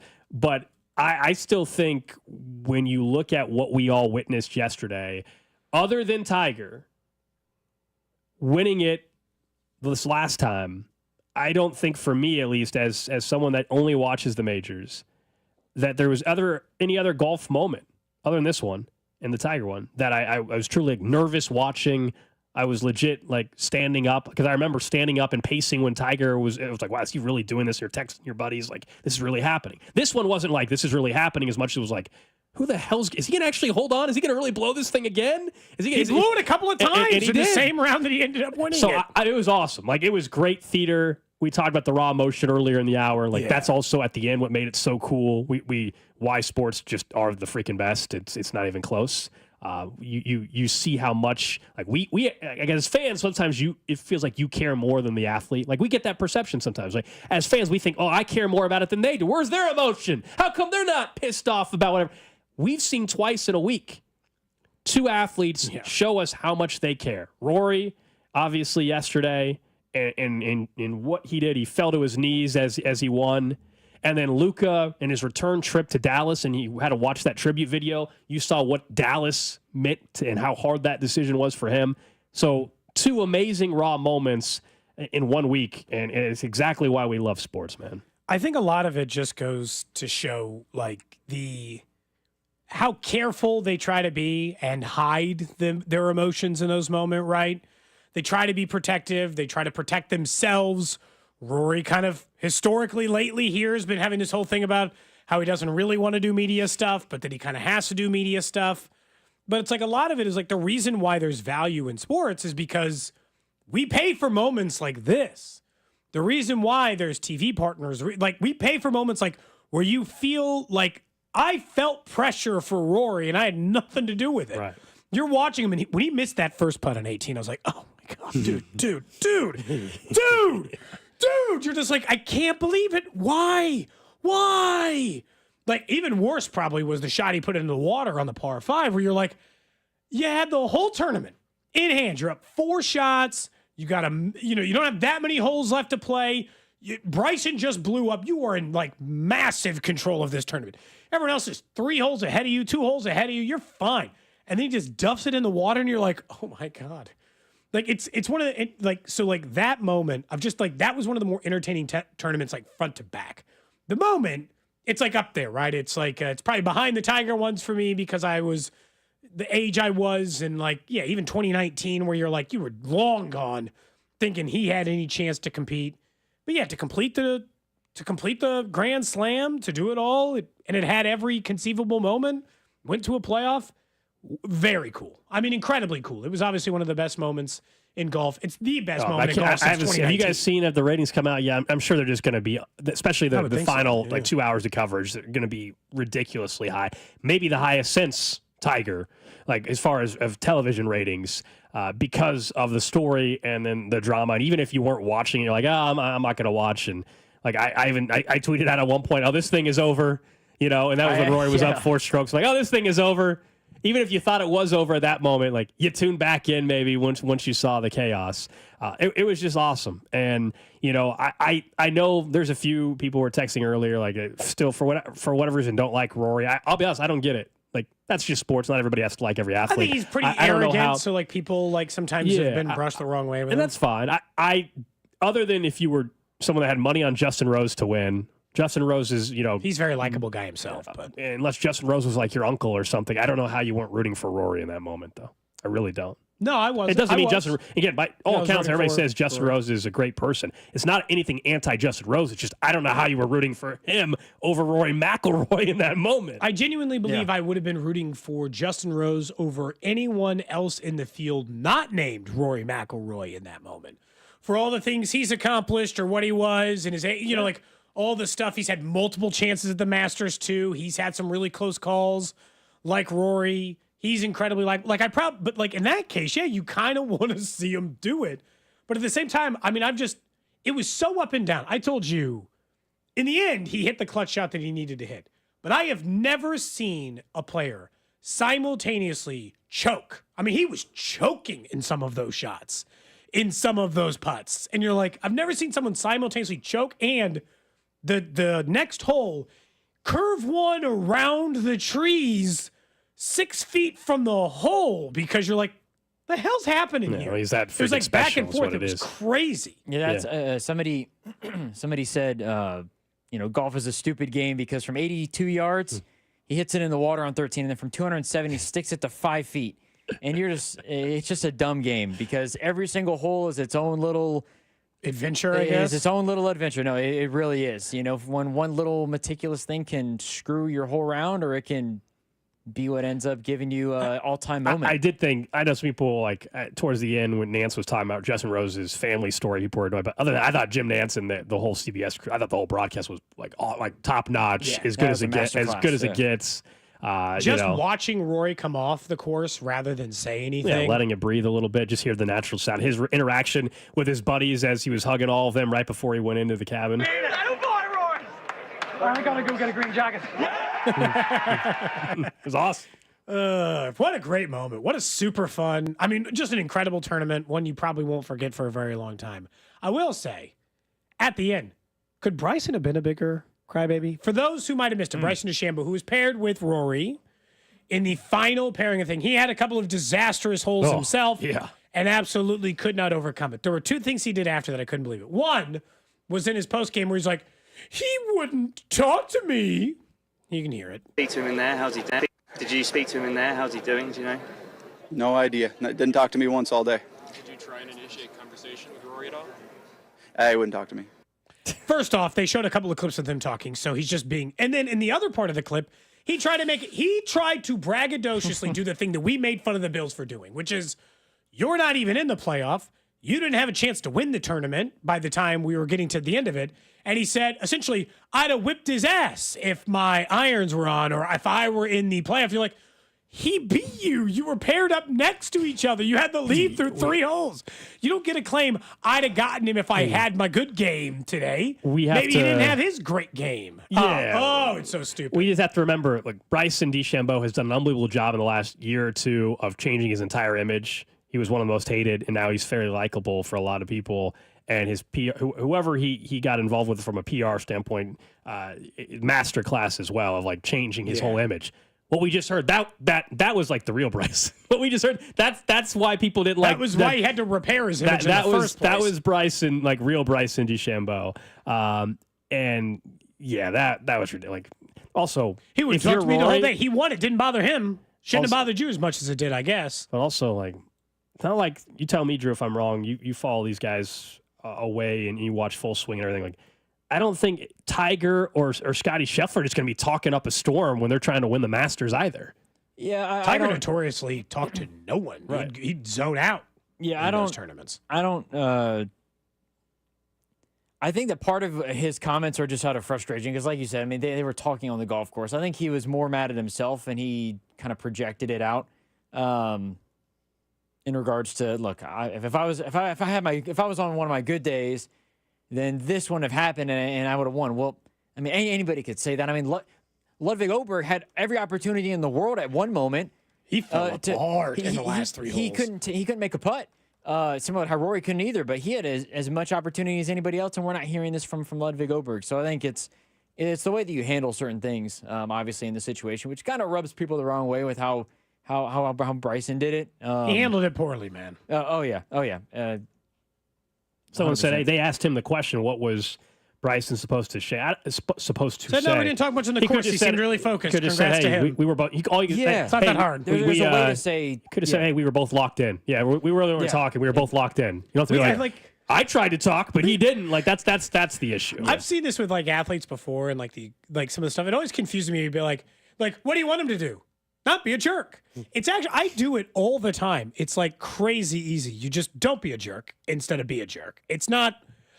Sometimes people make it seem like that's an impossible task, and what do you want him to do? And you're like, he didn't ask him an impossible question. He said, did you guys talk a lot on the course? He didn't say, how's it feel to choke, Bryson? do we know? Does it hurt to choke? He didn't do that to him. Do we know how long? If he did that, then he can be a jerk back. That was short afterwards, right? And back in the clubhouse. So I wonder because Shane Lowry had a similar instance where he kind of corrected or he explained, he talked his way through it with the reporters, but after his third round. They asked him they asked him a question about Rory because him and Rory are really good friends. And he said, I'm still trying to win the tournament. He honestly, I don't give a blank about Rory right now. I'm trying to win the tournament too. And he's like, it's nothing against, you guys. I understand you're going to ask him questions, but I'm trying to do this thing. Right. So I think that was some of what Bryson was going through, but also at the same time, like there's a certain way that you handle things, and you got to just handle it with a little bit more class. Similar to how Justin Rose was in the playoff and lost it, and handled it with better class. So I think there's a way to do things and a way not to. Someone said, Drew, do you have that 7-iron from 207 in your bag for Cody when he's caddying for you? Do you have no, Drew does not hit no. Someone says, Drew, do you I don't even know Drew's game. He's not 207 with a 7. 7-iron from 207 is ridiculous. Someone says, Drew, you still think you can shoot 100 now that you watched it again? I hope your answer's changed. Don't forget on Mondays, our lunch partner is 30 Hop, our new Monday lunch partner here on Cody and Gold. They got $5.99 classic burgers, including an American bar and kitchen, bold flavors, local taps, expansive patios, and an unbeatable happy hour now open in Lee Summit and coming around the corner from us at Merriam's Grand Station on April 30th. Our lunch partner of Cody and Gold. So check them out, 30hop.com. You want to check out those menus: local beer, American eats, and a big patio. Random question. For you, Gold. For you, Drew, over in the text line, 913-586-7965. We'll take your answers on YouTube, Twitter, Twitch, Facebook. We live stream 4 hours on the show as well. Of course, it's brought to you by Awaken 180 Weight Loss. Go to awaken180weightloss.com to find out more.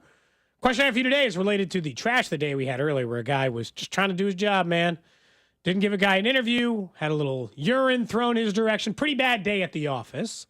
Yeah. So the question I have for you today is, what is the worst day you have had at any job ever? I just want to know the day that you're like, man, this day sucked. I want to know the worst day you've had at a job and then what happened that led it to be that way. So 913-586-7965. So it wasn't directly with me, but I mean, the first answer that comes to mind when you ask that question is going to work and finding out that a coworker was murdered in the basement of the building I was working in while doing a radio show. That's the worst tough day. But I wasn't weren't murdered. I weren't. So, I was not. But at the time, from a mental side of things, it was a very That's a tough day. Did you go to work that day? Did you just go home?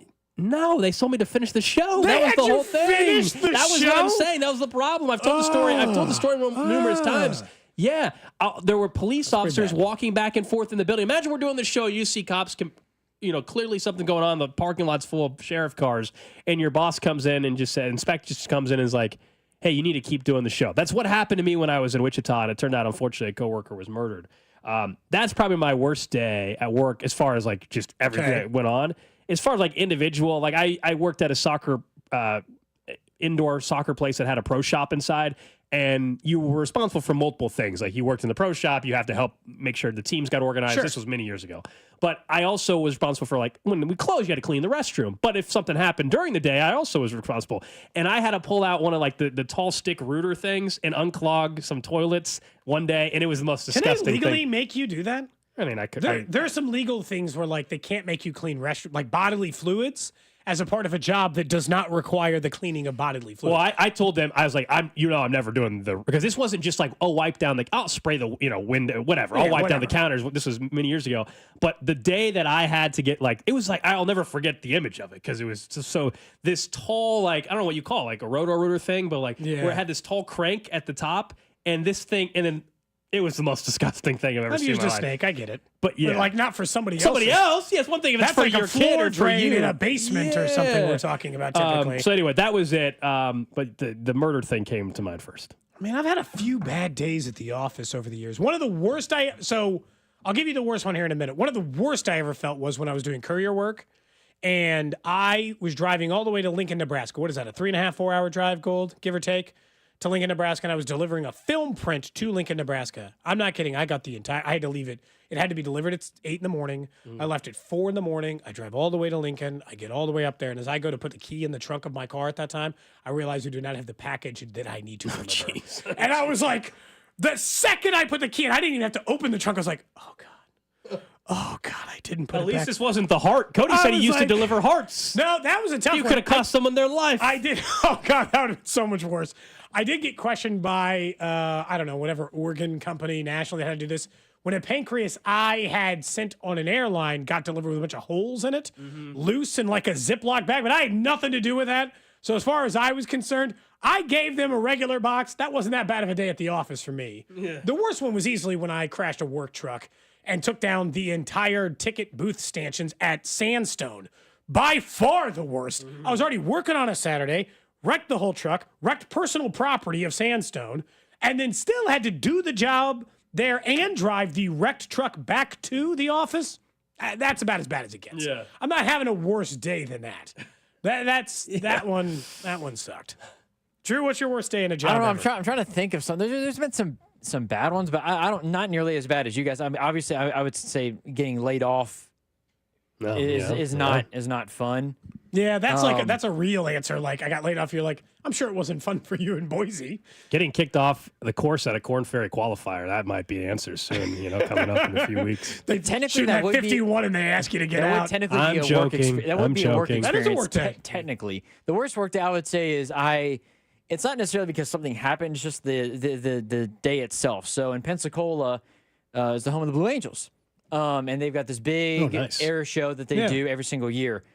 And I'm like the sports person. I get tasked to do traffic for this event. Now, this is an event where people go in, they park at the beach, and they sleep overnight. Like, they park at a spot overnight. Like you cannot, there's not enough parking spots for you to walk there. Like, if you're not there by 5 a.m. or 6 a.m., you need to Uber.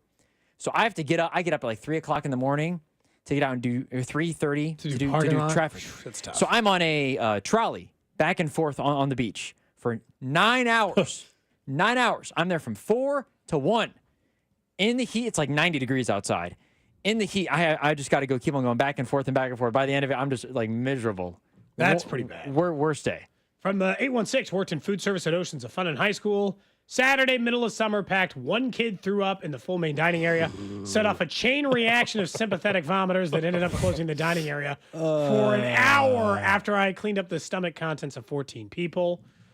Lots of like bodily fluids related ones. That's not surprising. They broke their foot, worked for a few days, got an infection, flatlined twice, coma for a week, hospital for a month. Well, that's a pretty bad day. That might be We did have, delivering those organs, the horror story that everybody told us was there was an older driver who used to drive for us. He wouldn't do the organs anymore because he had to go pick up one of the organs that was being delivered from a guy who like went in a ditch and died, who was working for the company at the time.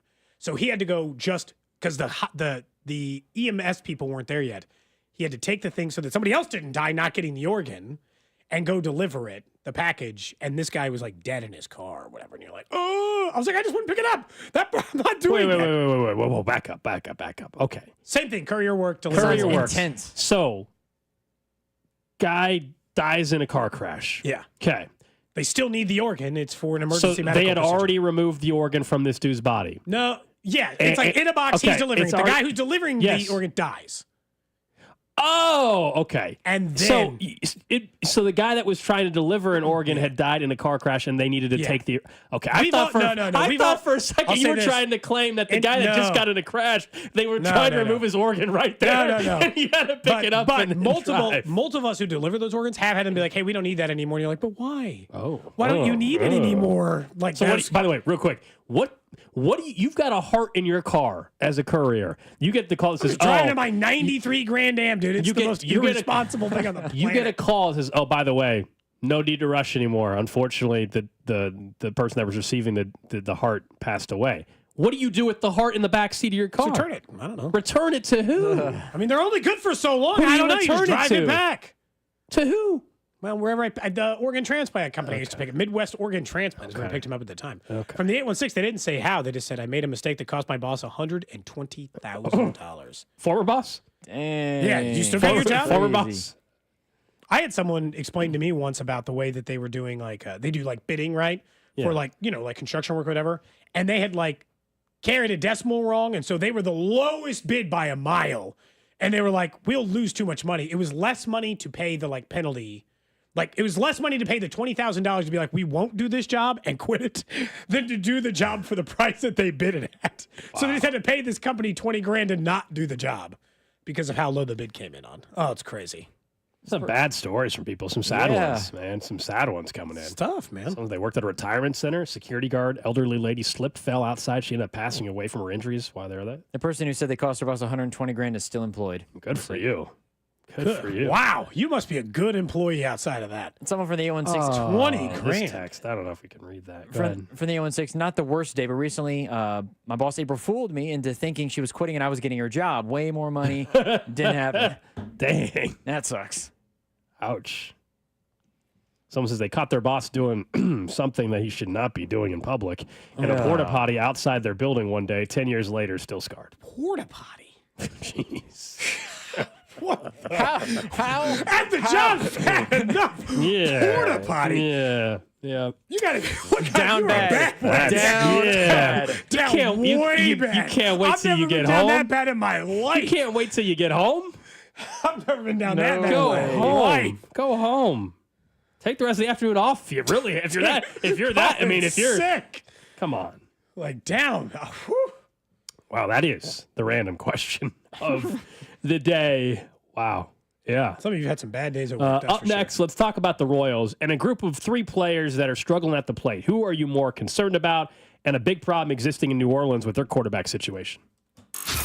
This is Cody and Gold, brought to you by Heartland Men's Health, the leader in men's sexual health. Thousands of men have been successfully treated for low T, ED, and more, all with discretion and compassion. Make your appointment at heartlandmenshealth.com. Tune in to hear Royals insider Josh Vernier every Wednesday at 12:30. We need to nip this in the bud. We need to nip what in the bud? On your home for Royals baseball, 96.5, The Fan.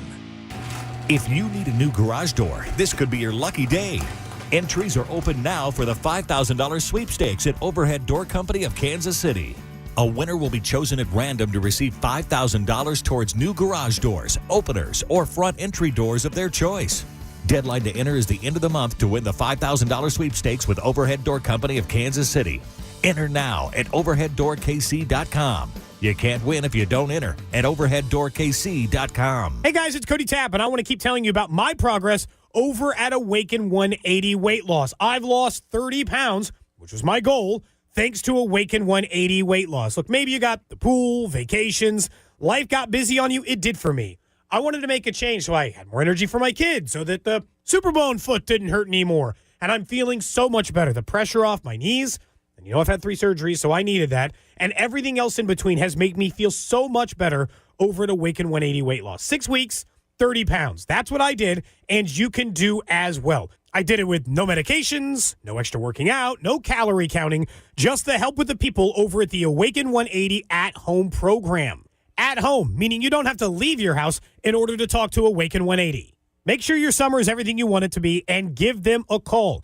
844-346-1800 or find out even more online at awaken180weightloss.com. That's awaken180weightloss.com.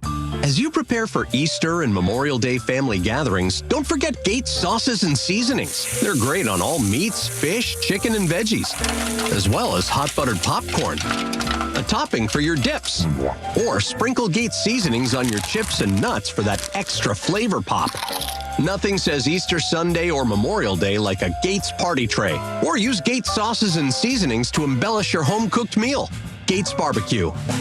Thanks with love. During the NBA play-in tournament, FanDuel is giving all new customers a shot at $250 in bonus bets. Join FanDuel today. You'll get started with $250 in bonus bets if your first $5 bet wins. From three-pointers to steals to assists to who you think will get a double-double, who you think will make the first basket of the game. FanDuel has so many ways to bet on your favorite player props. Plus, even after a game tips off, you can combine live prop bets into a same-game parlay for a chance to win real big. So visit FanDuel.com. Use my promo code KFNZ to get in on all the NBA play-in tournament action. FanDuel, an official sports betting partner of the NBA, and also 96.5 The Fan. 21 and present in Kansas. First online real money wager only. $5 first deposit required. Bonus issued with non-withdrawable bonus bet, which expires 7 days after restricted restrictions apply. See terms at sportsbook.fanduel.com. FanDuel is offering online sports wagering in Kansas under agreement Kansas Star Casino, LLC. Gambling problem? Get up with your best bet. Call 1-800-522-4700. Raise the KansasGamblingHelp.com. Going out to eat just got a serious upgrade, Kansas City. 30 Hop is your new go-to. An American bar and kitchen with bold flavors, local taps, expansive patios, and an unbeatable happy hour. Now open in Lee Summit and coming to Miriam's Grand Station on April 30th. As the proud lunch partner of the Cody and Gold Show, 30 Hop truly has something for everyone. Stop in for lunch. Stay for happy hour. 30hop.com. That's 30hop.com. Local beer. American Eats. Big Patio. This is the story of the one who, as a maintenance specialist for a historic high-rise, knows that vintage charm historically needs constant attention. Which is why when it's time to upgrade turn-of-the-century mechanicals, they turn to Grainger. With easy access to 1 million+ products and the scale to deliver when and where you need them. The right tools and supplies are never far away. So the one can keep that vintage building running like new. Call, click Grainger.com, or just stop by. Grainger, for the ones who get it done. Why'd I go to the doctor? My heart would race just taking my son to practice. It didn't feel right. So I got checked out. Turns out I have atrial fibrillation, which increases the risk of stroke about 5 times. Symptoms like irregular heartbeat, heart racing, chest pain, shortness of breath, fatigue, or lightheadedness can come and go. But if it's AFib, the risk of stroke remains. If you have symptoms, contact a doctor. I'm so glad I did. Visit notimetowait.com. Sponsored by Bristol-Myers Squibb and Pfizer. Every day when we're on the road, people around us endanger themselves and others by looking at their phones while driving. There's the sneak-a-peeker who darts their eyes between the road and their texts, or the nightlighter who illuminates their car after dark. If that's you, reconsider before you find yourself becoming the fender bender-er, the got a ticket-er, or worst of all, the driver who killed someone. Put the phone away or pay. Paid for by NHTSA. This is a story of the one. As a maintenance specialist for university housing, he knows college students can major in wear and tear. Plus, housing so many students doesn't leave a lot of room to house all the supplies he needs. That's where Grainger comes in. With over 1 million industrial-grade products and fast, dependable delivery, Grainger carries the quality products he needs so he doesn't have to. From a new door hinge to a whole new faucet. Call, click Grainger.com, or just stop by. Grainger, for the ones who get it done. Your chance to win $965 plus an autographed Chiefs helmet as part of our draft contest when we broadcast live from the Landing in Liberty during the first round on April 24th. The Fans Draft Party. 96.5 The Fan. KFMC FM and AM. HD1 and HD2 Kansas City. An Odyssey sports station.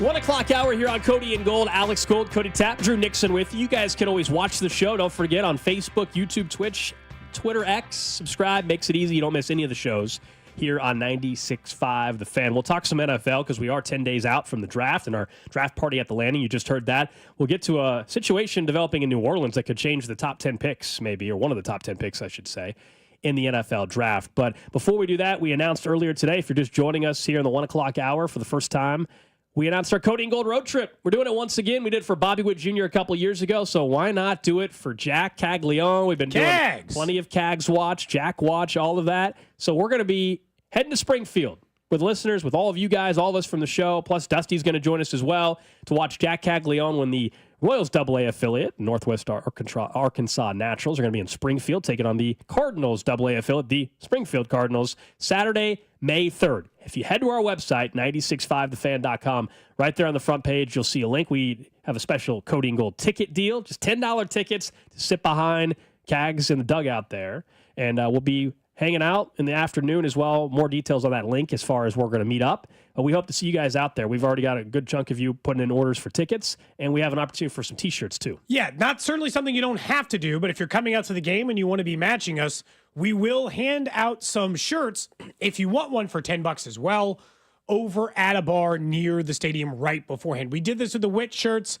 $10. It's way, way, way below what Ray Gun typically charges for those. We just really pretty much wanted to get them to you at cost. So they said Cags across the chest. They're in that like Royals kind of cursive-y script, kind of that like blue shirt. If you've had a Ray Gun shirt, which we've given away plenty on these shows before, you get a chance. So if you want that, a huge chunk of us will be wearing those out there. That's an option, but it's got to be for the people who are going on the road trip. I'm not saying down the road we'll never have some CAG shirts, but this particular opportunity for our tracking purposes is for those who are going to go down on the road trip. So if you buy your tickets to the game, you're like, all right, I'm getting on there. Go to 965thefan.com right now. I've got my tickets.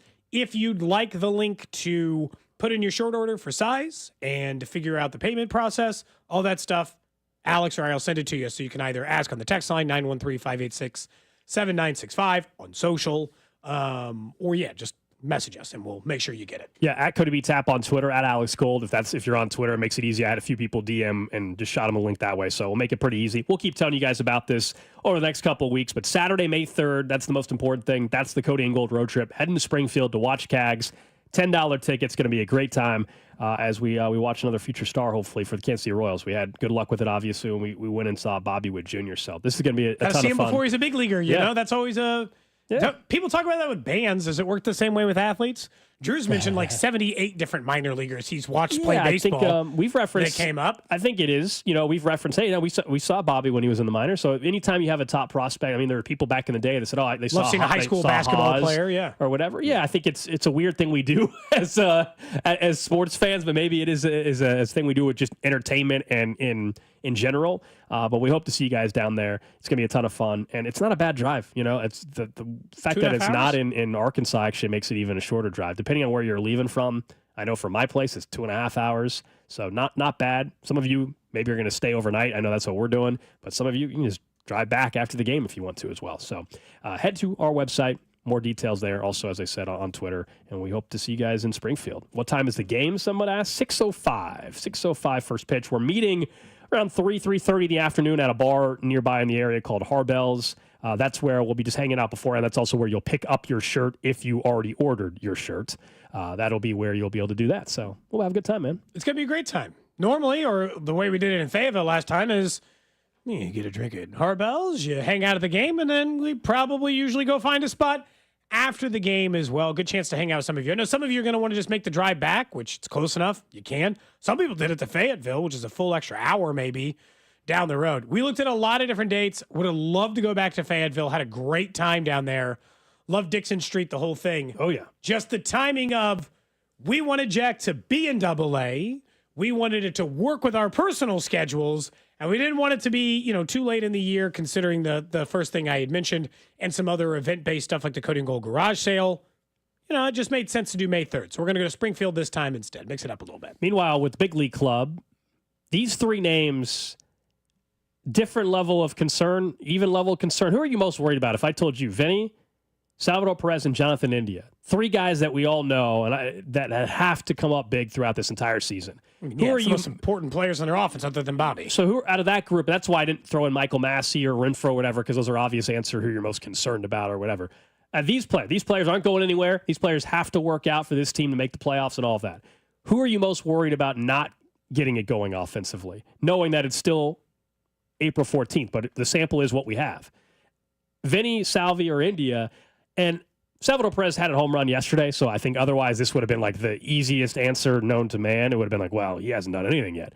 The fact that he hit his home run, the fact they're about to go play in New York, my guess is I actually think Salvi's going to get going here. But he still would probably be my answer only because he's the only one where age just might eventually get him. I don't think it's happening right now. Fear that life catches up. But that will happen eventually. I hope it's not 2025. I hope that's a 2027 problem or something like that.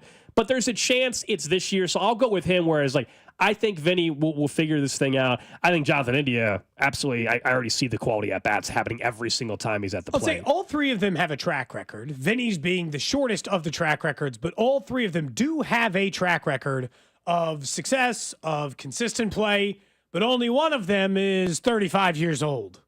So, if you're going to say what does concern you or what could concern you the most, it's probably supposed to be the answer is Salvi. I'll say because of the hamstring, though, a little bit more than I would normally be for Vinny. Normally, my answer for Vinny would be 0. I think he's a professional hitter. I'm not overly concerned about it. I don't fear that, but I worry with the hamstring if it's going to take a couple of months to get up and rolling. The hamstring can be something that lingers. My only thing is if they thought it was, hey, this is going to impact his batting and all that.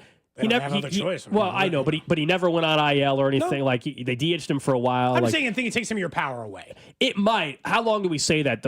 We can't be saying month. Okay, because I'm if it's July and he's still then he should. I'm not saying he has 100% out of the hamstring right now. Or is it just offense is down in baseball across the board, and these guys as a whole are just not hitting. Other than Bobby and Maikel Garcia, nobody really is hitting right now in the entire lineup. Yeah, I mean, I definitely get that part of it. And no, I would not. It's not It's not a full year excuse, but this is my fear is that, okay, so for a month you're playing essentially handcuffed a little bit, right? Can't quite get the same power, or as you know, with pitching mechanics or hitting mechanics, you're adjusting in ways you don't even realize you're adjusting, and it's throwing off your swing path a little bit. So then in a month, your hamstring feels good, and now you kind of got to get the swing back dialed in for a little bit. And we're 2 months down the road, and the numbers just don't look very good. Just as long as it's not preventing them from winning games, which right now they're around a 500 team. It's not preventing, they're not off to some miserable start or things are lost or anything in there. I just fear it'll take long enough that you're oh, by then, I'd you kind of up and going. Salvi the age stuff maybe always there, but I just watched him. What, it just caught up to him in an off season? Normally there's can't a happen. slow I don't think sign. it's happening, but it is how sometimes it goes. I don't think that's. I just think historically, Salvador Perez is the hottest and coldest hitter maybe on the entire team. When he's hot, he's hot. And for the other way around. For those upset, him swinging, by the way, him swinging at the stuff outside the zone, he's been doing that his whole career. That's just who he is. You know what I'm saying? That's not thing new. All of a sudden, he's chasing. Now, I haven't looked at the exact chase rate in fairness. I don't know if it's up from last year or whatever. But a lot of these stuff that frustrates you at the plate, that stuff that's happened before. I just want to see, can they get it done in the Bronx? Virtually the easiest stadium, quote unquote, to hit in the big leagues, small park, not going up against a great pitcher tonight and over the next couple nights. I want to see, can the offense at least build some confidence and show that, okay, it can wake up in that ballpark, and then hopefully that gets them going before they go to Comerica. Yeah, I think this is kind of not a big series, but this was a big road trip. And you and I both said, the true dream really was probably 5-5. You're 1-2. Nothing is out of the question as far as this goes. And Detroit ends up being the more looming part of the schedule right now because Detroit has the number 1 record in the American League. And you got to go to 4 at Comerica. And so and you get some of your better pitching lined up in that scenario because by the time it plays out, tonight. You won't get Lugo, you'll get Reagan's against them. You'll get Bubic again, probably against them. You're going to get, now 4 games, you're going to get most of your starting rotation anyway. But you're definitely getting Reagan's, and you're definitely getting Lugo at the end of that series. So you are going to get you're going to get the 1 through 4 of your rotation, hypothetically, by the time that series starts. So, you got to maybe make the most of it in that case. Yeah, I'd look for some offense tonight. I'm not overly worried about any of them. I'm worried about the offense, but I don't know. I just feel like those 3 guys, and then Bobby, they'll all hit eventually. I don't know about everyone else. And Renfroe and MJ. We're all aware of that situation. Whew. Brutal. Absolutely brutal. They're just not getting anything out of that right now. No, absolutely nothing. Absolutely nothing. And the clock is definitely ticking. There's no doubt. They're absolutely ticking on both of them. I don't know. It hasn't clicked midnight at this point. Because it's April 14th. Yeah, I know. I'm not here to just cut people to cut them. I'm by no means defending their performance. I'm in agreement with you that the performance is unacceptable and they're bringing nothing to the table offensively. I think with MJ, the defense is something that's saving him right now. I think the other part is it is April 14th, and typically teams, if they thought you were your starting left fielder and right fielder, they're not going to either DFA you in Renfroe's case after 16 games or whatever it is now, and they're not going they're not going to option you after 16 games if you were the starting left fielder. Now, does that change very soon? Oh yeah, it can change very soon. But acting like how could they not have already made this move? It's April 14th. If they thought they were good enough to be the starting left fielder and right fielder, they're not going to just be done with them 2 weeks, 2.5, 3 weeks into the season. That's just not how this works. I can't remember who it was I saw in social media. We're all guilty of it, but someone will say if they don't do this, they're going to be buried by May. They're 8-8 right now. Stop. Calm down. Oh, I see. Buried? I saw people saying they should trade Vinny and start Caglione, and I'm like, will you relax a little bit? We want more offense, not trading away middle of the order bats. Just look at the timelines, and I have on all these players. Hunter Dozier was really bad. Actually, slightly better than Hunter Renfroe and MJ Melendez right now. Yep. And that was right before Memorial Day when they cut him, right? He got 29 games total. So he's about a halftime player at that point. And he was cut on May 30th. So he's still got another 6 weeks. And his leash is longer because he doesn't have any options left. Hunter Dozier's leash should be longer because he had a whole extra year after that too. He doesn't have an option left, and there's money to eat. MJ Melendez, they do have an option, I believe, on him. I think there's one left. They could just send him down to the minors.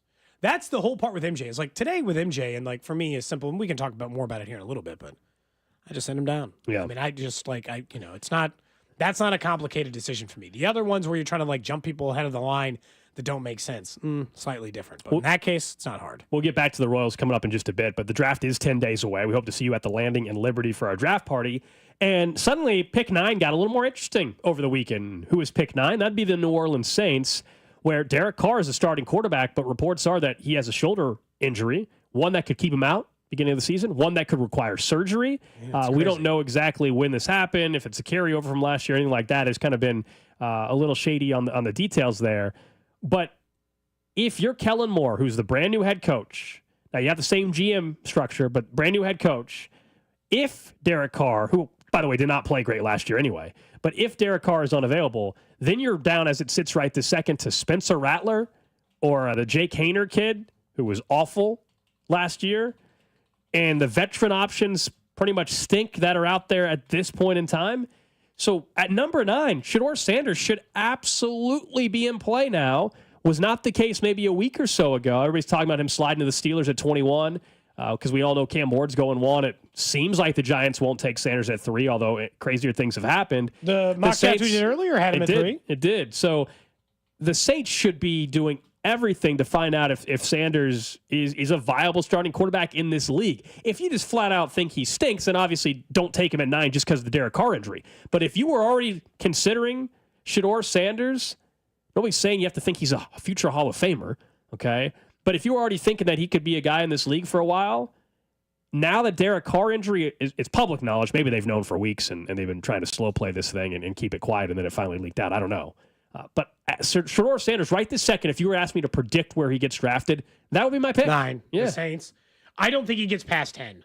I don't remember. Maybe it was last week, even before this story, Gold. I had told you that I didn't think he was getting out of the top 15 anyway. I think a lot of this is just posturing from these teams that are hoping he falls.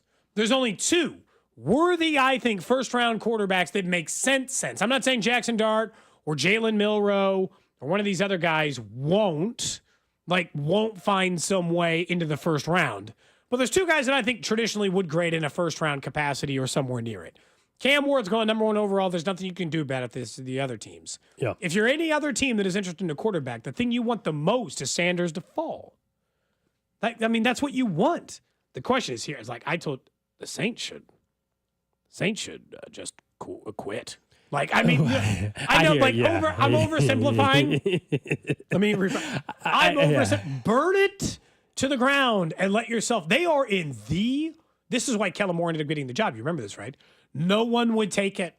They were begging people to take the job. They ended up hiring the guy who had fallen out of the hot head coaching name 2 years ago to be their head coach. They took a guy they're almost pre-planning on firing. So if you're the GM, Loomis, you don't need to do him any favors. He's not doing anybody any favors.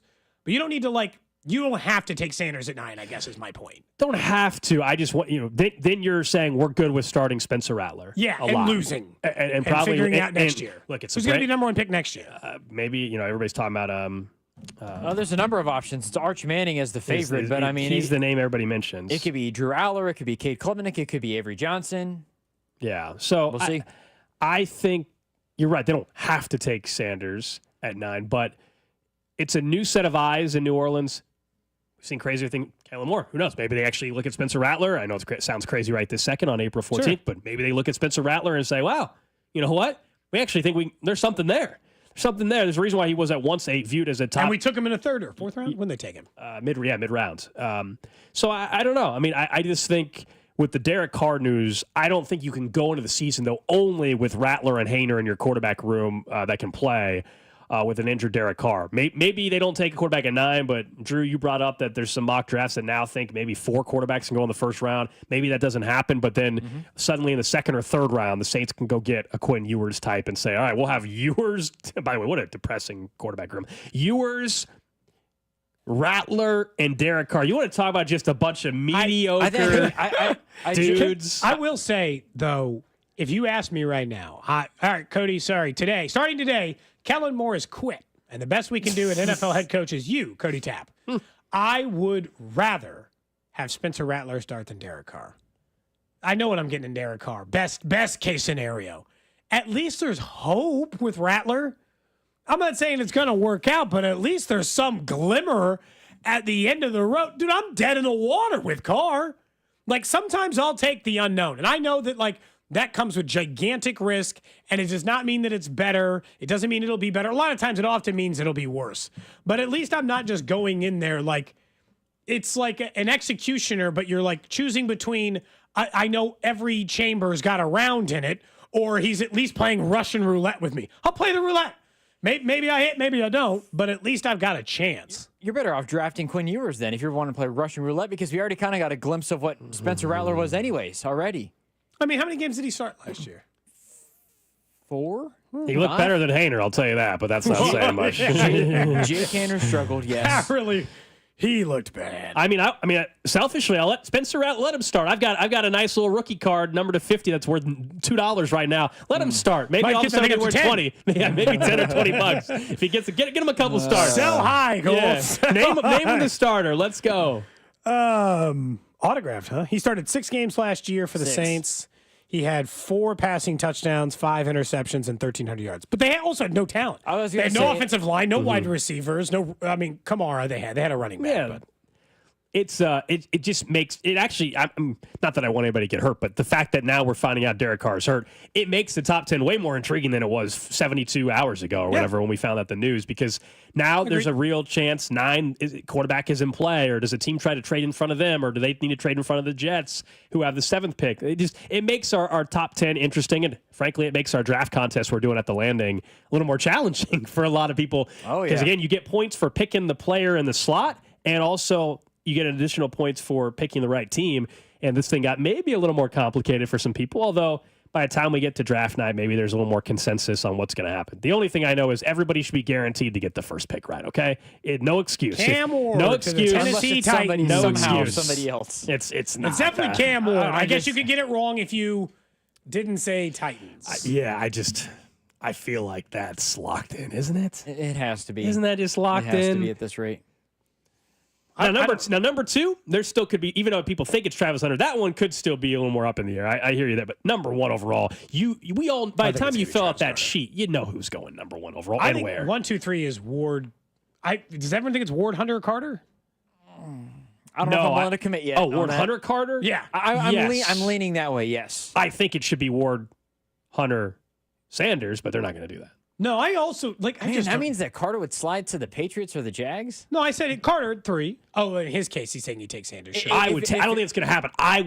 Basically what I'm saying is if I'm the Giants, I would take Sanders is what I'm saying. I don't think they're going to do that. But no, what do I think is going to happen? That Sanders is not going 3rd. I could still make an argument for Carter and Myles Garrett at 2, just being like, be fun. My God. I don't want that to happen. If you can't score because your starting quarterback's Joe Flacco, or whoever the hell's their starting quarterback is this year. Wait, Kenny Pickett? Didn't he go there too?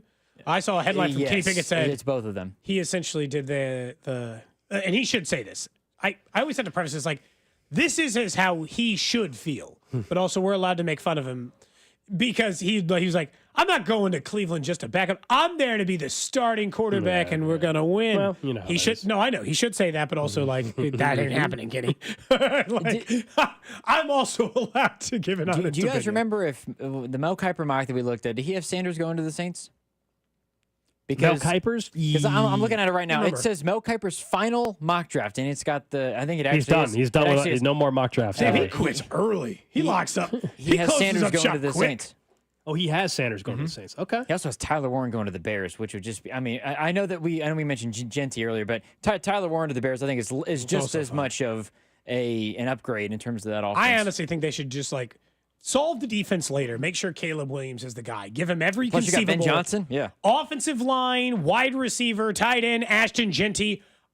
The first 3 picks, if I were the Chicago Bears, would be on offense. I'm finding out right the hell now if Caleb Williams and Ben Johnson work.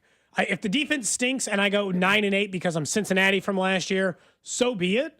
I'm going to find out whether or not Caleb Williams is the goods this year. The mock draft that we looked at had the Raiders taking a corner at 6. Would that be the most Raiders pick ever to take a corner at 6 instead of Genty or even Tyler Warren or whatever? Normally, I would say they would clearly take. Normally, Genty. I would say they would take Genty. Actually, it makes me think that they're. Normally they're just taking the flash. Some fast guy at number 9. They're normally just taking the biggest name. The Cowboys and the Raiders have been known more to just take the star name more than maybe the better pick. So yeah, that'd be the combine warrior. It came up earlier, and I didn't bring it up, but I have a question now. If he gets past the Saints at 9 and he's there at 12, does Jerry even think? Of course he does. Does he think for a second? Yeah. I'm taking Shedeur. He absolutely considers it. 100% considers it. They're probably and then you trade Dak. I mean, good luck getting out of that contract. He has a no trade clause, doesn't he? Doesn't so. Dak have a no trade clause? They would kind of be. I don't think that's it could the happen. reason why. I mean, you sit him for a year and then you find a place that Dak Prescott's willing to go. ESPN would love the 15 minutes while the Cowboys are on the clock and Shedeur Sanders is available. They are 10 minutes, whatever. Like they would love the television there. Put that pick in. For those asking, Dak Prescott, dead cap is what we care about most, right? Well, I mean, they're not cutting him, so they'd have to trade. They're not going to give him for nothing. Hold on. If you're the Steelers, do you make that trade? Do you trade 21 and 21 for a quarterback? I got to pay $50 million this year, 74 next, and 68 the year after that. Hell no. They can have a third. The answer in the Steelers' case is yes. He would be the best quarterback since Big Ben's first 9 years as a quarterback or 10 years. You'd give up 21? Yes. If Shedeur as much as people crap on Dak Prescott, imagine being the Steelers where Mike Tomlin takes Mason Rudolph and Russell Wilson, these guys, to get you to being a top 6 team in the AFC every year. And he gets Dak. Now, I'm not saying they're suddenly going to win the Super Bowl, but they might actually give you it. Like right now, the current situation, the Steelers could start Aaron Rodgers, Mason Rudolph, Shedeur Sanders. They're a non-factor in 2025 in the AFC. They could be a playoff team, but they're a non-factor to win the Super Bowl. If this hypothetical, they got Dak Prescott, then I can start putting them in the same conversation as Buffalo. I really could. I'll also be honest. That's not going to happen. I don't even know if the Steelers would make the call first. I think if Shedeur's there at 12, I think Jerry might call Pittsburgh single-handedly and say, hey, we're willing to give you Dak for 21 and maybe like a future 4th so we can draft Shedeur here. And the Steelers should just say yes and hang up the phone and not ask any questions. Yeah. All right. Up next, we'll get to what's trending. Talk more about where things stand with the Royals' left field situation. That's coming up next. This is Cody and Gold on your home for Kansas City sports. 96.5, The Fan. Brought to you by Heartland Men's Health, the leader in men's sexual health. Thousands of men have been successfully treated for low T, ED, and more, all with discretion and compassion. Make your appointment at heartlandmenshealth.com. If you're living with dry age-related macular degeneration or dry AMD, you may be at risk for developing geographic atrophy or GA. GA can be unpredictable and progress rapidly, leading to irreversible vision loss. Now there's something you can do to slow it down and get it going slower. Izervay is proven to slow GA progression. Izervay gets GA going slower. Izervay or avacincaptad pagel is a prescription eye injection used to treat GA. Don't take it if you have an infection or active swelling in or around your eye. Izervay can cause eye infection, retinal detachment, or increased risk of wet AMD. Izervay may temporarily increase eye pressure. Your vision may be impaired after an eye injection or exam. Don't delay. Ask your doctor about Izervay today. Izervay gets GA going slower. Visit Izervay.com. That's IZERVAY.com. If you're like me and you're trying to break through with that boring lunch routine, I've got the option for you. I discovered lunch at Hy-Vee Market Grill. Forget the after-lunch fast food coma. The Hy-Vee Market Grill offers fast and fresh options with made-to-order burgers, salads, sandwiches, and wraps like the 3-cheese patty melt, the crispy chicken or Cobb salad, BLT or tenderloin sandwich, and my personal favorite, the peanut butter bacon burger. For high quality and great value, freshen up your lunch routine at the Hy-Vee Market Grill today. Hop into Hy-Vee for all your Easter needs, like baskets, candy, chocolate bunnies, and more. Treat your family to Easter brunch at the Market Grill. Just $24.99 for adults, $7.99 for children, and kids 5 and under eat free. Staying home? Try Hy-Vee's Easter meal deal for just $30. Get all the fixings you need to feed your ducklings spiral sliced ham, russet potatoes and gravy, green bean casserole, and bakery fresh rolls. Make this your most excellent Easter ever only at Hy-Vee.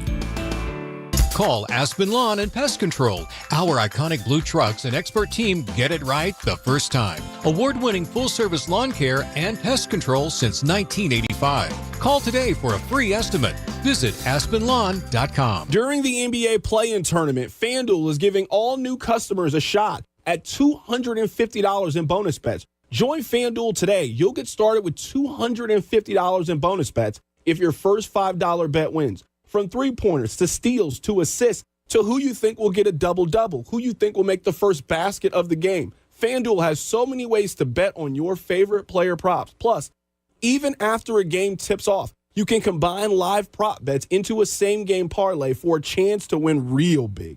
So visit FanDuel.com. Use my promo code KFNZ to get in on all the NBA play-in tournament action.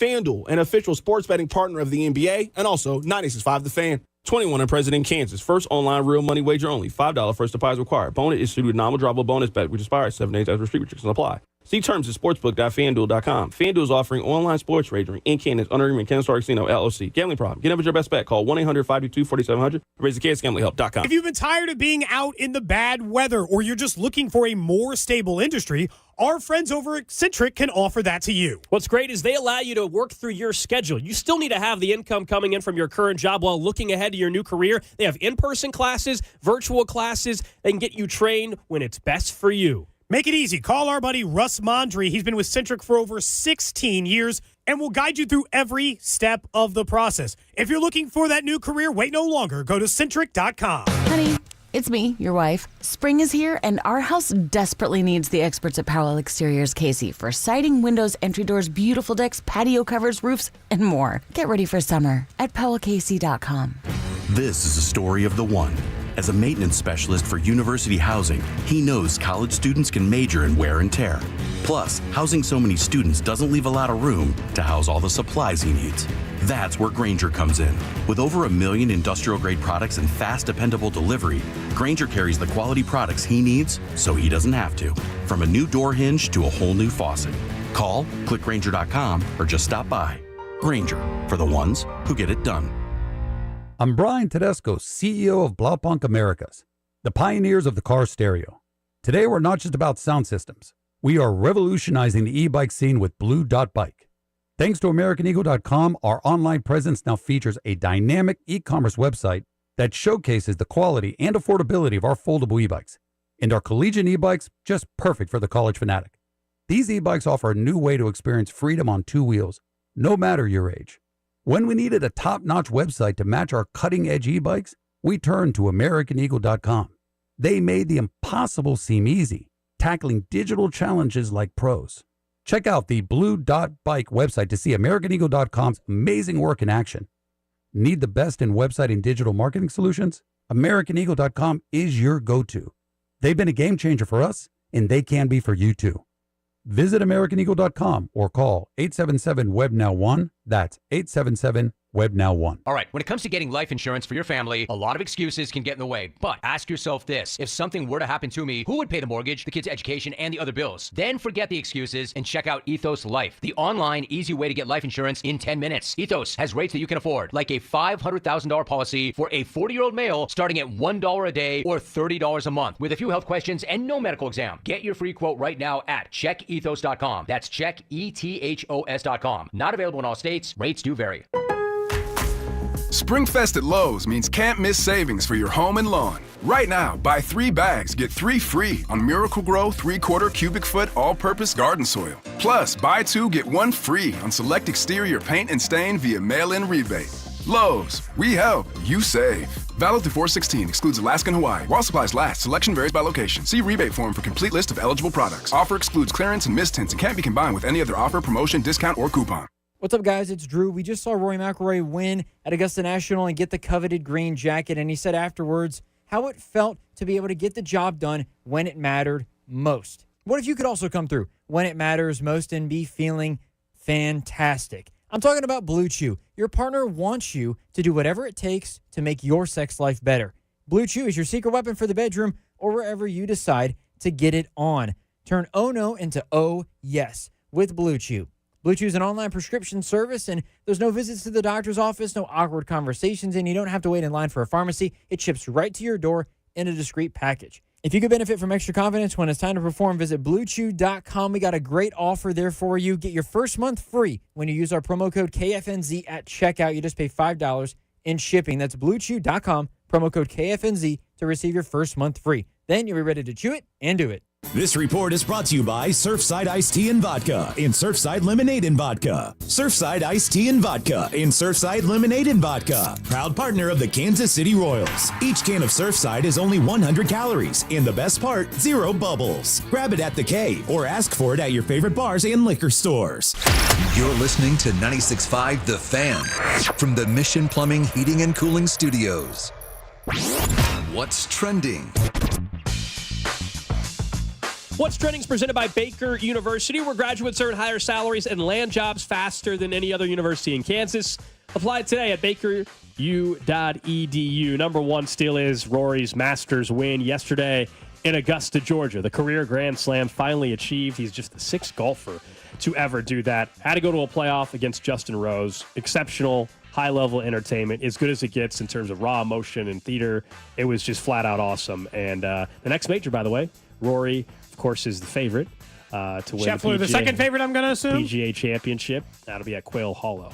This is really similar. People don't mention it the same because it felt different at the time.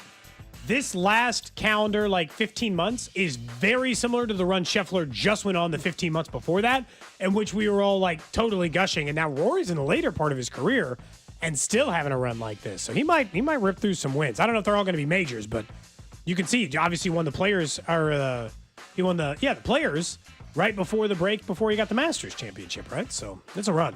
Next up on What's Trending, the Royals get their win yesterday, 4-2. Dominant performance from Cole Reagans, who went into the 8th inning and managed to get 7 2/3 innings, struck out 10, walked 0 for the second straight start. He has double-digit strikeouts, at least 10, and 3 straight starts. First since Apier to do that for the Royals. They did drop 2 of 3 against Cleveland over the weekend. They'll continue their road trip tonight against the New York Yankees. It'll be Seth Lugo on the mound tonight. All right. Vern's on Deck show starting at 5 o'clock here on your home for Royals baseball at 96.5 The Fan. Elsewhere, local soccer, Sporting KC, result on Sunday, unfortunately, there at Children's Mercy Park, a loss to Portland 4-2. The game was tied. Plenty of action on a beautiful day in KC, unfortunately. Sporting not able to get it done. KC Current the night before were out in San Diego for a late game. They stayed perfect with a win over them. They're back home Saturday at CPKC Stadium.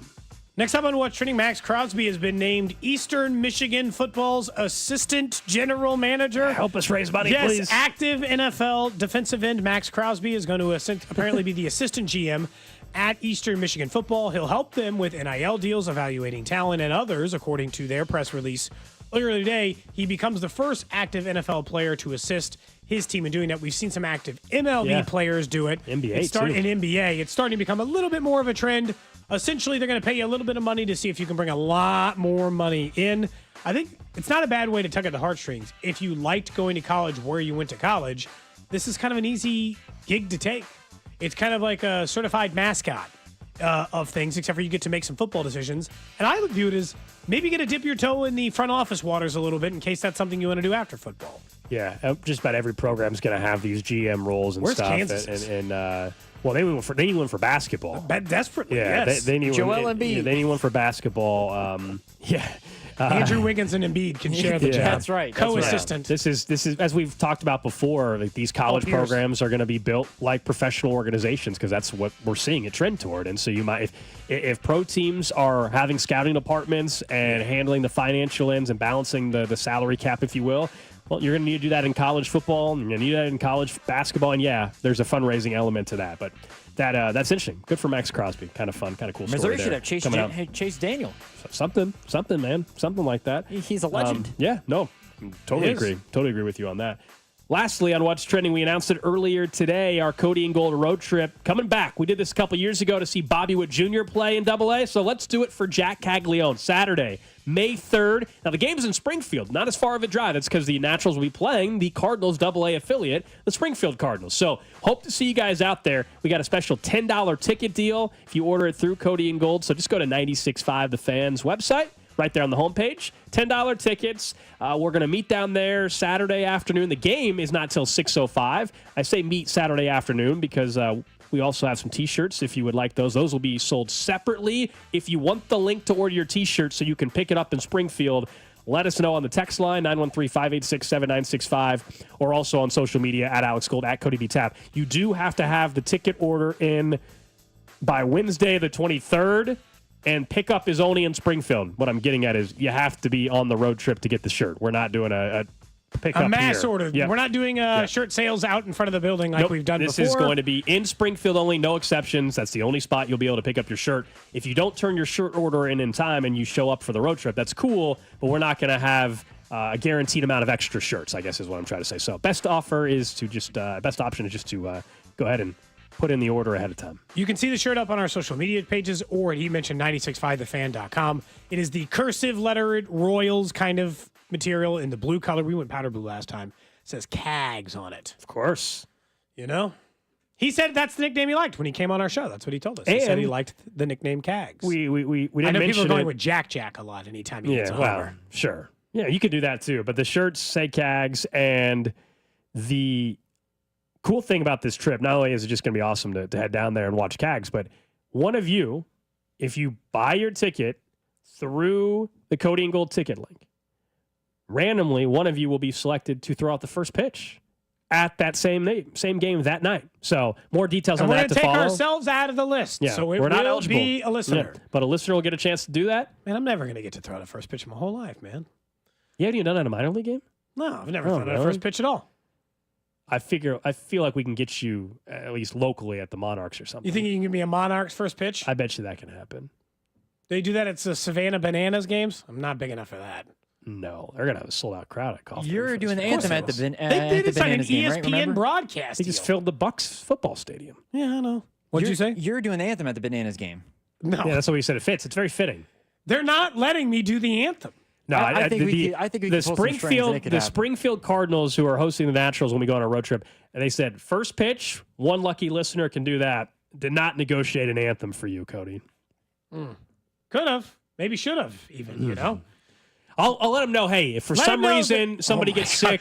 I need to know right now if I'm doing the anthem. For They're some not a sick reason, thing because I got to Cody's practice. just a backup. You know, This you is have Drew with golf. Go throw back a few beers at Harbell's or whatever before, and then, oh, by the way, that's basically what happened to me with the first pitch at the minor league game. Here's I was the problem. drinking, and all of a sudden they're like, oh, by the way, surprise, you're throwing out the first pitch, and I was nervous. That's going to happen to you, but for singing. 95% of all national anthems I have personally been a part of were in 4-part harmony. I don't know I forget about the other version. No, I did one. I thought he was about to say, I don't know the words. I was like, I've done one solo in my entire life before a high school basketball game. Okay. I don't remember how it went. Mediocre is my guess. But yeah, it's going to be an awesome time there in Springfield. Drew, you should just find a golf course before. Get down there early, get a little practice round in. Good call. Just go golf down there in Springfield. There's some nice courses in the Springfield-Branson area. Oh, yeah. There's that the Tiger Woods. I was going to say the Tiger one's out That's there. close to Branson, isn't it? What are the chances I actually can get onto that course, though? I don't know. Like slim to none? Yeah, we got people that know people. You never know, man. We can try to pull some strings. Somebody at one point on the text line said they live in Springfield. They live on a course down there. I don't know if it's that course, but they're offering. Maybe we can get 9 in before. This was a couple weeks ago. So you never know. I was trying to see what other promos are going on that same Saturday night while we're on there. Is there like a bobblehead giveaway or anything? What do we got? Anything I'm not good? sure. Again, this is the Springfield Cardinals are the home team. It's the AA affiliate, obviously, of the St. Louis Cardinals. So that's why we're going to Springfield. Just it's a quicker drive for everybody. But I'm not sure. All I know is we've got shirts up for grabs for you guys to lock in, and then also somebody's going to be throwing out the first pitch, which is going to be pretty cool. You can throw out the first pitch in front of CAGS, you know? Do you think there'll be someone who turns it down and be like, I don't want to do it? Don't want their name in the mix? Maybe.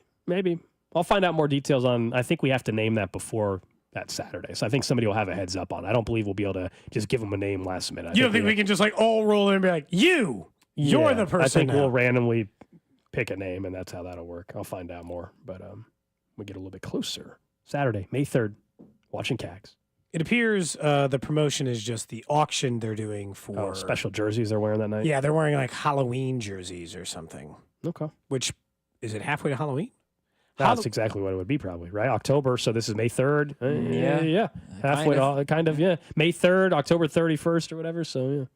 In fairness, it appears we're missing one day the Halloween candy giveaway. Darn. Kids 12 and under. Darn. That's 12 and one under. day. 12 and under. One day.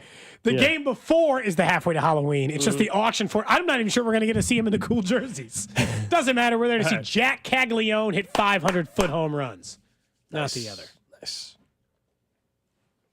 Someone says, like, Cody, get that 80-mile-per-hour heater out. I can't throw 80. I said if I spend an entire year, maybe I could get there. Kramer, who plays baseball in a wood bat league and is still in his 20s, did not seem optimistic. That was all the lack of confidence I needed to think. How late is Lambert's Cafe open? Is that they close it? They're gonna be open after the game. I want to get some rolls thrown at us. They close at 9. We won't make it. We'll make it. I was gonna be like, okay. If anybody knows any good bars for after the game, let us know. 913-586-7965. Maybe you lived in Springfield. Maybe you went to school there. Maybe you grew up there. I don't know. Whatever. Missouri State is out there. That's right. Springfield is where I helped sign a band once. We did their big opening concert. Oh, yeah? I was in high school, yeah. Their name of the I band was there Playing one with time. Matches. One time nearby. They were out of Springfield? Just outside of Springfield. You guys have seen it if you drive anywhere down that area. The Fantastic Caverns. When I was a kid, I went to that. And that's technically not Fantastic in Springfield.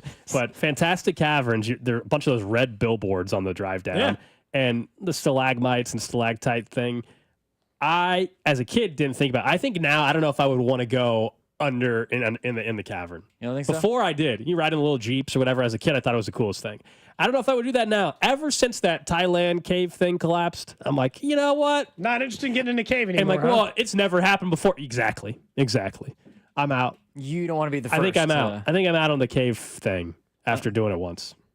Understandable. So no heights, now no caves. Where the hell can you stand? Just flat ground? Normal. You're really limiting. Slightly above sea level and sea level.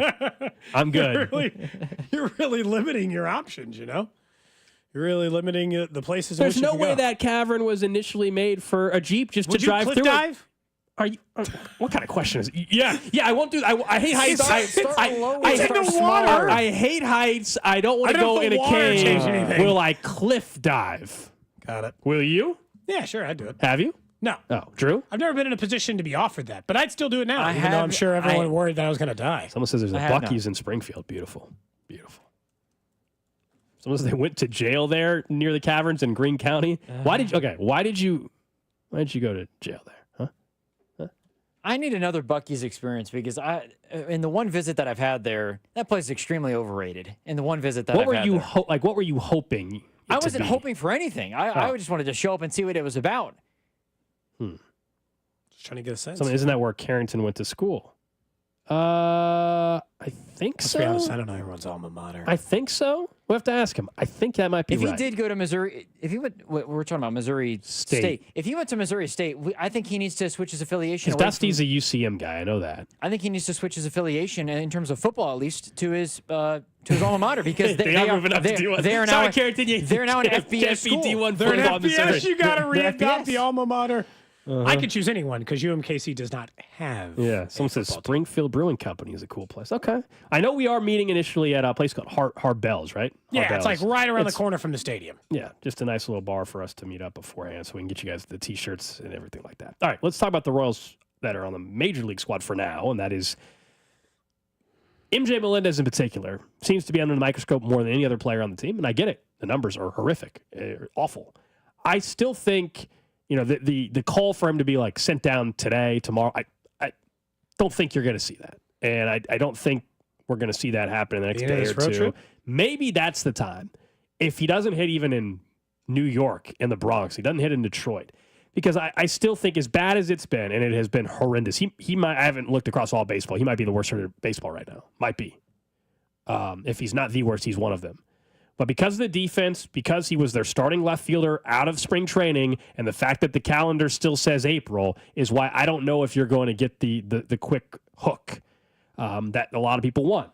I do agree that he's the first one out of the outfield picture, left field, right field, that they could do something with because he's at an option, whereas Renfroe you have to eat money and DFA him, and you'd be saying, we're done. MJ Melendez, I don't think they're done yet. And so they're going to wait it out a little bit longer, but the option is in play now. I think they should just send him down.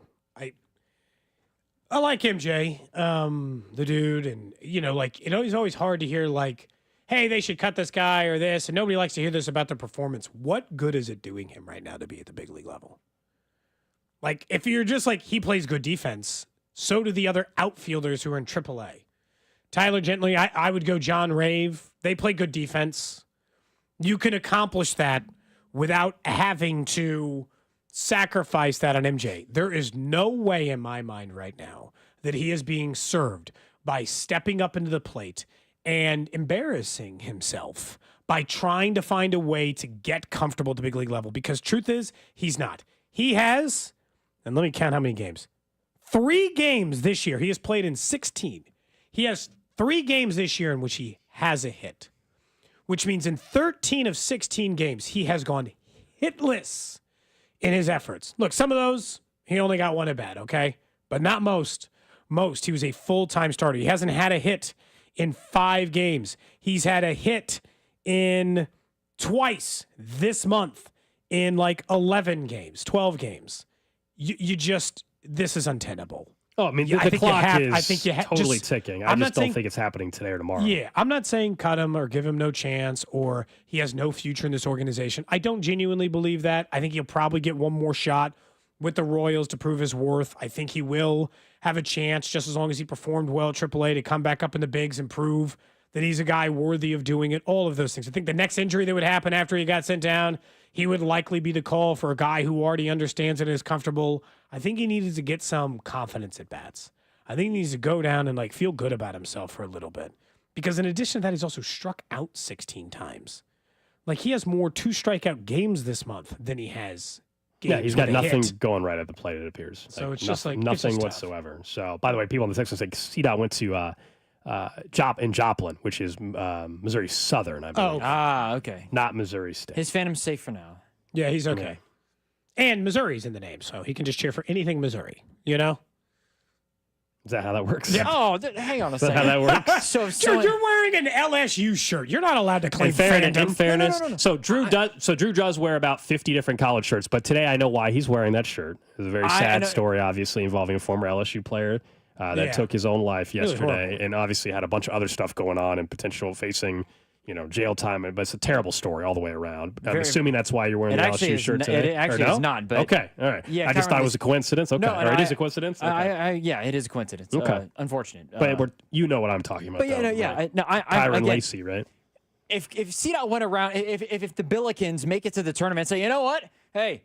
St. Louis, I'm a big. No, it says St. Louis. It doesn't say Missouri. SLU, St. Louis. Yeah, there is University. a St. Louis University. Not Missouri. He can cheer for Missouri State, the University of Central Missouri, UMKC, Missouri. Just it has to have Missouri in it, then he's fine. That's what I'll give him a pass for. Problem is in Kansas that immediately fails. Just Kansas State. Yeah, like, it immediately fails. Yeah. It's a risky road to go down. A lot of people saying Harbell's a good spot, though, for us to go to in Springfield. I mean, because Gold, if we did it for every state, it'd be a little bit nuts because Gold could claim K-State and KU. I know you would never do that, obviously. No, definitely not. Would you be more likely to cheer for Kansas State or Missouri? Kansas State. Okay. I'm just checking. Yeah, not even close. The disgust. Not even close. Absolutely. Easy answer. Easy answer. Didn't even think about it. What if you had to cheer for Kansas State or like Duke?